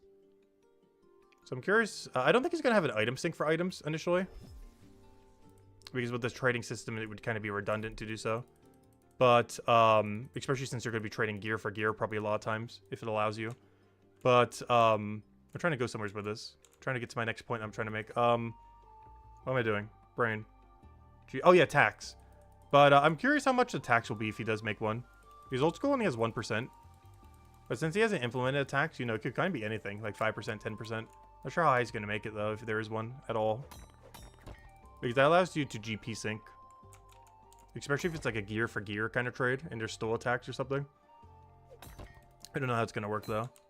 I'm not against a tax. Necessarily. It's an interesting way to do a money sink. Because this game, other than Enchantress, doesn't really have a money sink in a sense. Like, what do you do once you max every tool to max enchant? Like, where does your money even go in the current state of the game? Like, there's nothing to dump it into. Yeah, tax can kind of keep that regulated a bit more. The taxes do get annoying, though. Like in real life. There's never a non-annoying tax, but, you know, it logically makes sense why in a game like this you would have a tax, though.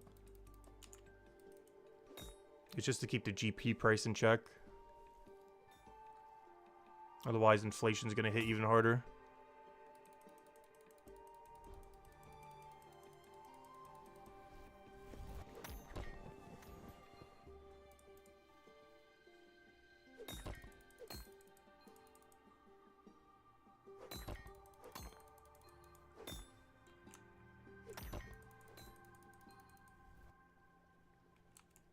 You got 22 enchants on the handcuffs? Nice. How much is that? I was on the enchant page earlier. That is a little over 10 gold. Gosh. That's like 13 gold. That's a lot of gold. I think mine are at 14 right now.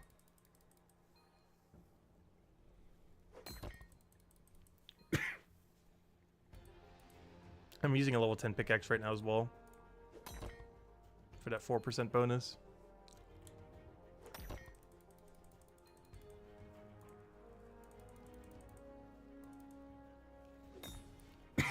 Though honestly, I might not even go any further. Because if the minecart system is as strong as it seems like it is, you don't get the extra percent on minecarts. It would only matter when I'm doing actual ore. So I'm probably going to keep my pickaxe at 10 for a while and just put it all in the handcuffs. For when I do AFK raids. Or, you know, those house raid thingies.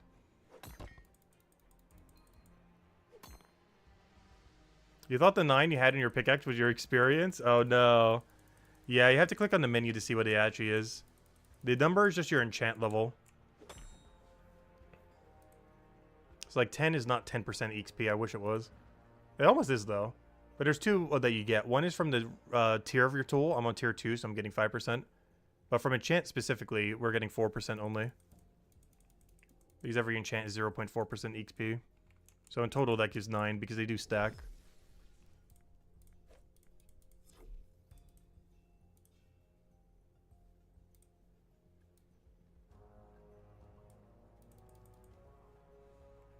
You like the AFK aspect of raids? Yeah, that's what I've been using them for. If you ever wonder where I am off stream, the answer is probably in one of the raid houses. Like, that's like 90% of my off-stream playtime, probably. Is just doing raid houses. The only problem is the one I'm at right now is a little bit less AFK. I sometimes go down to the lower level one if I need some more AFK, but it has like a 30-something% penalty right now. Whereas the higher one has no penalty. But the problem with the higher one is, like, half the building will attack you, and then the other half will get stuck behind a table.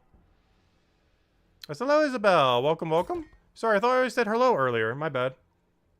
I didn't realize that was your first hello, but I hope you've been having a good afternoon. My bad, Isabel. I saw you mention it in chat, but I didn't see that was your first hello of the stream. My bad, my bad. Welcome, Isabel. Hope your week has been good. More so your weekend. I saw you were playing Palia earlier with Genki and I think Cookie. I can see who the other icon was. Oh, Palia grind. Have they been doing any updates to Palia recently? You just woke up? Nice. Good morning or good afternoon. Has Palia done any cool update lately? Because I was actually looking at it earlier. Palia almost has the same player base number as Brighter Shores on Steam right now. Which means it's kind of funny. Palia actually somehow has like more players than Brighter Shores. Which I find kind of funny. At least at some times a day. At least when I checked earlier. Because it's on Switch and Steam. So whenever that Steam number is nearly the same as Brighter Shores. Of course, Brighter Shores is only on Steam right now. But they're both in early access. So they both still have a lot of development before they get where they need to be.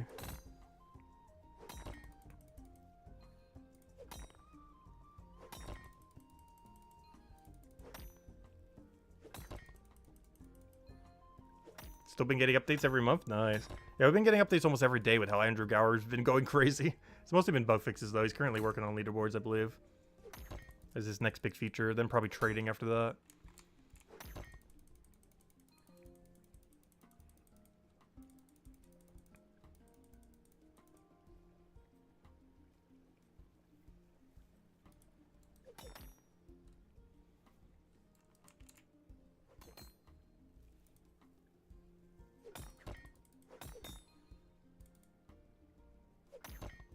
So what's that blue highlight that happened there? That's weird. Why can't I highlight him in blue occasionally? That's weird. I'm just not sure what that was. It's like a new mechanic they added today. Why do they highlight in blue? Does anyone know what that is? I'm trying to recreate it. But sometimes someone else highlights in like blue for a moment. Maybe it's their hitbox when there's like multiple over top. I can't quite tell. There's like a weird blue silhouette. Like, could have sworn I haven't seen it until today. Bill Warhammer, you're here. Drop the first code. We will be on the Gems of War stream tonight. We'll be doing that 8 p.m. Eastern Standard Time in like 4 hours. Right now, the game plan is do Brighter Shores for about another 2-ish hours or so. I want to try to get to 55. I'm not sure if we're going to. Then I'm going to grab dinner. A few other things I need to go do before we do Gems of War at 8. And then off stream, I'll probably just be doing some Brighter Shores. Yeah, generally, Brighter Shores will be like half the time normally on Mondays. It's just kind of my catch-up days for stuff, and I still want to cover Gems of War. I know it doesn't get anywhere near as many views or anything as obviously doing Brighter Shores or anything, but we've been part of the community for a decade now, and we're not stopping. So we're still doing it as on Mondays. We covered the video earlier, and I'll be doing the stream at 8 as we normally do for about an hour. But if you're not into it, just you know, just ignore the videos when we do those. And just come back for only Brighter Shores. You can hover over someone's name in the chat and it will highlight their... Oh, interesting. I didn't realize that. Has that always been a feature, or did they add that today? Because honestly, I've never noticed that a single time. That's kind of cool. So you can find them easily if you can't find them in a populated room. Oh, you know why? That's a mechanic for trading. I didn't think about that. He has that in because of trading existing. Because trading was supposed to be at launch, which is probably why it's already in the game. But that's so you can find whoever you're trying to trade with. Like, let's say, you know, you saw someone trading, like, you know, 4-star whatever. That's probably to be able to find someone. Because if you're in a super crowded room with, like, 40 other people, it's going to be hard to kind of find them. But if you hover over their name and you can see them highlighted, oh, that's interesting. Okay, that's kind of cool. But yeah, it makes it so you can see whoever you're trying to trade with when trading comes out. But it's already implemented because, you know, the game was originally supposed to launch with trading, but then didn't because they had to delay it a little. But it's basically to help find your trade partner, or anyone in a really crowded room. And they also changed that today, so anyone added on your list you can see in green. There's an update they did today.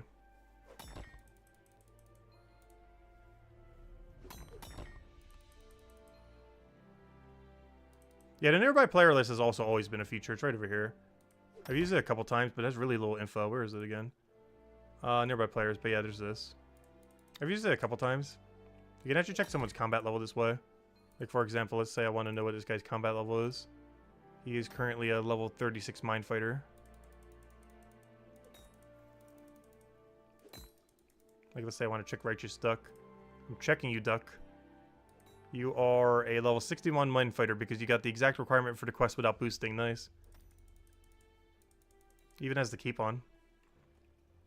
Yeah, you can check stuff like that. You'll probably be able to eventually check leaderboard and stuff like that too through that system. But currently that has not been implemented in the game yet.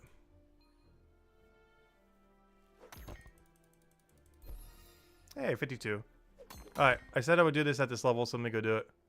Alright, we're out of here. Let's go buy our panning tray and start processing some of these bars. So what I'm going to go do right now is I'm going to make these bars until I get a level 94 longsword. That's my game plan right now. And then we're going to go back to mining until we get 55, hopefully. So I want to try to get there before the end of the stream. If not, it's definitely like the first thing we're doing on tomorrow's stream. Because that's the only mining... technically, I can still do the minecart system. I just can't do it well until 55. We've technically already have done every system in it. I just wanted to try the better one to see how good it is. Alright, that's just for the AFK activity. I just wanted it for the sake of having it. There we go. We now have every mining tool in the game. But the one I just bought is simply for the AFK activity, so I don't really need it.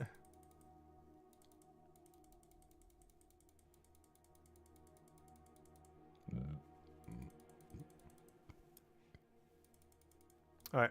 Well, let's start making these. I'll make like 100 bars first, and then we'll go do, then we'll go process them. We'll do like 3 or 4 inventories. This should be enough. I want to have a few spares for the future as well. Because I'm probably going to be doing this every 10 levels, most likely. 94, because this ore currently goes to 124. We're at 94, so it's actually perfect. Because I can do 94, 104, 114, and 124 at its cap. Which means I'll need to make 4 swords out of this. And based on how many we're mining to get to 55, we should have way more than enough. Oh, so speaking of smithing XP. Thank you. Oh, I'm getting a level from this too, which is nice. 103. We're getting there. Slowly but surely. Oh, we can make the frost rings then. I don't think I have the ore for it though. Not yet. We will soon though. Let's see. When's the next tier? What is the lowest level I can start doing the next tier? Obviously, we'll need a super high mining level. Unless we want to buy the ore. But level 124. Nice. Or sorry, 142 I mean. I'm not sure what number I just said. But level 142. We can make our first ever tier 3 weapon. Oh, we're getting there. Because right now this is a tier 2 ore. You and your fiance just hit 32 carpentry today? Nice! Yeah, having remote storage really changes the game. It is so nice, the quality of life that adds. Honestly, I didn't mind the game prior to it existing. But it helps so much once you do have it.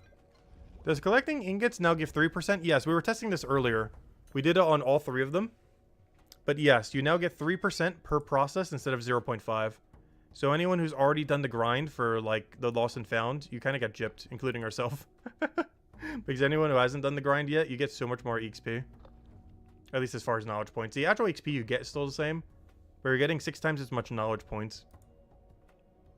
But yeah, we all got scammed. But you get 6 times as much knowledge. The XP is still the same, but you're getting 3 knowledge per pickup instead of 0.5. Which obviously is a huge difference.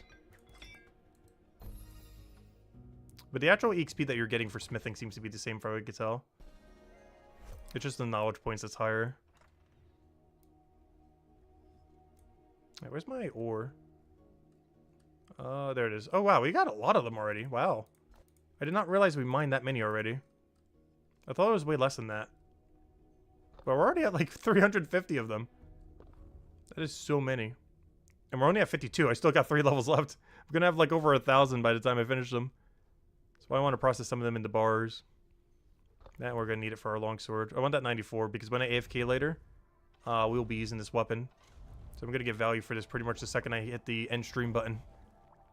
Because as soon as I go grab dinner, I will be AFKing those raid dens with the 94 weapon we're going to be making right now. After we get some of these bars processed.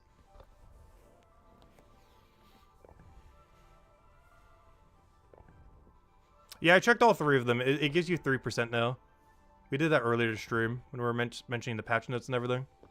But yeah, when you dunk the bones, when you etch the rocks, and when you smith the bars, you now get 3% knowledge instead of 0.5 like before.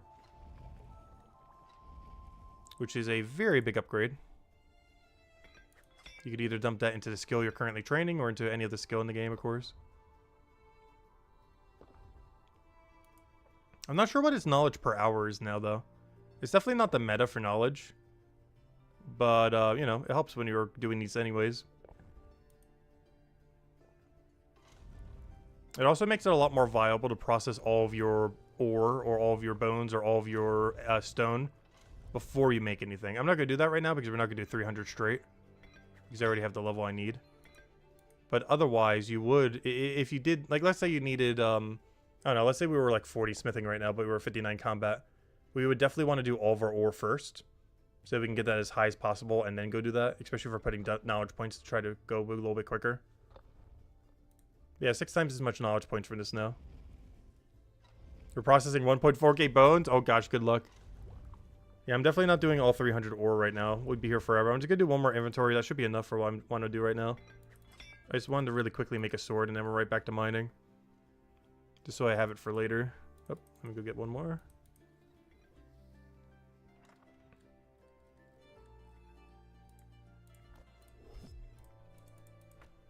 This will be the last load we do for now. Unless we get really dry on the weapon, but we should be okay. I just got to remember to lower the level to 94 each time. Because if I don't, we're going to be at level 103. Which is not usable, unfortunately, for a while. Wouldn't be the worst thing in the world, but obviously wouldn't help us immediately.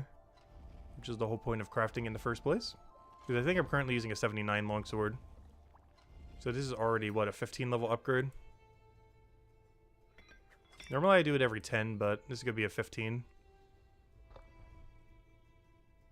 Mostly because I was waiting until I could mine this ore myself. And as of today, we can. Didn't want to buy all the ore.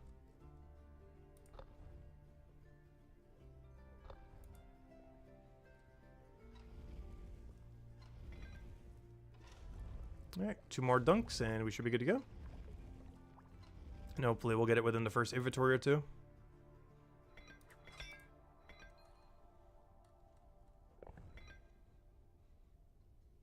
But yeah, this works for every single class of things. It works for bones, it works for bars, and it works for stonemason. It was the biggest thing that came in the patch today. There's a couple other things. Well, for once, this bug fix. Normally the bug fixes I don't feel like are the biggest thing that's ever in an update on a given day. But yeah, this time it definitely is. Hey, another person with 100 smithing cape. That's actually kind of interesting. He's only level 320 but has 100 smithing. That's some dedication to the craft right there. I haven't seen that before.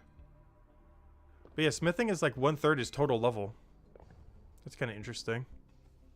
I've never seen someone so low with such a high processing skill. Yeah, look at that. There's a 320 with 100 smithing cape. Like, he's a cryonite, so it makes sense. But he really loves smithing.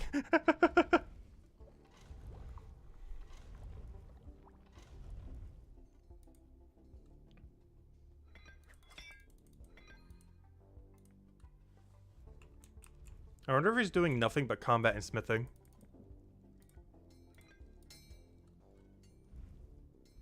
Alright, let's see if we get a first try. Come on. Hopefully first inventory if nothing else.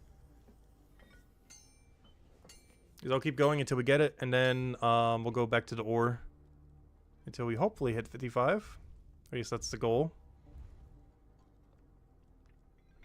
Unfortunately, until 55, I don't think we have any way to really speed it up unless we want to start using like the 5% potions. Or start putting our knowledge points into it. Oh no, is that worth it? I might actually start doing that. It seems like a little bit of a waste.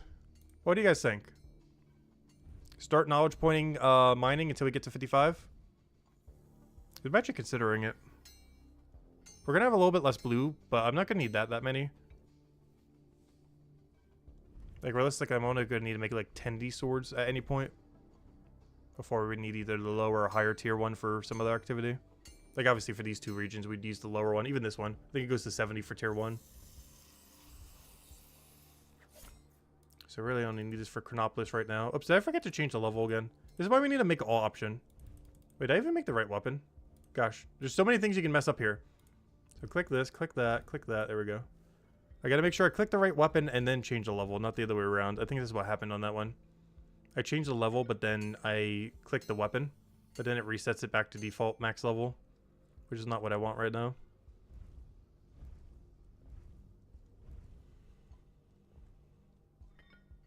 Yeah, honestly, at the point where we are right now, just to speed up to 55, I think it's worth it. Even though I do need some of this blue ore, I don't need like a huge amount.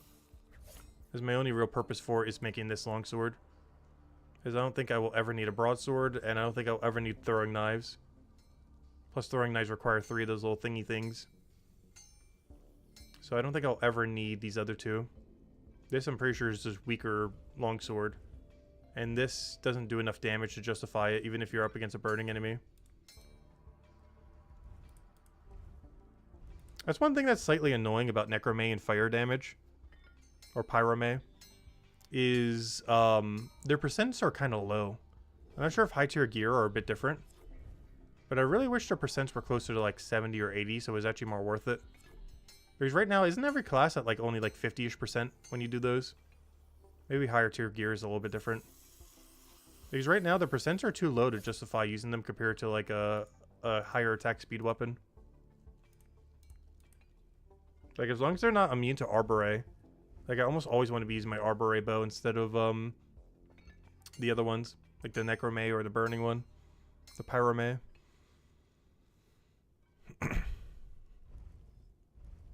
Like, even if the Arboray is only neutral, it's still just more convenient, as long as it's not immune to the damage.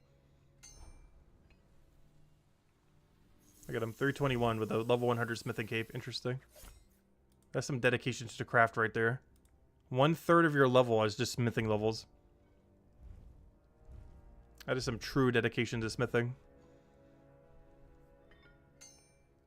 He basically just rushed this area and then said, I am just going to do only smithing. That is what his level total looks like right now. He basically rushed to the mines and then did nothing but smithing.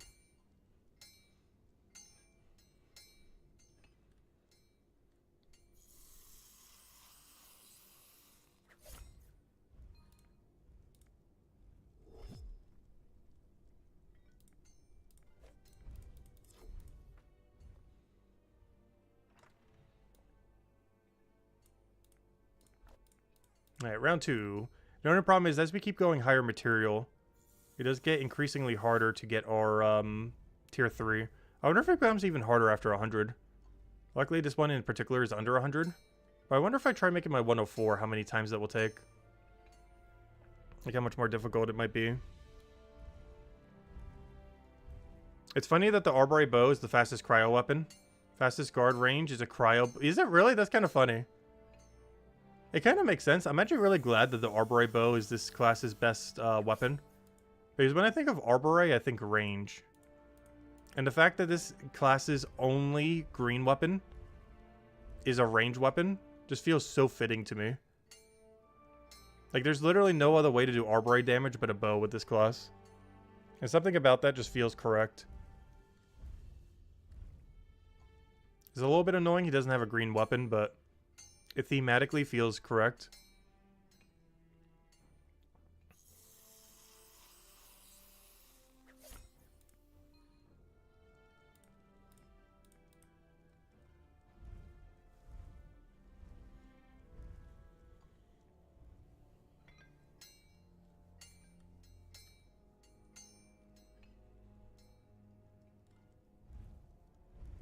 And when I say he doesn't have a green weapon, I mean, like, you know, one-hand or a two-hand. Obviously he has a green bow, but he doesn't have a main hand weapon. Like an infinite ammo weapon. Or, you know, one that doesn't need ammo. Launch him into 4-star. We'll keep going till we get it. I don't care how many we got to process. I'll go process all 300 if I have to. I do not leave this furnace or this room until we have a level 94. Oh, actually, I do need to leave it to go sell my junk. But aside from that, we're not leaving this room until there's a purple sword in my inventory.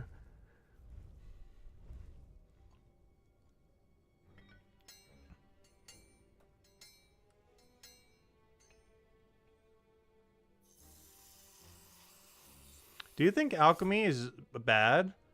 As someone with a low alchemy, I definitely haven't had any issues. So I'm not sure if that's necessarily alchemy being bad. More so just really situational when you would need all the utilities that it provides. But I wouldn't say alchemy is bad. I would just say a lot of the potions in this game are very situational.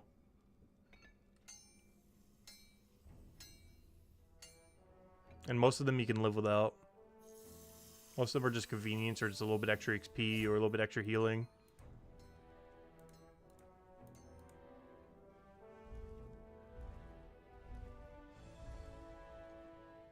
Because I personally haven't had any issue at how low of an alchemy we've had. Like, I never felt like, oh no, my alchemy should be higher so I have like this better potion. Like, the convenience of it would be nice. But I don't think I've ever been locked out of any content so far because my alchemy is so low. Other than that one minigame you could do at 35. But as far as like actual potions, I don't feel like I've been left out of anything personally. Some of them are nice, but they don't make that big of a difference. Also, is this like get 100 smithing cape day? I don't think I've ever seen this cape. And the second I get this cape, everyone also has this cape. What's going on? Why does every Cryo Knight now have a level 100 cape? What's going on? That's so funny. I don't think I've seen a level 50 one all day. All the ones who had 50 have now upgraded simultaneously today with me. The 100 one. Like, literally every person I'm seeing with a smithing cape is a 100 cape right now. And then we're going to do 200 and everyone will be at 200 as well. That's so funny. Finally. There we go. We got it. We're out of here. Let me go sell all this junk. Let me go tune it to the final chapter just so I don't forget later. Go do it right now.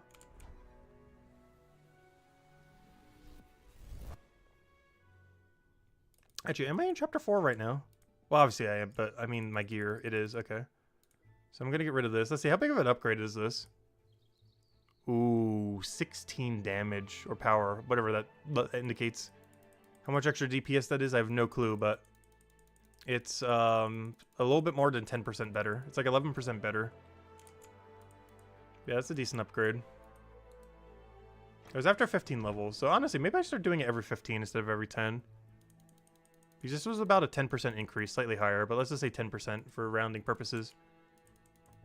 After waiting 15 levels, we get 10% more damage for doing the upgrade. Merchant Master as someone's name. Let's see, is he wearing a 200 cape?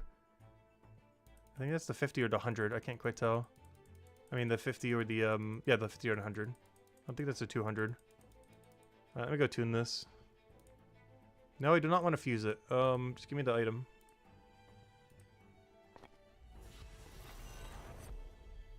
Alright, there we go. Got our weapon. 10% damage increase. And now I can sell the other with the rest of my junk. I should have done that while I was here. Oh well. I'll do it in the hope port. Actually, you know what? I'll do it here. Because there's still 2 pieces I need to upgrade for. And I'm probably not going to bother until I have my 104 sword.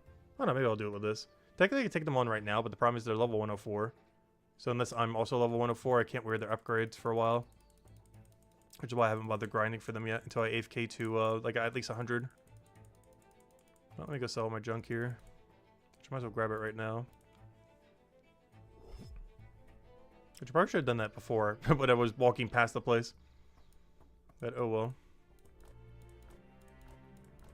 Hey, how many swords did it take? I wasn't even keeping track. It took us 13 swords. Honestly, not bad. I haven't really felt the rarity difference too much yet. 13's pretty on par. Like, that's not lucky, but it's not unlucky. None of these I don't think are an upgrade, unfortunately. For Chronopolis. I can get a helm. What's my helm currently at? Yeah, it would have to be either boots or arms. And none of those are boots and arms for Chronopolis. Nope. Is that an upgrade for Chapter 2, though? What's my gear for Chapter 2? Let me just double check real quick. I'm pretty sure it's not, but might as well check. Or not Chapter 2, I meant Chapter 3. Oh, it might be, actually. I think it might actually be. Yeah, it's the Mines of... Okay, let me go... I'll just buy it. If we lose money on it, we lose money on it. But yeah, I think that's an upgrade for Chapter 2.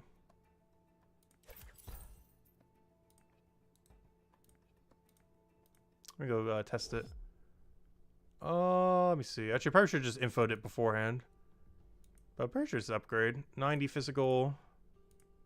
103, 84, 95. Yeah, it's just an upgrade. That's my new body. Gotta sell the it pains me to sell this. I really don't need it anymore. It really pains me to ever sell 4-star. I don't sell any of the weapons, just in case, if I want to have them for spec weapon and everything. But it really pains me to sell the 4-star armor when they're just completely obsolete with no purpose. Anyways, let's go back to mining. I think what I'm going to start doing is start using our points on whatever you call it. On the mining skill. So any knowledge points I get for the rest of the stream until 55, I'm going to use on mining. Not afterwards, but up until that point. Yeah, cape is purely cosmetic. They're basically just a waste of money. But they look cool. Yeah, they're purely cosmetic just for the flex or just to have a cape on your back. They serve no purpose other than visual, currently. So you can just choose whichever one you like the most. Or change it based on your outfit trim.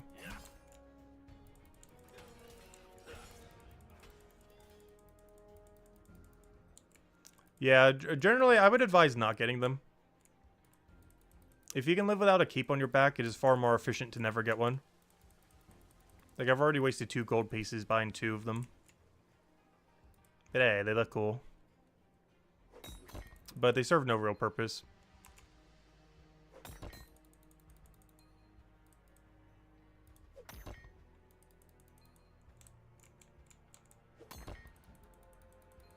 Is there storage for capes? Yes. It's in the corner of the cape shop.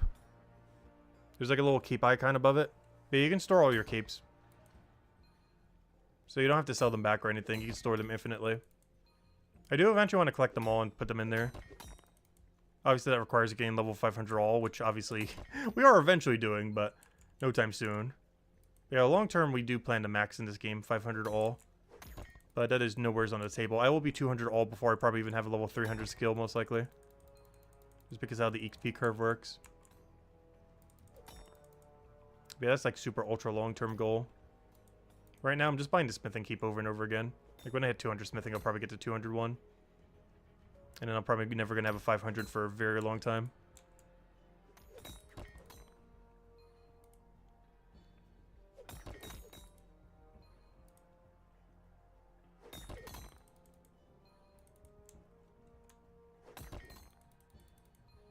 Yeah, no problem. A flex is all you need, I know, right? This one is also jokingly called the Inferno Cape because it kind of looks like the color scheme of the Inferno Cape from old school. Or the Fire Cape. Obviously with no animation, but, you know, it kind of has that color scheme going. If only it had the stats of such. It'd be the best in slot melee cape. Though technically smithing is the best in slot melee skill. Or, you know, at least for Cryo Knights. It's your weapon making skill if you're a Cryo Knight. So even though this cape isn't giving us any combat benefit, the smithing levels that it is implying does. So the cape's cosmetic, but you know, those smithing levels that are helping us get combat gear. Like I just crafted my own 94 weapon for that one chapter, which is my best in slot that I can wield in chapter 4 right now at level 94. Unless I was to make a 4-star, but the process for that's just too annoying at the moment. I don't have the other material. But it's basically the best weapon I can realistically get at that point. Yeah, we could keep doing that. At 100 I could upgrade, or 110, or whatever. Basically like every 10, 15 levels or so. It's really nice. You don't have to worry about RNG drops from enemies. Of course, trading will also be able to offset that. But something about doing it from scratch just feels so much more satisfying.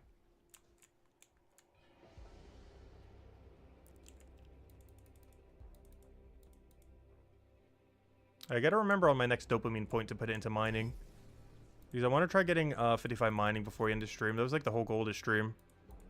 Was to get to 55 mining so we could do the minecart system. And see how that works. Like, I know how it works, but I mean, like, see the XP rates. Because I've heard it's really, really, really good. At 55 and beyond.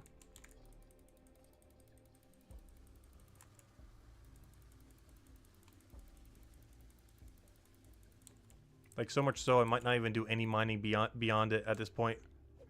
Unless it's for actual stuff we need. Or the one-time bonus.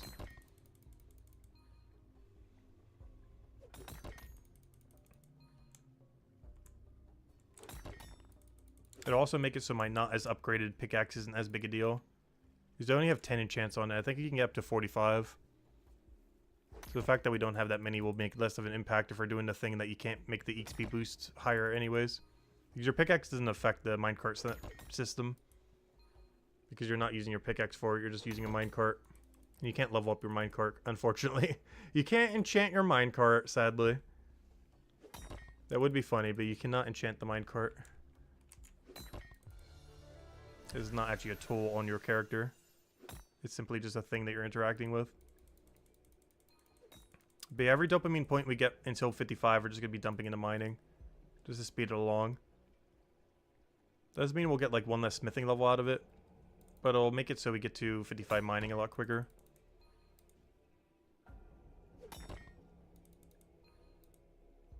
Has it been confirmed that there's going to be 5 skills in episode 5? I sure hope so. It'll drive me crazy to no end for multiple reasons. For one, it's chapter 5. You gotta do 5. But the other reason is it's currently 5-4-5-4. And if they somehow do 5-4-5-4-4, I will go insane. That might make us quit Brighter Shores. No, just kidding.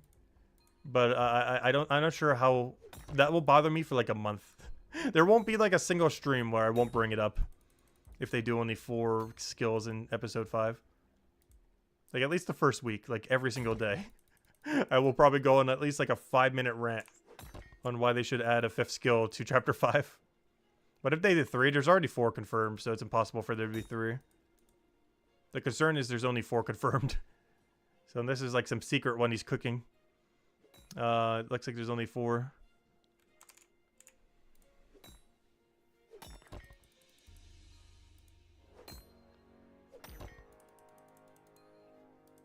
Though there is a chance the 5th one could be tied to PvP. Like a bounty hunter skill or something. To make PvP even more worth it.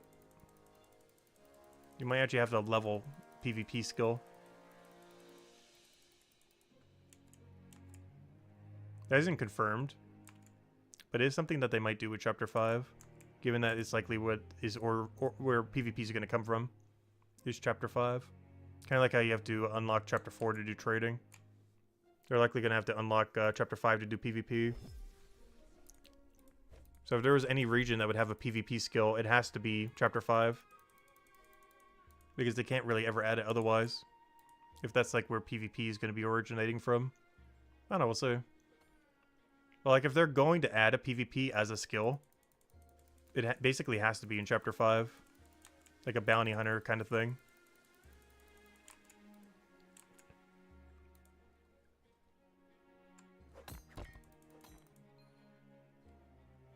Which would be a really interesting take on PvP. Because I can't think of a single game where PvP is a skill that you train. Like, obviously you train it in the sense that you do PvP and get better. But I can't think of a single game. They likely exist, but I can't think of one I've ever played where it's like a skill you would train, like mining or smithing or something. Where you'd get your PvP level up. Or, you know, not necessarily your combat level, but specifically your PvP level in a sense.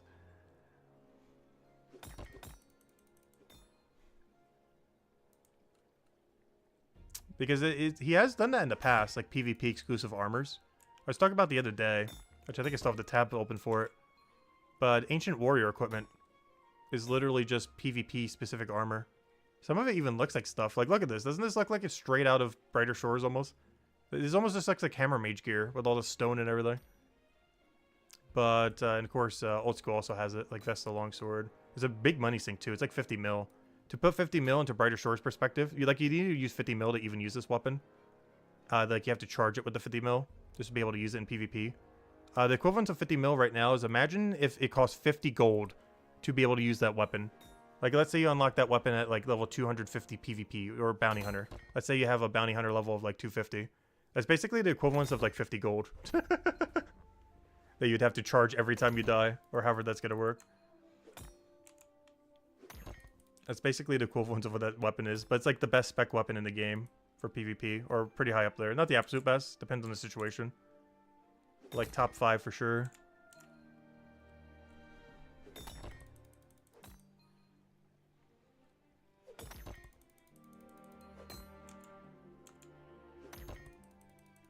Because I can actually see that being a thing. Like PvP specific armors. But you level like a bounty hunter skill and there's different tiers of the PvP armor.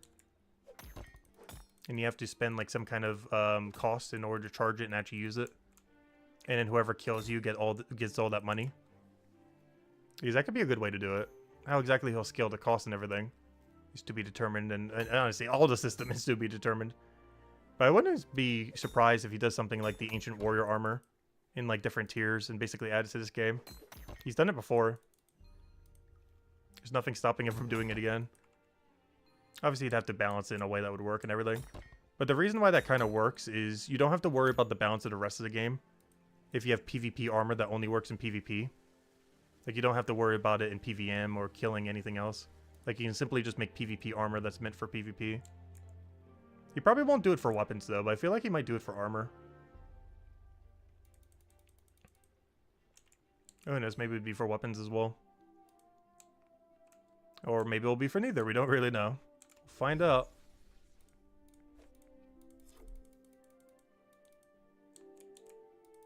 But honestly, I really wouldn't mind a PvP as a skill kind of thing.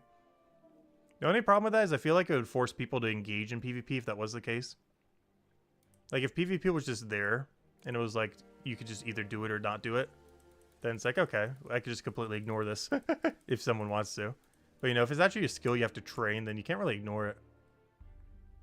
But there might be a way to train it, ironically, without doing PvP. Like, if they added a bounty hunter skill, like, there might be a way to, like, train it without doing PvP, but you would still need the bounty hunter skill to do PvP, essentially. Like, effectively. Kind of like how we almost need to train smithing in order to do combat. Even though smithing itself does not involve combat. I wouldn't be surprised if, like, let's say they added a bounty hunter skill. You'd probably be able to train bounty hunter without doing combat. Similar how you can train smithing without doing combat. Even though it assists you with combat. But there could be a bounty hunter skill that assists you with PvP, but you don't actually have to do PvP to train the bounty hunter skill, essentially. Kind of like the relation with smithing to combat. Like a bounty hunter skill to PvP would maybe be the same. I don't know, we'll have to wait and see. There's like so many angles you could go. It's all speculation, obviously. You don't really know until it's out. There's a lot of angles he could do. Yeah, we'll just have to wait and see. Really won't know until launch day, unless he shows something early. I wonder if there will also be PvP brackets. There's going to be PvP leagues. That's confirmed. Whatever on Earth, quote-unquote, PvP leagues means, we don't know. But the Terms of Service had that at one point. I'm not sure if it's still there.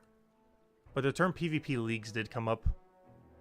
I'm not sure if that's going to be an MMR system or just a leaderboard thing, showing your total kills or something.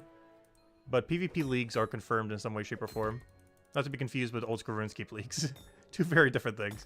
But, you know, it's going to be like some kind of MMR system or something, I'm not sure.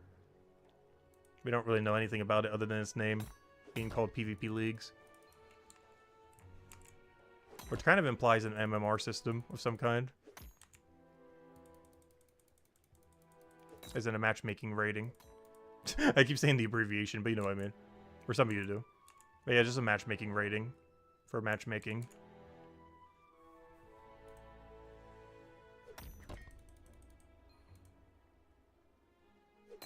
I'm still not sure how they're going to balance one-on-one if they do it, though. Because every Cryo Knight will beat every Guardian Hammer Mage, every Hammer Mage Cryo Knight. So unless it's like a 3 versus 3 PvP system or something. Not sure exactly how it's going to work. Because the only way it would be balanced is if Cryo Knights only fight Cryo Knights, Guardians, and Hammer Mages. Otherwise, one side will always have advantage.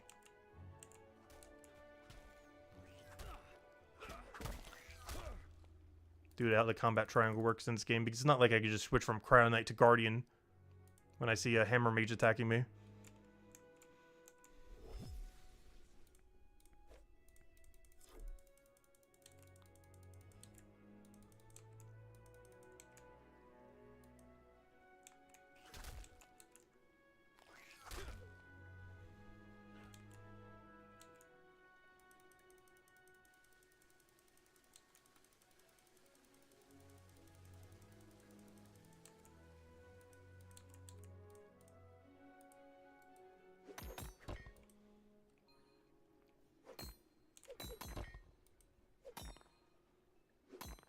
Hammer Mage does not have any 1.5 attack speed with Tempest Stay on them. Is that the quickest attack speed? I don't know what they were measured in. I didn't see that one chart in person earlier. Well, not in person, but you know what I mean. Someone was mentioning on stream earlier, but I haven't looked into the attack speed chart. I know what my best weapons are just by default, just for, you know, messing around with them. I haven't really looked into all the data and everything. 1.5 is the fastest? Okay. Yeah, that makes sense.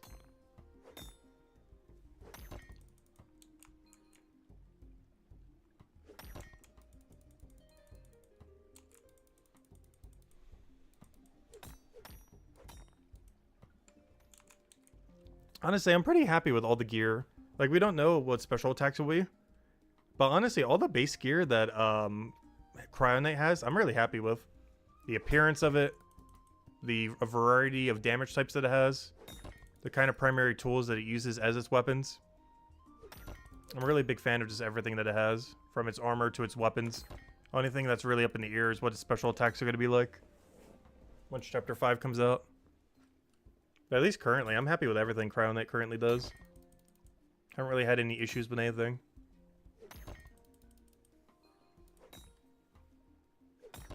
I'm not sure about the other two classes, but no, I've been happy with Cryo Knight. With its every option it's had so far. I really felt like any of his options has really hindered me visually or DPS wise. At least as far as his primary options.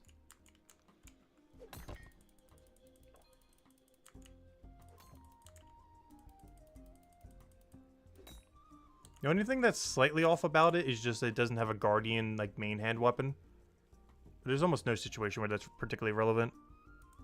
But it kind of makes sense because also, you know, yellow's supposed to be good against him. So it kind of makes sense he doesn't really have a good yellow weapon. I mean, a good green weapon, I mean. Since otherwise he'd actually be strong against Tempest Day. Or, you know, Hammer Mages.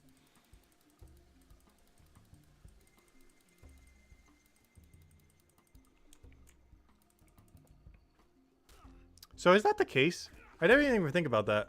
So does what is the weapon or weapons that Guardian has that are Tempest Day? I didn't even think about that. The yellow one. Does anyone know? Like, what is one or two weapons that it has that does Tempest Day damage? Because that's the thing that technically works good on Cryo Knight, which is its weakness. So I assume its Tempest Day weapon is really bad. The yellow one. Because I know this class's green one is, for sure. Like, it's his best in slot bow, but it's not like a main hand weapon you'd really be using. Because obviously bow has limited ammo.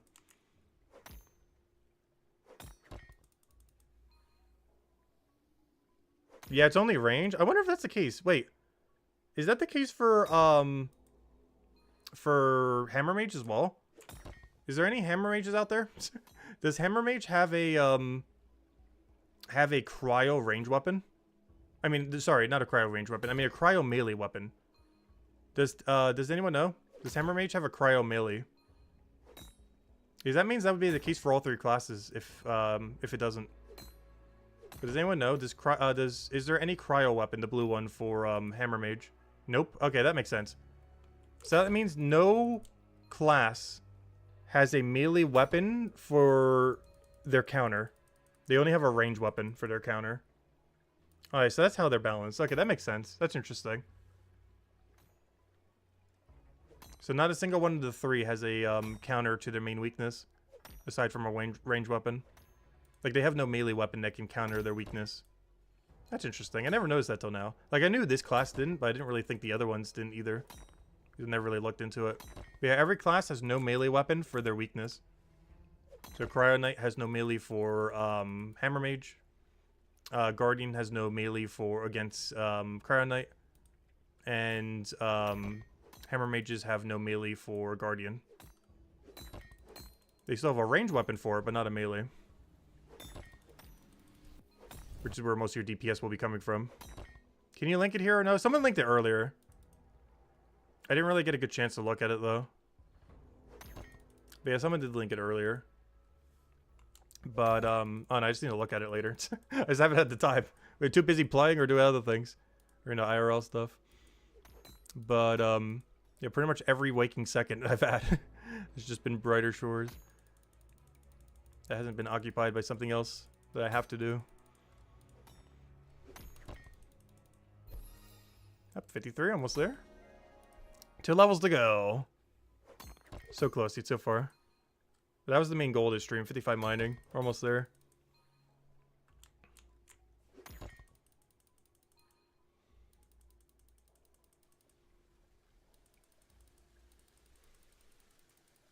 Wish I could just jump this ladder.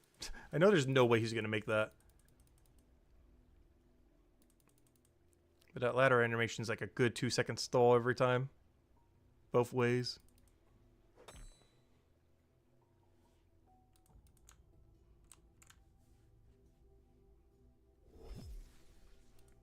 Well, the only problem with links on YouTube is only I and mods can post links. They do that as bot protection, so bots don't put a bunch of malicious links into chat. But there's no way to enable it for anyone because of that.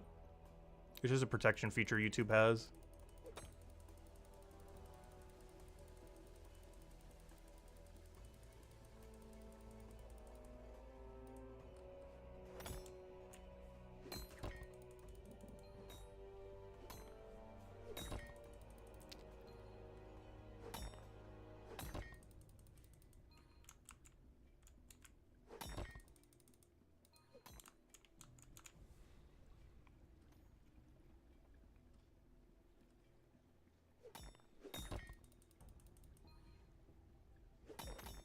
I was like, gosh, this smithing cape is growing even more on me.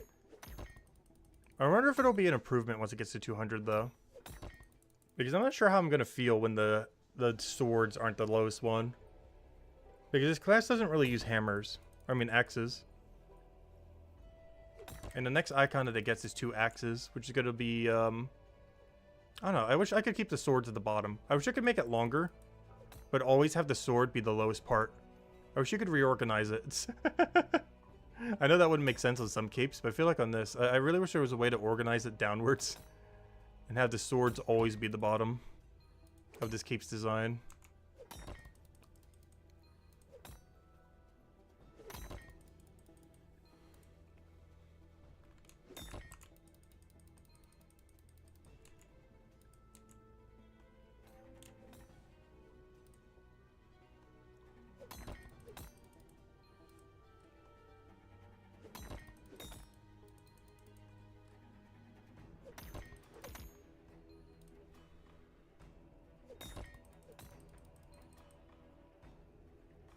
Every time we say we drink, I know, right? I definitely do it a lot. I try not to, but it happens a lot.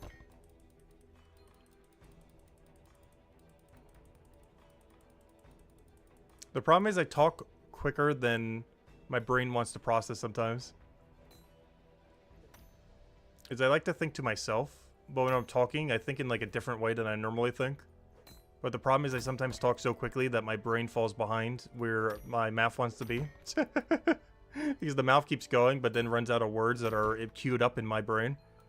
And that becomes a problem because I've read it quicker than I could process words to think. Which is very problematic because then the mouth has nothing to say. Which leads to like, yeah, what are we doing? It also leads to situations where I kind of derail and completely forget what I'm saying. Because I'm trying to say words that my brain has not yet processed. Because I'm talking quicker than my brain is processing what to say next. Which is definitely problematic sometimes. But that's normally what's happening almost every time that's happening. Is sometimes I talk quicker than I can really render words to talk. There's also a problem with me being a slow reader too. Like you definitely tell when I'm reading something compared to just talking like normally. Which is one thing of why I can like almost never do scripts. Hey, Burb. That's funny because I have the name Bird. I found the Burb. I found the guy who couldn't get Bird because we took Bird. I actually never found him yet. I found the Burb. We actually have the Bird as our name in this game. We have Tacit, Tacit Bird, and Bird. I do not have Bird in RuneScape though. Or old school RuneScape. I have Tacit and I have Tacit Bird, but I don't have Bird. Someone else got Bird. I think they're like a max Iron Man or something. I've seen them on farm runs before. These, of course, a max efficiency iron would be doing a farm run. And, of course, I would also be there doing a farm run with them. Basically, farm runs in old school RuneScape is imagine if foraging had a 1 hour resource. Or an hour and 20-minute resource, whatever the timer is. Let's just say an hour. Let's say there was a foraging resource in Zone 1 that spawned every hour. Kind of like your cooking bounties. And it was worth, like, so much that you would want to grab it every hour. That's basically what farming is in old school. It's basically like a flower in Zone 1 to make the best potion in the entire game, but it only spawned once an hour. That's basically old school RuneScape farming. Where you do a herb run every hour on the hour. Because the herbs are just so valuable for making potions. Like, the best in slot potions in the entire game.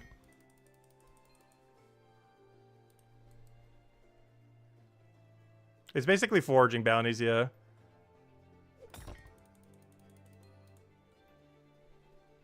So, hello, Brandon. Welcome, welcome.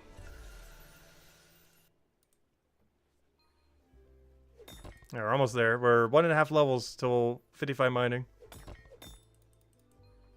You have 6 teeth extracted, so you get to watch you. Nice. Oh, I've had that happen in the past. So far, I had to get my 4, what are they called? Molars? Whatever the back teeth are called. I got this done while I still had good health care back in New Jersey. Back when I was still on my parents' plan, or my dad's plan at the time, in college. Because I was still under 25 at the time. But, yeah, I did have to get 1 tooth pulled because it got, like, super chipped. So far, I've only had 1 teeth that needed to be pulled that wasn't my wisdom teeth. But I had some problems with it when I was younger. And then when I got older, it got like really chipped up to the point where it just had to be pulled. But so far, I've had like one tooth pulled, other than the wisdom teeth that pretty much everyone gets removed. Because they generally cause problem otherwise. I drank. We gotta drink some water then. I can't say if I'm drinking water. Stay hydrated. I drank water so quick I just spilled some on me. Good job. Like chugging this water down. It's got it on my beard. Oh, so that's what beards are for. The face dryer. For when you spill water, no.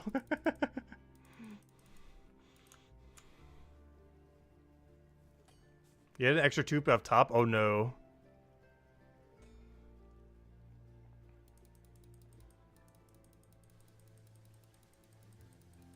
Is the yellow faction any good? Hammer Mage's pretty good. Hammer Mage and Cryo Knight's definitely the most popular.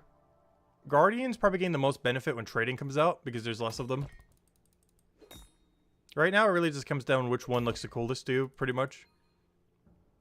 But they won't really differentiate each other a lot until oh, I said again, but until special attacks are added to the game in Chapter 5, because every single class is going to have 12 unique special attack weapons, but we currently don't know what those are going to do. And it's going to be probably the biggest differentiator from every single class, is what exactly their 12 special attack weapons do. But it's a feature not coming until Chapter 5, which currently is not out yet.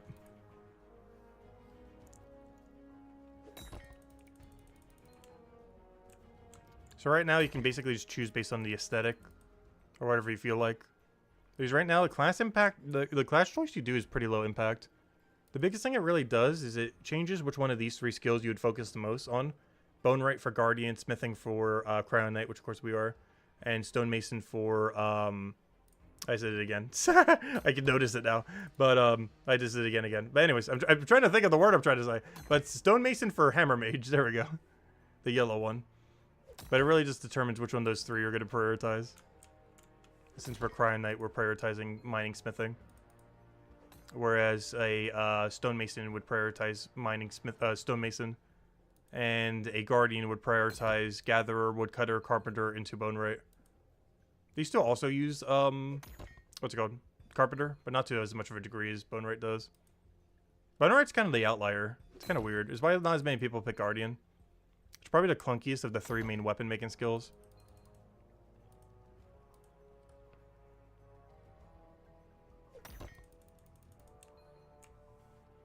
Is stone easy to train? Yes. You train it pretty similarly to how you train smithing. Like you do mining, then you refine your thing, and then you make stuff out of it. Like they're both nearly identical. Or decently similar. It's mostly Bone Right that is like the main different one. Like the outlier that's drastically different than the other 2. But both these skills can basically be summed up to do mining, process the stuff you get from mining, process that into items, and that's basically the whole skill. Whereas Bone Right, you do like a billion different things that are not that. It's still a similar process, but you obtain all the objects from Chapter 2. Whereas these, you get them in Chapter with mining. Like the gathering part of Bone Right is a lot different. But the processing part is pretty much the same as the other 2. Once you have the resources, it's just gathering the resources is drastically different because you do it all in the forest, basically, in Chapter 2. Whereas both of these you gather while doing mining.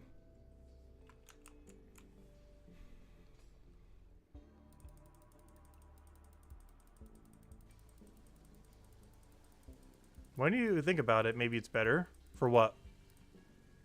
Not sure that was 2.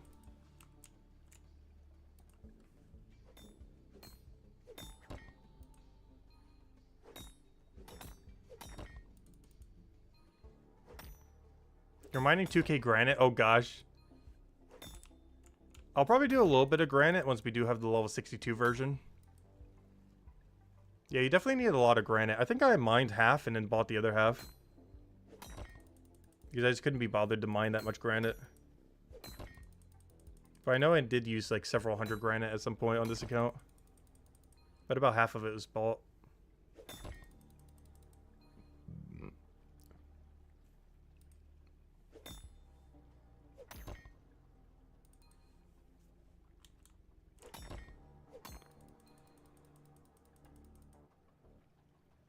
You mined 1,200 Death Stone? That's kind of crazy. I do enjoy blast mining in this game, but I think I've only done it for a couple hours. Like at most, I think I did 500. Probably close to 300 or 400. Probably 400. But I ended up just doing some extra granite or whatever we end up doing. I don't remember. Maybe knowledge points as well. I know I AFK'd one night as well for a little bit of extra XP. Because we had it anyways, might as well use it. It's not like I need any extra knowledge points for it. You already need a 6 for the quest. Yeah, 1,200 is kind of crazy though. It's like a whole day of blast mining with how long that would take. Like, isn't that like 8 to 10 hours of just blast mining?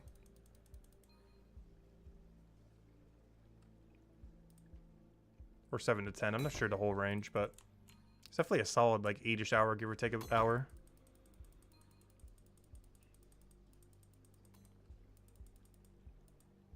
These we were doing what? About one inventory every 6 minutes roughly. So that's 240 an hour. Oh yeah, that's not too bad. Never mind. It's like 5 hours. That's 5 hours of blast mining. How old am I? 30. We just turned 30 earlier this month. It's kind of funny because our birthday was on November 4th. And this game nearly came out on our birthday. It's a birthday present to us.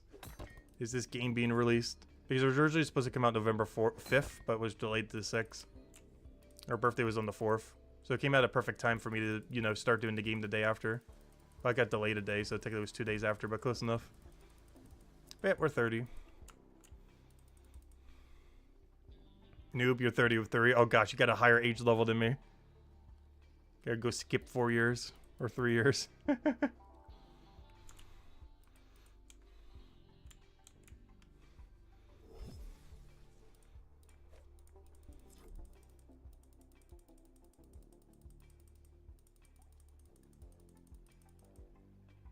Here's November 2nd. Nice.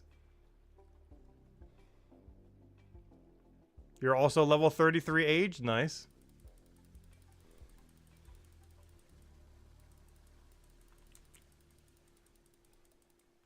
How many hours are we on? We are at 192 hours. 192 and a half. But yeah, tomorrow will be officially 200 plus hours in 2 weeks. Which means we've been doing over 100 hours every week since launch. And honestly, I don't think that's slowing down. If I keep up this rate, this will actually be the quickest I ever hit 1,000 hours in any game ever. The holidays will slow it down a little bit. Because Thanksgiving, Christmas, New Year. But we are on track for this to be the quickest I ever hit 1,000 hours in a game. My next quickest was Animal Crossing New Horizons at max peak, at peak pandemic time. Which I got 1,000 hours in 3 months. But we're currently on track to do it in 2.5 months. Which will be the quickest I ever got 1,000 any game ever. Which we'll see if it happens. But if we kept up this rate for the next like 8 weeks or so, or 9 weeks, which we likely will.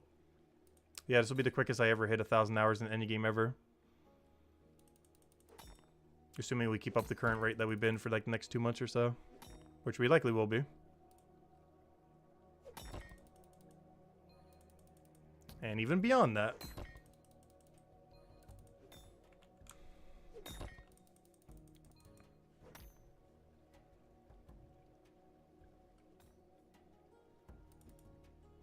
And by then, Chapter 5 should be out too, which is going to be even more hours. Honestly, I might do another 24-hour stream for whenever they finally do that. I'm not sure.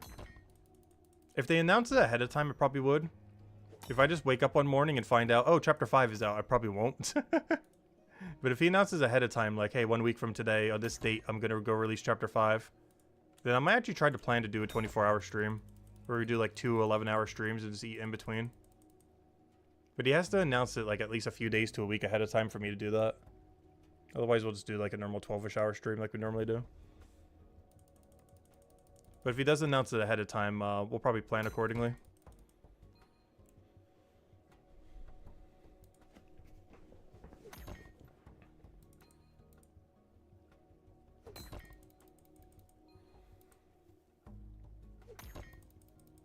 Yeah, Chapter 3 and 4 are definitely the best one to be grinding out as far as chapters. Also because 1 and 2 are made a little bit weaker due to, what do you call it? Them being free to play. Yeah, a lot of the stronger activities are in Chapter 3 and 4.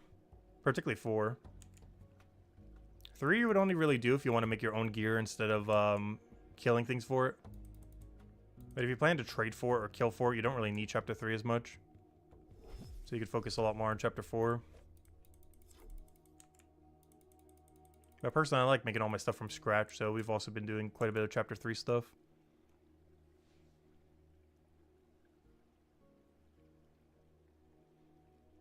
Yeah, you do eventually need 40 bone rate for a quest. But they did update it today, so you can technically boost it as well, so you only need 38. But, yeah, there's a quest that requires 40. Which is boostable with a potion.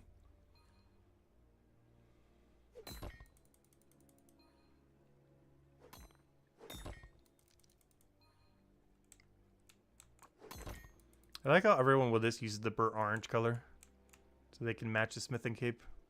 That would make sense. There isn't too many other colors you'd bother with.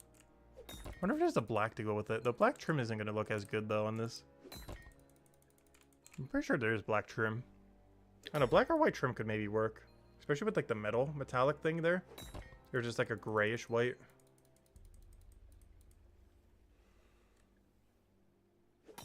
Like, not in the sense that it looks like metal, but in the sense that it looks kind of like how that bar on the back of the icon looks. On the back of the cape, the icon on the back of the cape, I mean.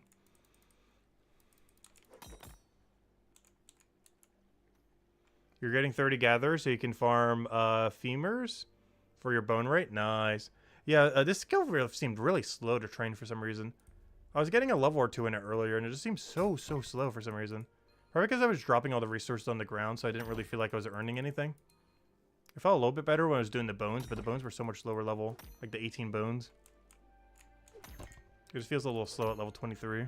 Especially if I did it all the way to 30.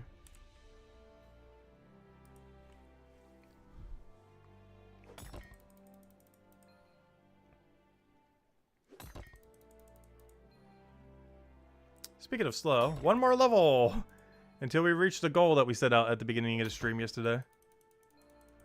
Like 5 hours in and we're not even at our objective yet, but we're almost there. But this was pretty good pacing, because I did want to do this on our shorter 6-hour stream today. It'll be back to 12 hours every other day. But this actually worked out perfectly, because it took about as much time as I thought it would to complete. Because our main goal is to hit 55 mining and 100 smithing. Obviously we got the 100 smithing, that was easy. But we're almost at the 55 mining, just one more level after just one ticks in. Come on. You got about 900 bone spikes when you get 25 gatherer, yeah.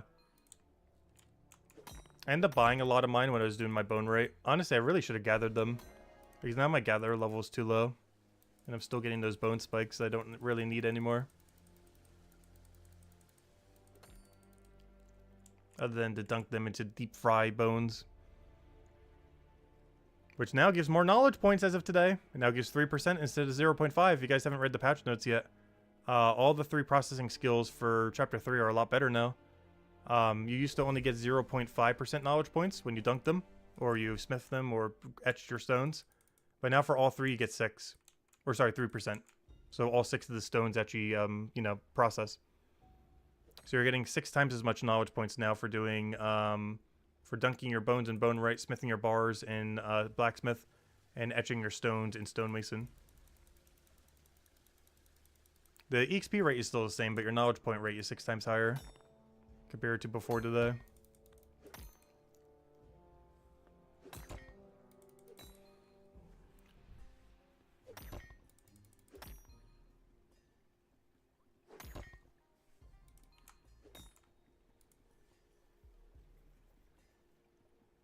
Yeah, there's a lot of KP rates in the game that could use a bit of a tweak. I feel like one that's pretty low too, so it might not be as bad when there's a make all option. I feel like the 30-second timer on the processing skills, relative to how much knowledge points you get from that, is pretty low. I forget how much it is, but whatever it is, it's too low. I forget what number it is, but it feels so slow compared to other means of getting knowledge points. It might not be as big a deal if they ever add a make all option, even if they don't buff it but add a make all. Because the amount of knowledge points you would get for how much AFK it would be is kind of nice. Yeah, it's 3% per craft. So when they add a make all option, that might be fine. But right now, it's not ideal. 3% feels like it should be like 4 or 5%. But it would be better if they ever added make all option. They wouldn't even need to buff it. Just the make all option alone would be the buff. Because 3% is fine if there was make all. And you could just AFK it for like 3 minutes and come back to get all those points. The problem is the lack of make all. While having a 30-second wait timer every single time you have to click. Because if you add make all, that's a good 3+ minutes AFK. Which would be so solid.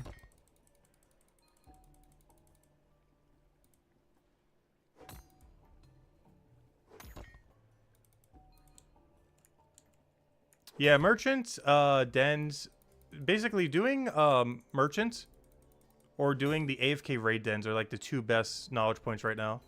Or if you're free to play doing cooking. But if you want active knowledge points, you do merchant. If you want AFK knowledge points, like the best rates, you do merchant. If you want the best AFK merchant, but yeah, those are the 3 you want to do. Is, for knowledge points, merchant is the quickest. The AFK raid dens is the highest amount per relative clicks. It's like basically every click is 5% knowledge points, while also being like 2-3 minutes AFK. And then your best for free to play is cooking, either doing the AFK method or just doing your contracts as well. Doing a combination of both, like doing those hourly contracts for cooking or just doing the AFK ones. Both of those are your best 2 free to play.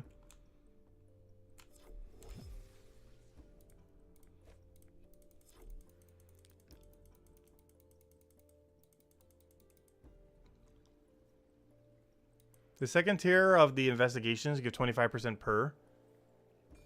Wait, is it really that high? I think that's a little slower than merchant though, isn't it? Like it's quicker than a merchant run, but a merchant run gives way more.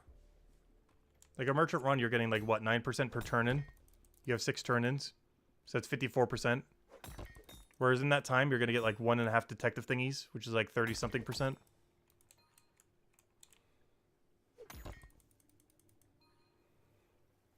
Because you can easily finish like 2 merchant runs in the time it takes to do like 3 detective runs. And 3 merchant runs is like a level, like, you know, a full point. Whereas your detective thing would still be short of a point by then. Even if you got like really quick at them.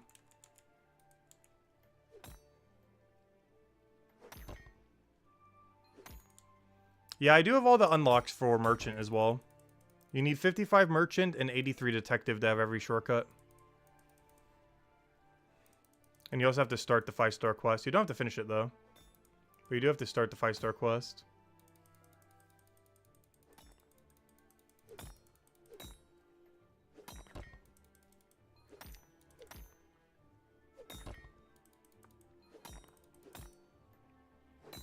Well, dens normally have a reduced rate.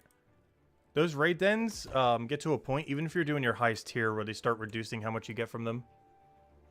Nice, you got 55. Congrats. Congrats. We'll be joining you soon. We're almost there. I'll be joining at the minecarts in like 20 minutes. Maybe 10 minutes. Yeah, I'll see you there, assuming you're there.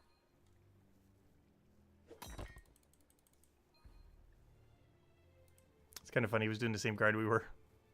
I thought he was for a moment, but I wasn't 100% sure. That's funny. He's doing the exact same grind. He got there before us, though. That's mostly because, of course, he was higher level to begin with. Because this EXP rate is pretty consistent. It's not like you can go quicker or slower at it. More so just a matter of starting level.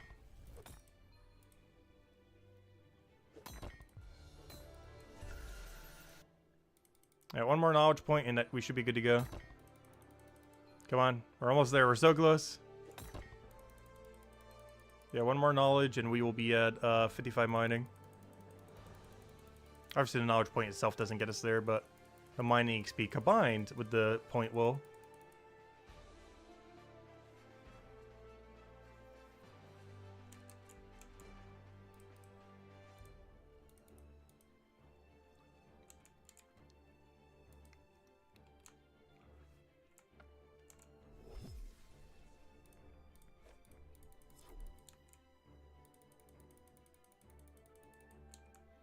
So how many more inventories is that? Like 4?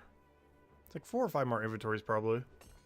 Should get us to 55 mining. And that should also be enough blue ore to last us for a very long time. Which I need for my long swords, which are best in slot 2-hand for this class.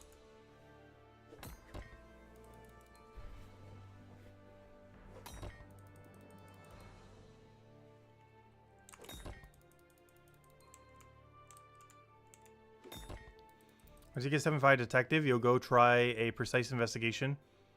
See how much KP it gives. I don't think they give higher. They give higher detective XP, but I don't think they give higher KP.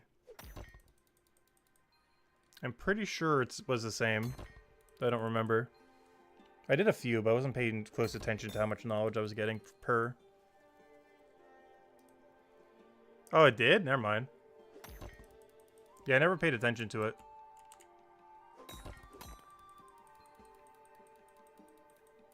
It's not too bad then if it is, because I believe it's still a 3-step. And using detect ore doesn't take that much longer.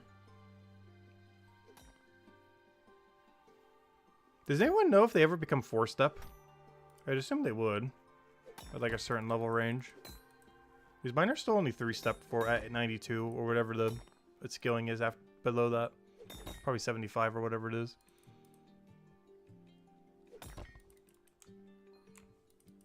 Because I did do a few, but I wasn't paying much attention to the knowledge rate. Or so the XP rate. And it just wasn't really worth doing over the dens. Especially at 83. Having detective and merchant so far, nice. Would be curious to see something similar implemented in old school. I'm not sure if they ever would, but it is definitely the most unique things that Brighter Shores is going for. And I really hope a lot of future skills start going in a direction more of what merchant and detective is. Because obviously you have some of your classics that you would have in any game. You know, you got your woodcutter, you got your cooking, you got your fishing, you got your mining, your smithing, all that kind of stuff. But we need more like detective and merchant. Those like really wild card skills that really aren't really in any other game. Like obviously there's entire games dedicated to being a detective and stuff. But surely not a mechanic in a game where you have like an entire skill that's based just around, you know, that aspect. Like there are games made entirely around it, but generally it's not implemented within a game in a sense. Like normally it's like a genre of game rather than like something that you do within a game that isn't primarily based around it. So I would love to see more stuff like this because they're really, really good. Like we need like 10 more skills that are like detective and merchant in Brighter Shores. By the time we hit chapter like 7 or 8. Definitely by 8. But yeah, we need at least another 10 of them. Obviously not them exactly, but you know, skills that are as unique as what they are is what we need more of.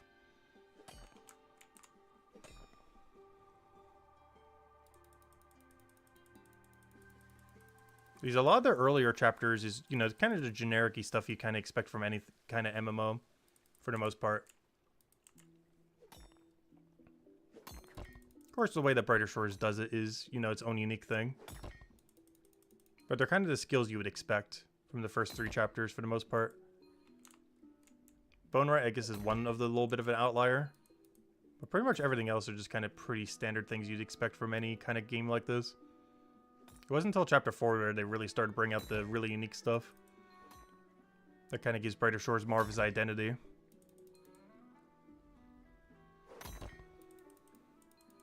So I'm really hoping most future chapters go more in this direction, now that they got all this standard stuff out of the way. Because chapter 4 is definitely my favorite chapter. And has 2 of my 3 favorite skills.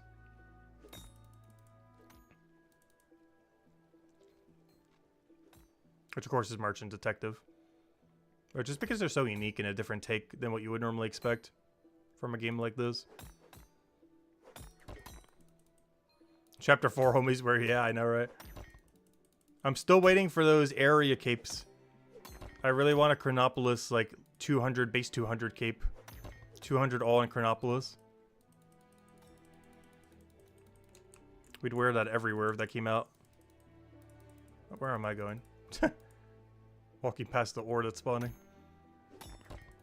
We're almost there. As soon as this meter hits 100%, we're there. Might even go do merchant once we're in range. Do like one merchant run and just get it to where we need it to be. Or even the raid den, just doing it non-AFK. Because once our mining level is within 1 knowledge point, I think it's actually quicker to go get a knowledge point than it is to mine the rest of these ore to get there. Once we're within range of a knowledge point giving us a level. It's quicker to get the knowledge point than it is to get the level.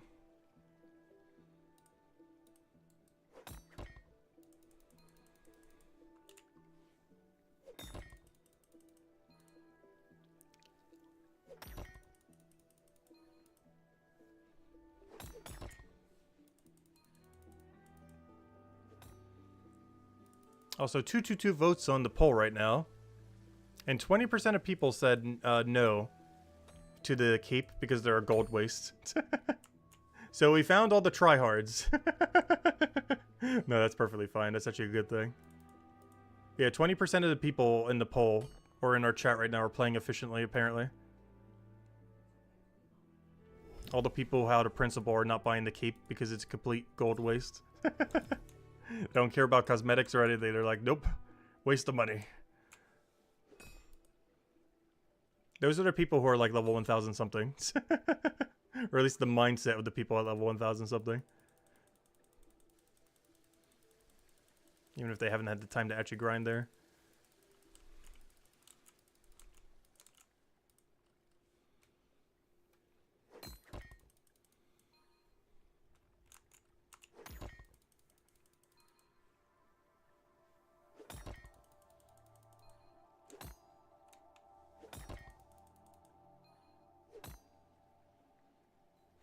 You're not buying into 50s because the napkins look dumb? That's funny. I don't know. I personally didn't mind my 50 cape. Though I do have to say, now that I have a 100 cape, I'm definitely never going back. Like, we're never wearing a level 50 cape again.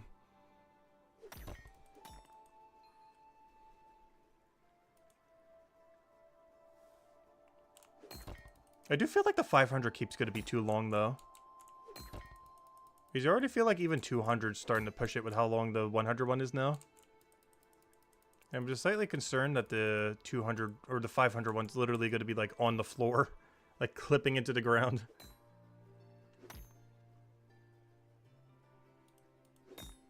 I haven't actually seen a single person with a 500 cape yet, though in all fairness, I don't think anyone has gotten a 500 yet. They'll probably start rolling in like a week or two. I'm pretty sure there's no level 500s in the game for any skill. Not even the quickest in the game. Like merchant.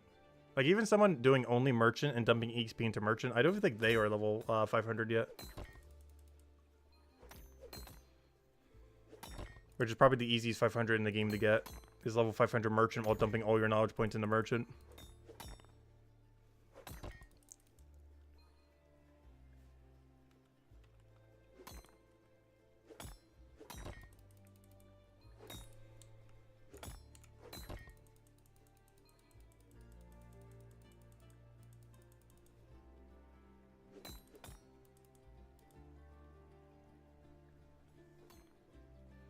I think we're within range that a knowledge point gets us there.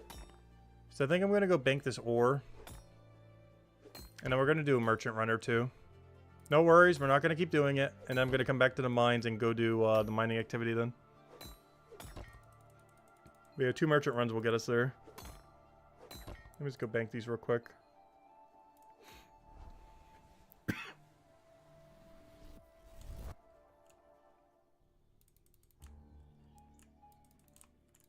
I feel like we're never in this forest. It's definitely my least favorite chapter. But I don't hate the area.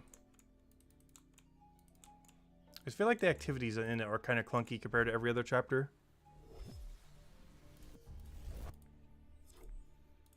Alright, let's go do, I guess we'll do 2 runs of merchant. I'll do like half of one and then a full run or something, if we get bad luck. Or we'll do 2 full runs, depending on what we get here. Alright, try hard interface time.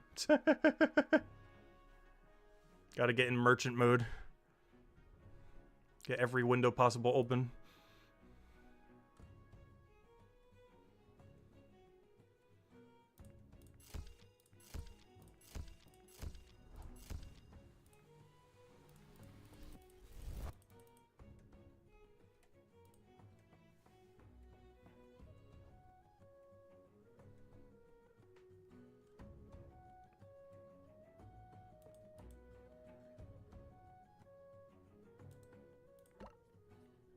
Someone, oh wait, no, this is my one. I want to buy.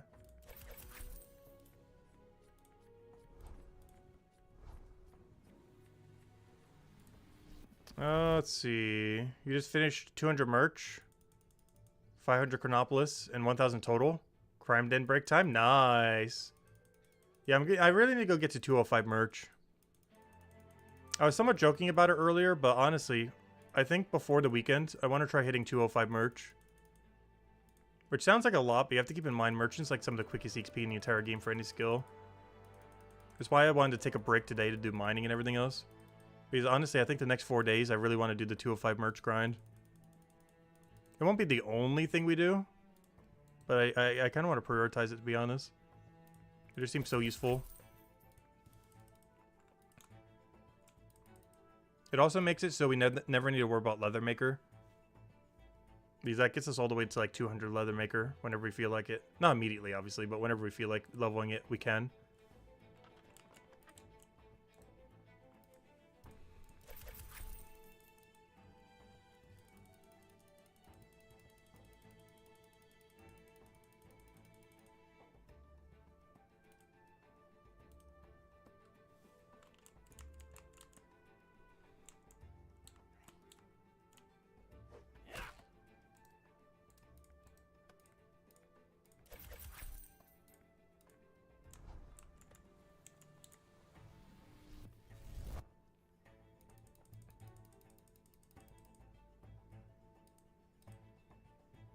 Yeah, this is still my favorite skill in the game by far. The kind of pathing and on-the-fly thinking you have to do and everything. Really, really love it. It's a little bit weird, though, just because of how different it is from every other skill in the game. Every other skill is just so relaxing, chill. And the merchant's like, run, run, run, run, run, run, run. Think, run. Run while thinking. Think while running. Go, go, go.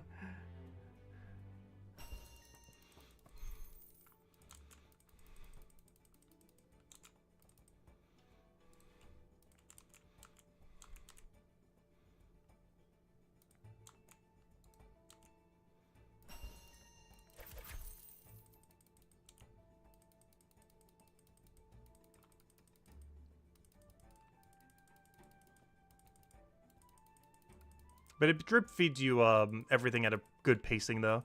Like, if this looks complex to you, if you've never played Merchant, and you have no clue what's going on, don't worry. The game does feed you at like a decent pace. Like, at a slow enough pace that you'll understand what on earth you're doing. But it does start to get increasingly more complicated. We're not even at, like, the super complicated part. It's probably still, like, the easy part where we're at right now. But it drip feeds you content at, like, just the right pace for you to learn it. Get used to the routes, everything else.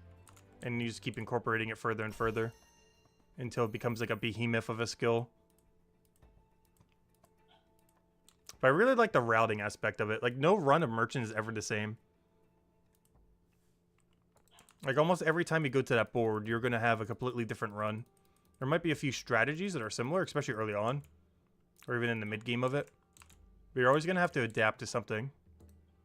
You can kind of go down some of the same paths, but you can't always do the exact same thing over and over again. You always have to adapt to what you end up getting.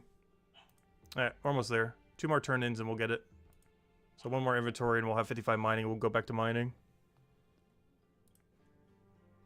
Gosh, I keep forgetting how many knowledge points this is. This is so quick.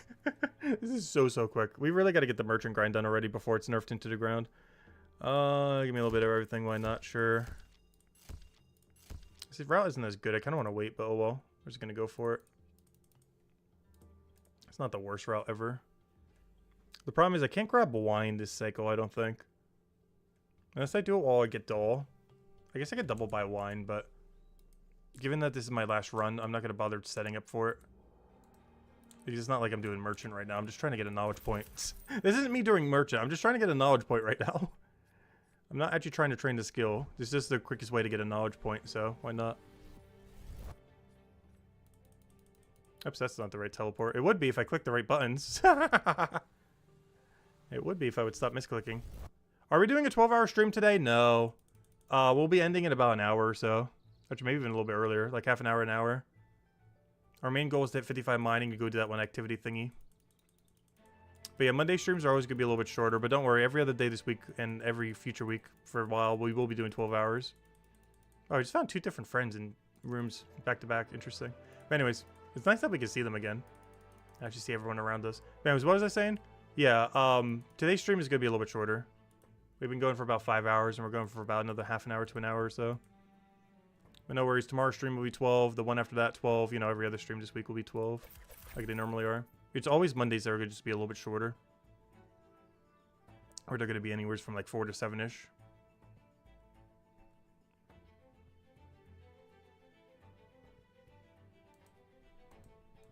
Gosh, I hate that you have to click on this. I really wish there was a way that you could just destroy this gate. Or for some reason, even after I finished the quest, it seems like it's still there. I didn't finish it yet, but I've heard that people mentioned that it's still there even after you finish it. Which I really hope that changes at some point. Because it is so annoying jumping over that fence every time you want to get through there. I don't mind if there's some kind of delay, but the fact that you have to click on it with the right click and then click on the other thing, at least change its default to jump over if nothing else. If they're like adamant about keeping it there.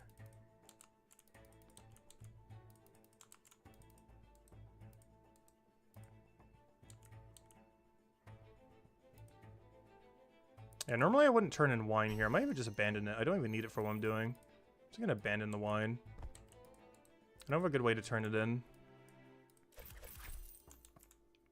And the whole point of this was just to get enough knowledge points, and this is more than enough. So I forgot, meat is kind of out of our way, isn't it? Actually, doll's kind of out of our way too. I might as well just drop it.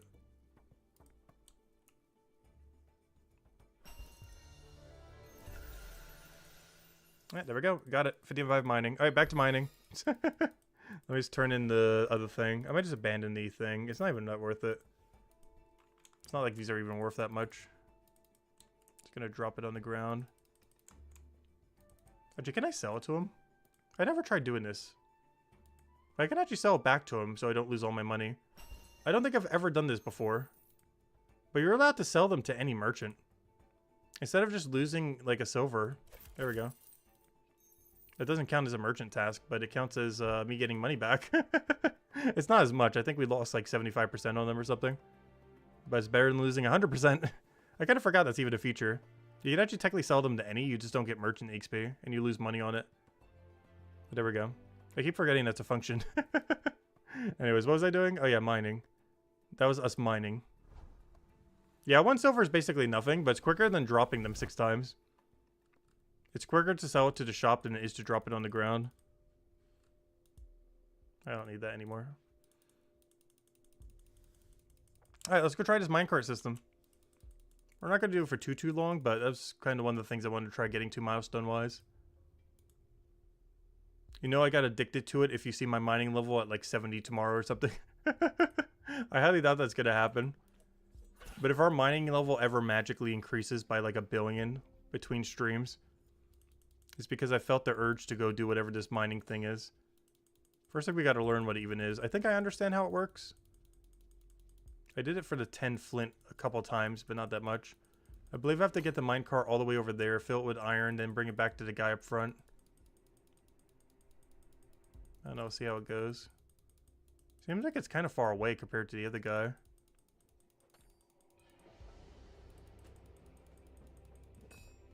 Right, let's see how this works. Where's the iron one? And we get a better one at 112 for basalts.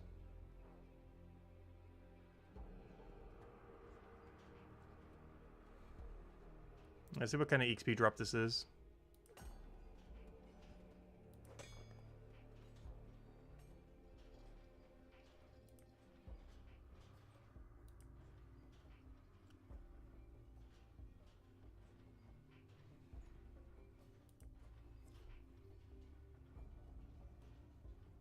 I'm hoping for at least a couple thousand. I'm hoping for over 5,000. But I think that's ambitious.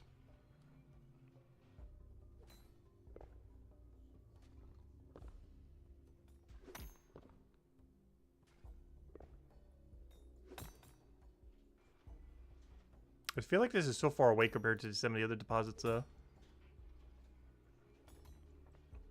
I don't know, find out.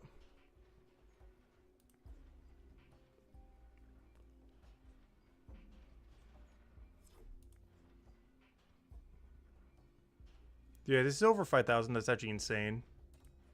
If it's near it, that's still really good. How much is this? Alright, 2,600. That's good. That's still good. That's not as high as I would want it to be. That is still really good. 2,600? So how many times would I have to do that? 10? I'd have to do that about 10 times to do another level right now. Oh, did we get 9 knowledge points? That's not bad. The only thing I'm not a fan of is we're not getting any ore or anything like that. I wouldn't mind doing this all the way till granite, I guess. We'll do this till 62 when we get our better rock. But I feel like once I get granite, I still switch over to granite. It's good, but it's not so good that I would stop doing the next tier rock afterwards. This is just the 7 levels getting to granite, I think. And then we do tier 2 granite.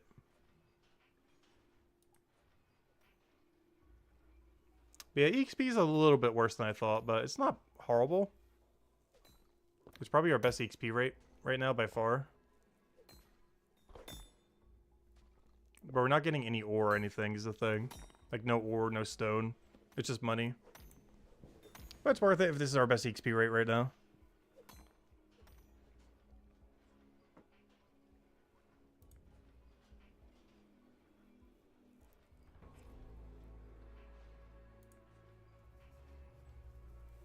I feel like this is the furthest one from a spot though. Compared to any of them that you could do.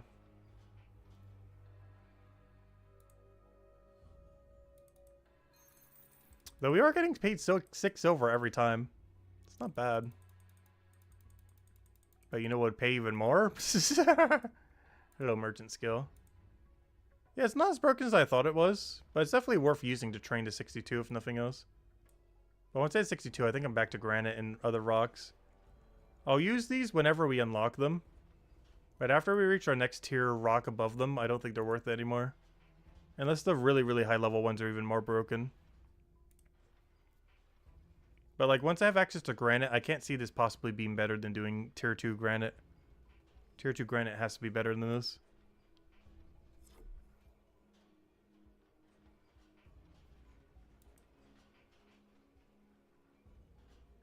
Is it 9.5? Okay. That sounds about right. The weird number. Why is it not 10%? Why is it 9.5? It can't possibly be reduced because we're doing it at the exact level range. We're doing a 55 activity at 55. Maybe they did it based on distance or something. Some of the other ones have different percents. Because I'm pretty sure this is the furthest one from deposit. I'm pretty sure the other ones you don't have to go this far for. But the XP is probably scaled accordingly. Still more than this, obviously, because of high level activity, but they'd still be closer, but would have scaled XP. Like you'd probably be closer to like 4,000 or 5,000 or something. But they'll be closer so the cycle doesn't take as long.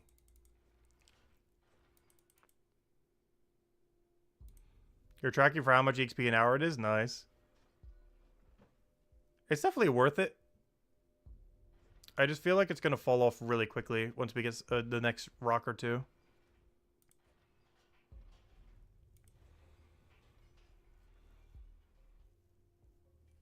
Like, I definitely don't see myself doing this all the way to 85. Or to the next minecart, which is like 112. Like, there's no shot that would happen.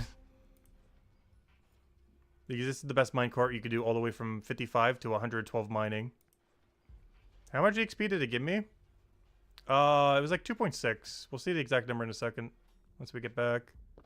But it was about 2.6 mining XP per turn in.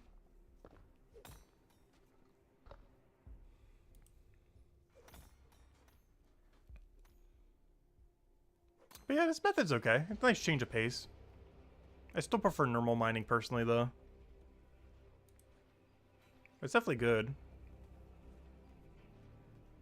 But the second I unlock like the next rock, I definitely see myself moving to that next rock rather than continue with the minecart. But for this level range, it's definitely worth it. Yeah, I got 2,645 XP each turn in. 2,645. Not sure how much it's taken per cycle. I want to say a little over a minute. I could time it real quick.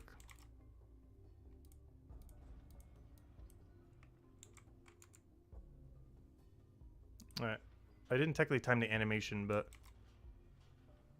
we can add like 10, 20 seconds to it. Probably 10 seconds. It's 105k XP an hour. The problem is I don't know how much XP I need for every level. I'll see how long this run goes.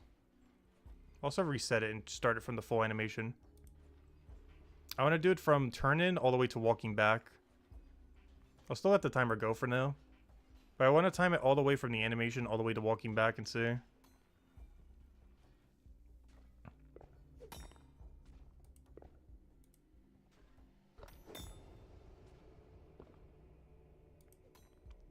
Because my current timer that's going right now, I didn't time the starting animation, which was like a good several seconds.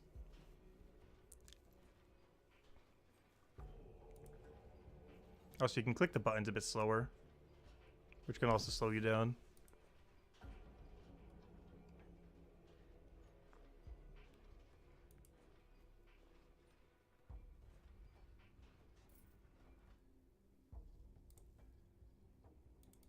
How long did that take? It's like it's about a minute and a half per cycle. But I want to test it from start to finish. Alright, there we go. Now let's see. And then I stop the timer as soon as I get back to that tile then. So this will include all animation.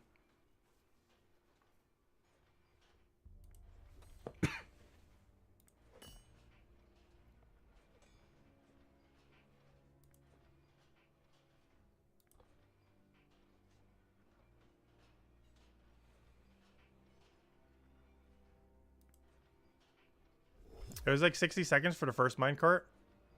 The only problem with it is I think it was like 600 something XP. But yeah, I believe this is the longest path. I can't imagine any of them being longer than this.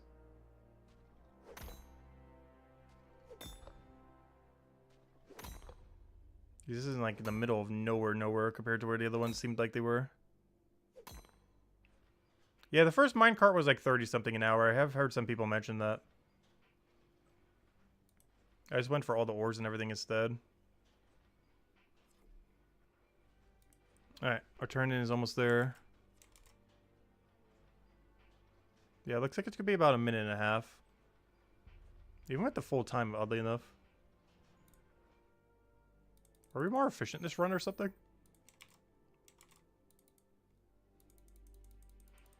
Alright, time stops as soon as I get right in front of it. As soon as I touch that tile. Yeah, it's about a minute and a half. It's pretty much exactly a minute and a half if you don't delay on any of the button presses. So if you're perfect timing on all the button presses, it looks like it's about a minute and a half. So what is that then? What's that divided into 60? Let me see, 1 second. 60 divided by 1.5. Multiplied by 2,645. It is, yep. Nuffle had the exact number. Wow, that's some exact math right there. But yeah, Nuffle had the exact number. It's 105,000. It's 105,800. Interesting. But yeah, he already had the exact number. Yeah, plus all the KP, but I'm not going to dump KP into mining, though. I was earlier just so I could unlock this. I'm not going to keep doing it into it. I was just doing it so I can unlock this activity. The rest of KP is not going into mining. That was just to get the minecart a little bit quicker. So we can get the better XP rates. You're the numbers guy? Well, thank you, yeah. It's actually insane how accurate that was. I just wanted to double check just in case. But the fact that we both got the exact same number is kind of insane. That you got it that quickly. Though that makes sense if you already have like the spreadsheets and everything. Yeah, we got to the exact same number. I don't have this thing on screen, but yeah, that's the exact number I have on the calculator right now.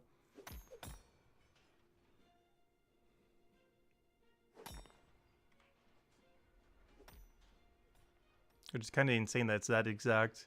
But it makes sense because this is pretty consistent, other than the slight delay on clicking the button. But as long as you're clicking the button every single time.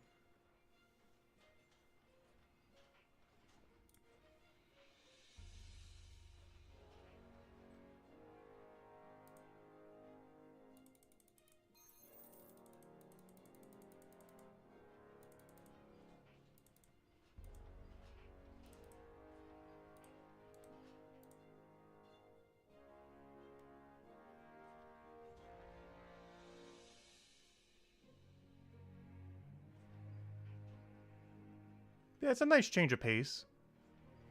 I personally prefer normal mining, but, you know. This activity's still fun. I'm definitely more of a normal mining kind of person, though. But this is pretty efficient from 55 to 62. We're not doing the whole grind right now, by the way, though. Though I do want to get at least one level through minecarts right now. At 62, I'm definitely moving to rugged granite. That's a good in-between little activity.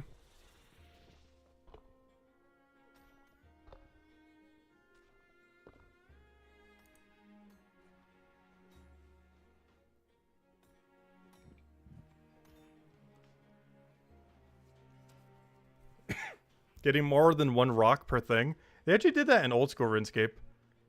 They're called mining gloves. And it allows you to mine one rock multiple times without it despawning. That'd be pretty cool if this game added something similar. But yeah, old school fixed that by being able to get multiple from the same rock if you wear a pair of gloves. Otherwise, you only kill the rock in one hit, like this game is. But if you have a special pair of gloves, they'll last for a couple hits, depending on what kind of rock they are.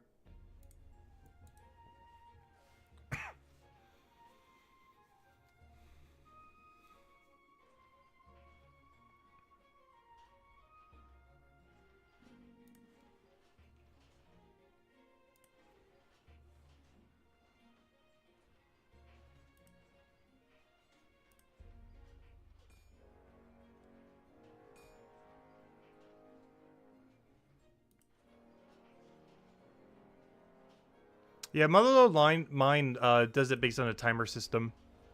Motherlode Mine works kind of like how trees work in old school now. Where after a certain timer, after the next ore that's taken, the thing dies. Like, that's not what that timer that's on the screen when I do the old school RuneScape thing, when I do this. Like, that little bar, you see, like, two circles. There's a lot of circles, but you see two circles near me.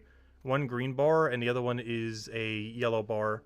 That's saying when the tree will revive, or actually how much wood is left on that one. But basically, it's basically ticking down the timer. It's like a 4.5 minute timer. And once it reaches all the way red, the next log I get will kill the tree. And yeah, the mining activity works the same way, except the timer is way shorter than 4.5 minutes. It's like 30 seconds or a minute or something for Motherlode Mine. I forget the exact time. I think they tweaked it a few here and there. Whatever the current time is, it's about a minute. But those redwoods I was doing is about 4.5, and by the time you get the extra log, it's like 5 minutes.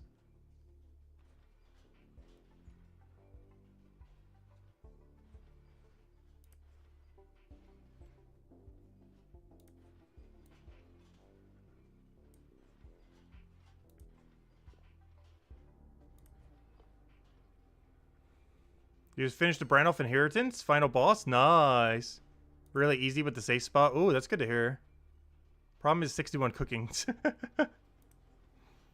Honestly, that's the only thing I'm scared about with that quest. Not the boss fight, not the 50 alchemy. But having to go get 61 cooking. That's definitely one of the things we'll probably AFK during old school RuneScape leagues. Just so we finally have it done. There's one thing I want to do within the next couple weeks. is finish every 5-star quest in this game. So when they add new quests, we could just prioritize those quests.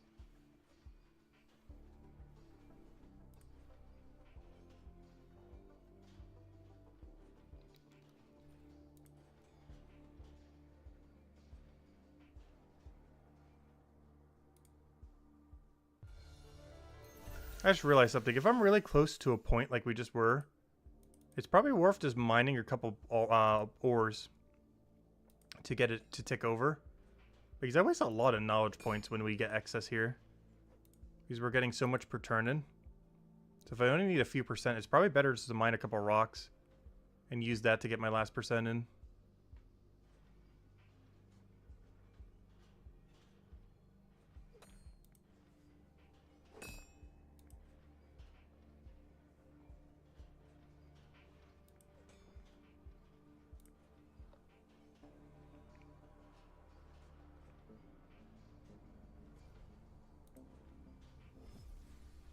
Yeah, I wish the excess KP would roll over. I've easily wasted like probably more than 20. I want to say like 50 levels up worth of knowledge points. Just from rolled over knowledge that doesn't roll over. I've wasted at least 50 whole levels. Or not 50 whole levels, but 50 whole knowledge points. Just from knowledge points that didn't roll over. But yeah, that's a feature that I hope they do. They can't do it infinitely. Because that would break the system. But they gotta do it at least up to like 10% or 15% or something. So if you accidentally slightly roll over, it's fine.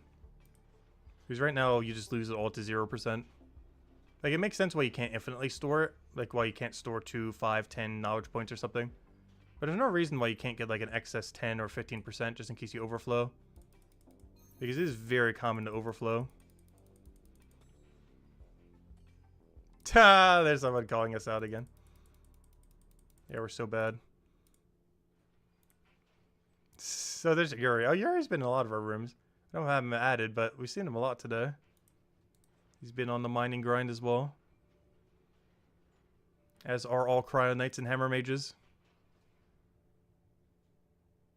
You don't currently get any of the overflow. Like, if you're at 95% knowledge and you get 10 knowledge points, you just simply go to 100%. You don't go to 105. So you lose 5% knowledge. What we're mentioning with that is basically some amount of overflow going into the next level. So that doesn't happen. Because right now you simply just lose it.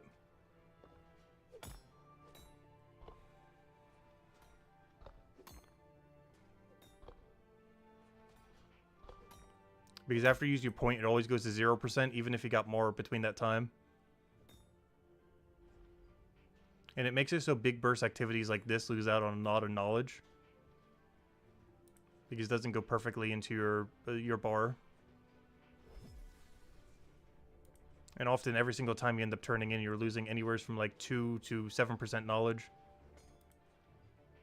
Since it doesn't roll over to the next level. Which makes methods like this just a little bit worse. We got a level. I said, hello, MK Jets. Welcome, welcome. Yeah, well, I think I've done pretty much everything I wanted to do to stream then.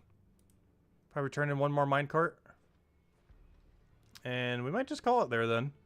Because I'm going to go grab dinner. We will still have the old school, not the old school, the Gems of War stream in 2 hours from now. Like we do every Monday. It's basically a Monday thing only. If you're not interested in that, feel free to just ignore it or stop by and leave a like if you want. It helps out a lot. Speaking of which, if you guys currently haven't liked the current Brighter Shores stream, helps people find the channel and everything. So it's greatly, greatly appreciated. If you haven't already subscribed, we've been doing Brighter Shores pretty much 12 hours every day. Monday's the main exception, like today, because I like to use it as my catch-up day. So, yeah, we're just doing a little bit shorter. I think we did, what, 6 hours? 5.5? So we did about 5.5 today. So, but tomorrow and the rest of the week, of course, we'll be back to 12 hours every single day. Likely starting around noonish or so, Eastern Standard Time. And going pretty much until midnight, about 12 hours or so. But any other questions, any other comments, any other anythings, now would be the time. Because once I turn this in, I think we might be calling it there for now. But I hope you all have a wonderful, wonderful week. And our main goal this week is, gosh, he still keeps talking. He's just trolling at the moment, obviously. He's just having fun. But I'm trying to make some other point here. But yeah, I can't remember. I'm trying to make some kind of important points. I hope you all have a wonderful, wonderful week. And yeah, we'll be around if you ever want to stop by. You guys know the drill. Is this our full-time job? At the moment, yes. We do YouTube full-time. That is what we currently do. Kind of have to with 12 hours a day. With this many hours, you kind of have to. It'd be kind of hard not to at like 200 hours in 2 weeks. Actually, even more so because it's not even the 2-week point yet. Like even after tomorrow, that's like basically a 2-week point. Because Wednesday's the 2-week point. Wednesday morning. But yeah, we basically have to. We've been doing 100 hours every week on Brighter Shore so far. But gosh, I'm so addicted. It's been so much fun. I'm really enjoying it. But anyways, guys, what's the final comment? Let's see, what is this? See you around. Yep, he's just saying goodbye. But anyways, guys, thank you so much for stopping by as always. The support from the Brighter Shores community has been absolutely amazing. Thank you so much. Appreciate it so much. And yeah, we'll be back tomorrow with a full 12-hour stream as we normally do.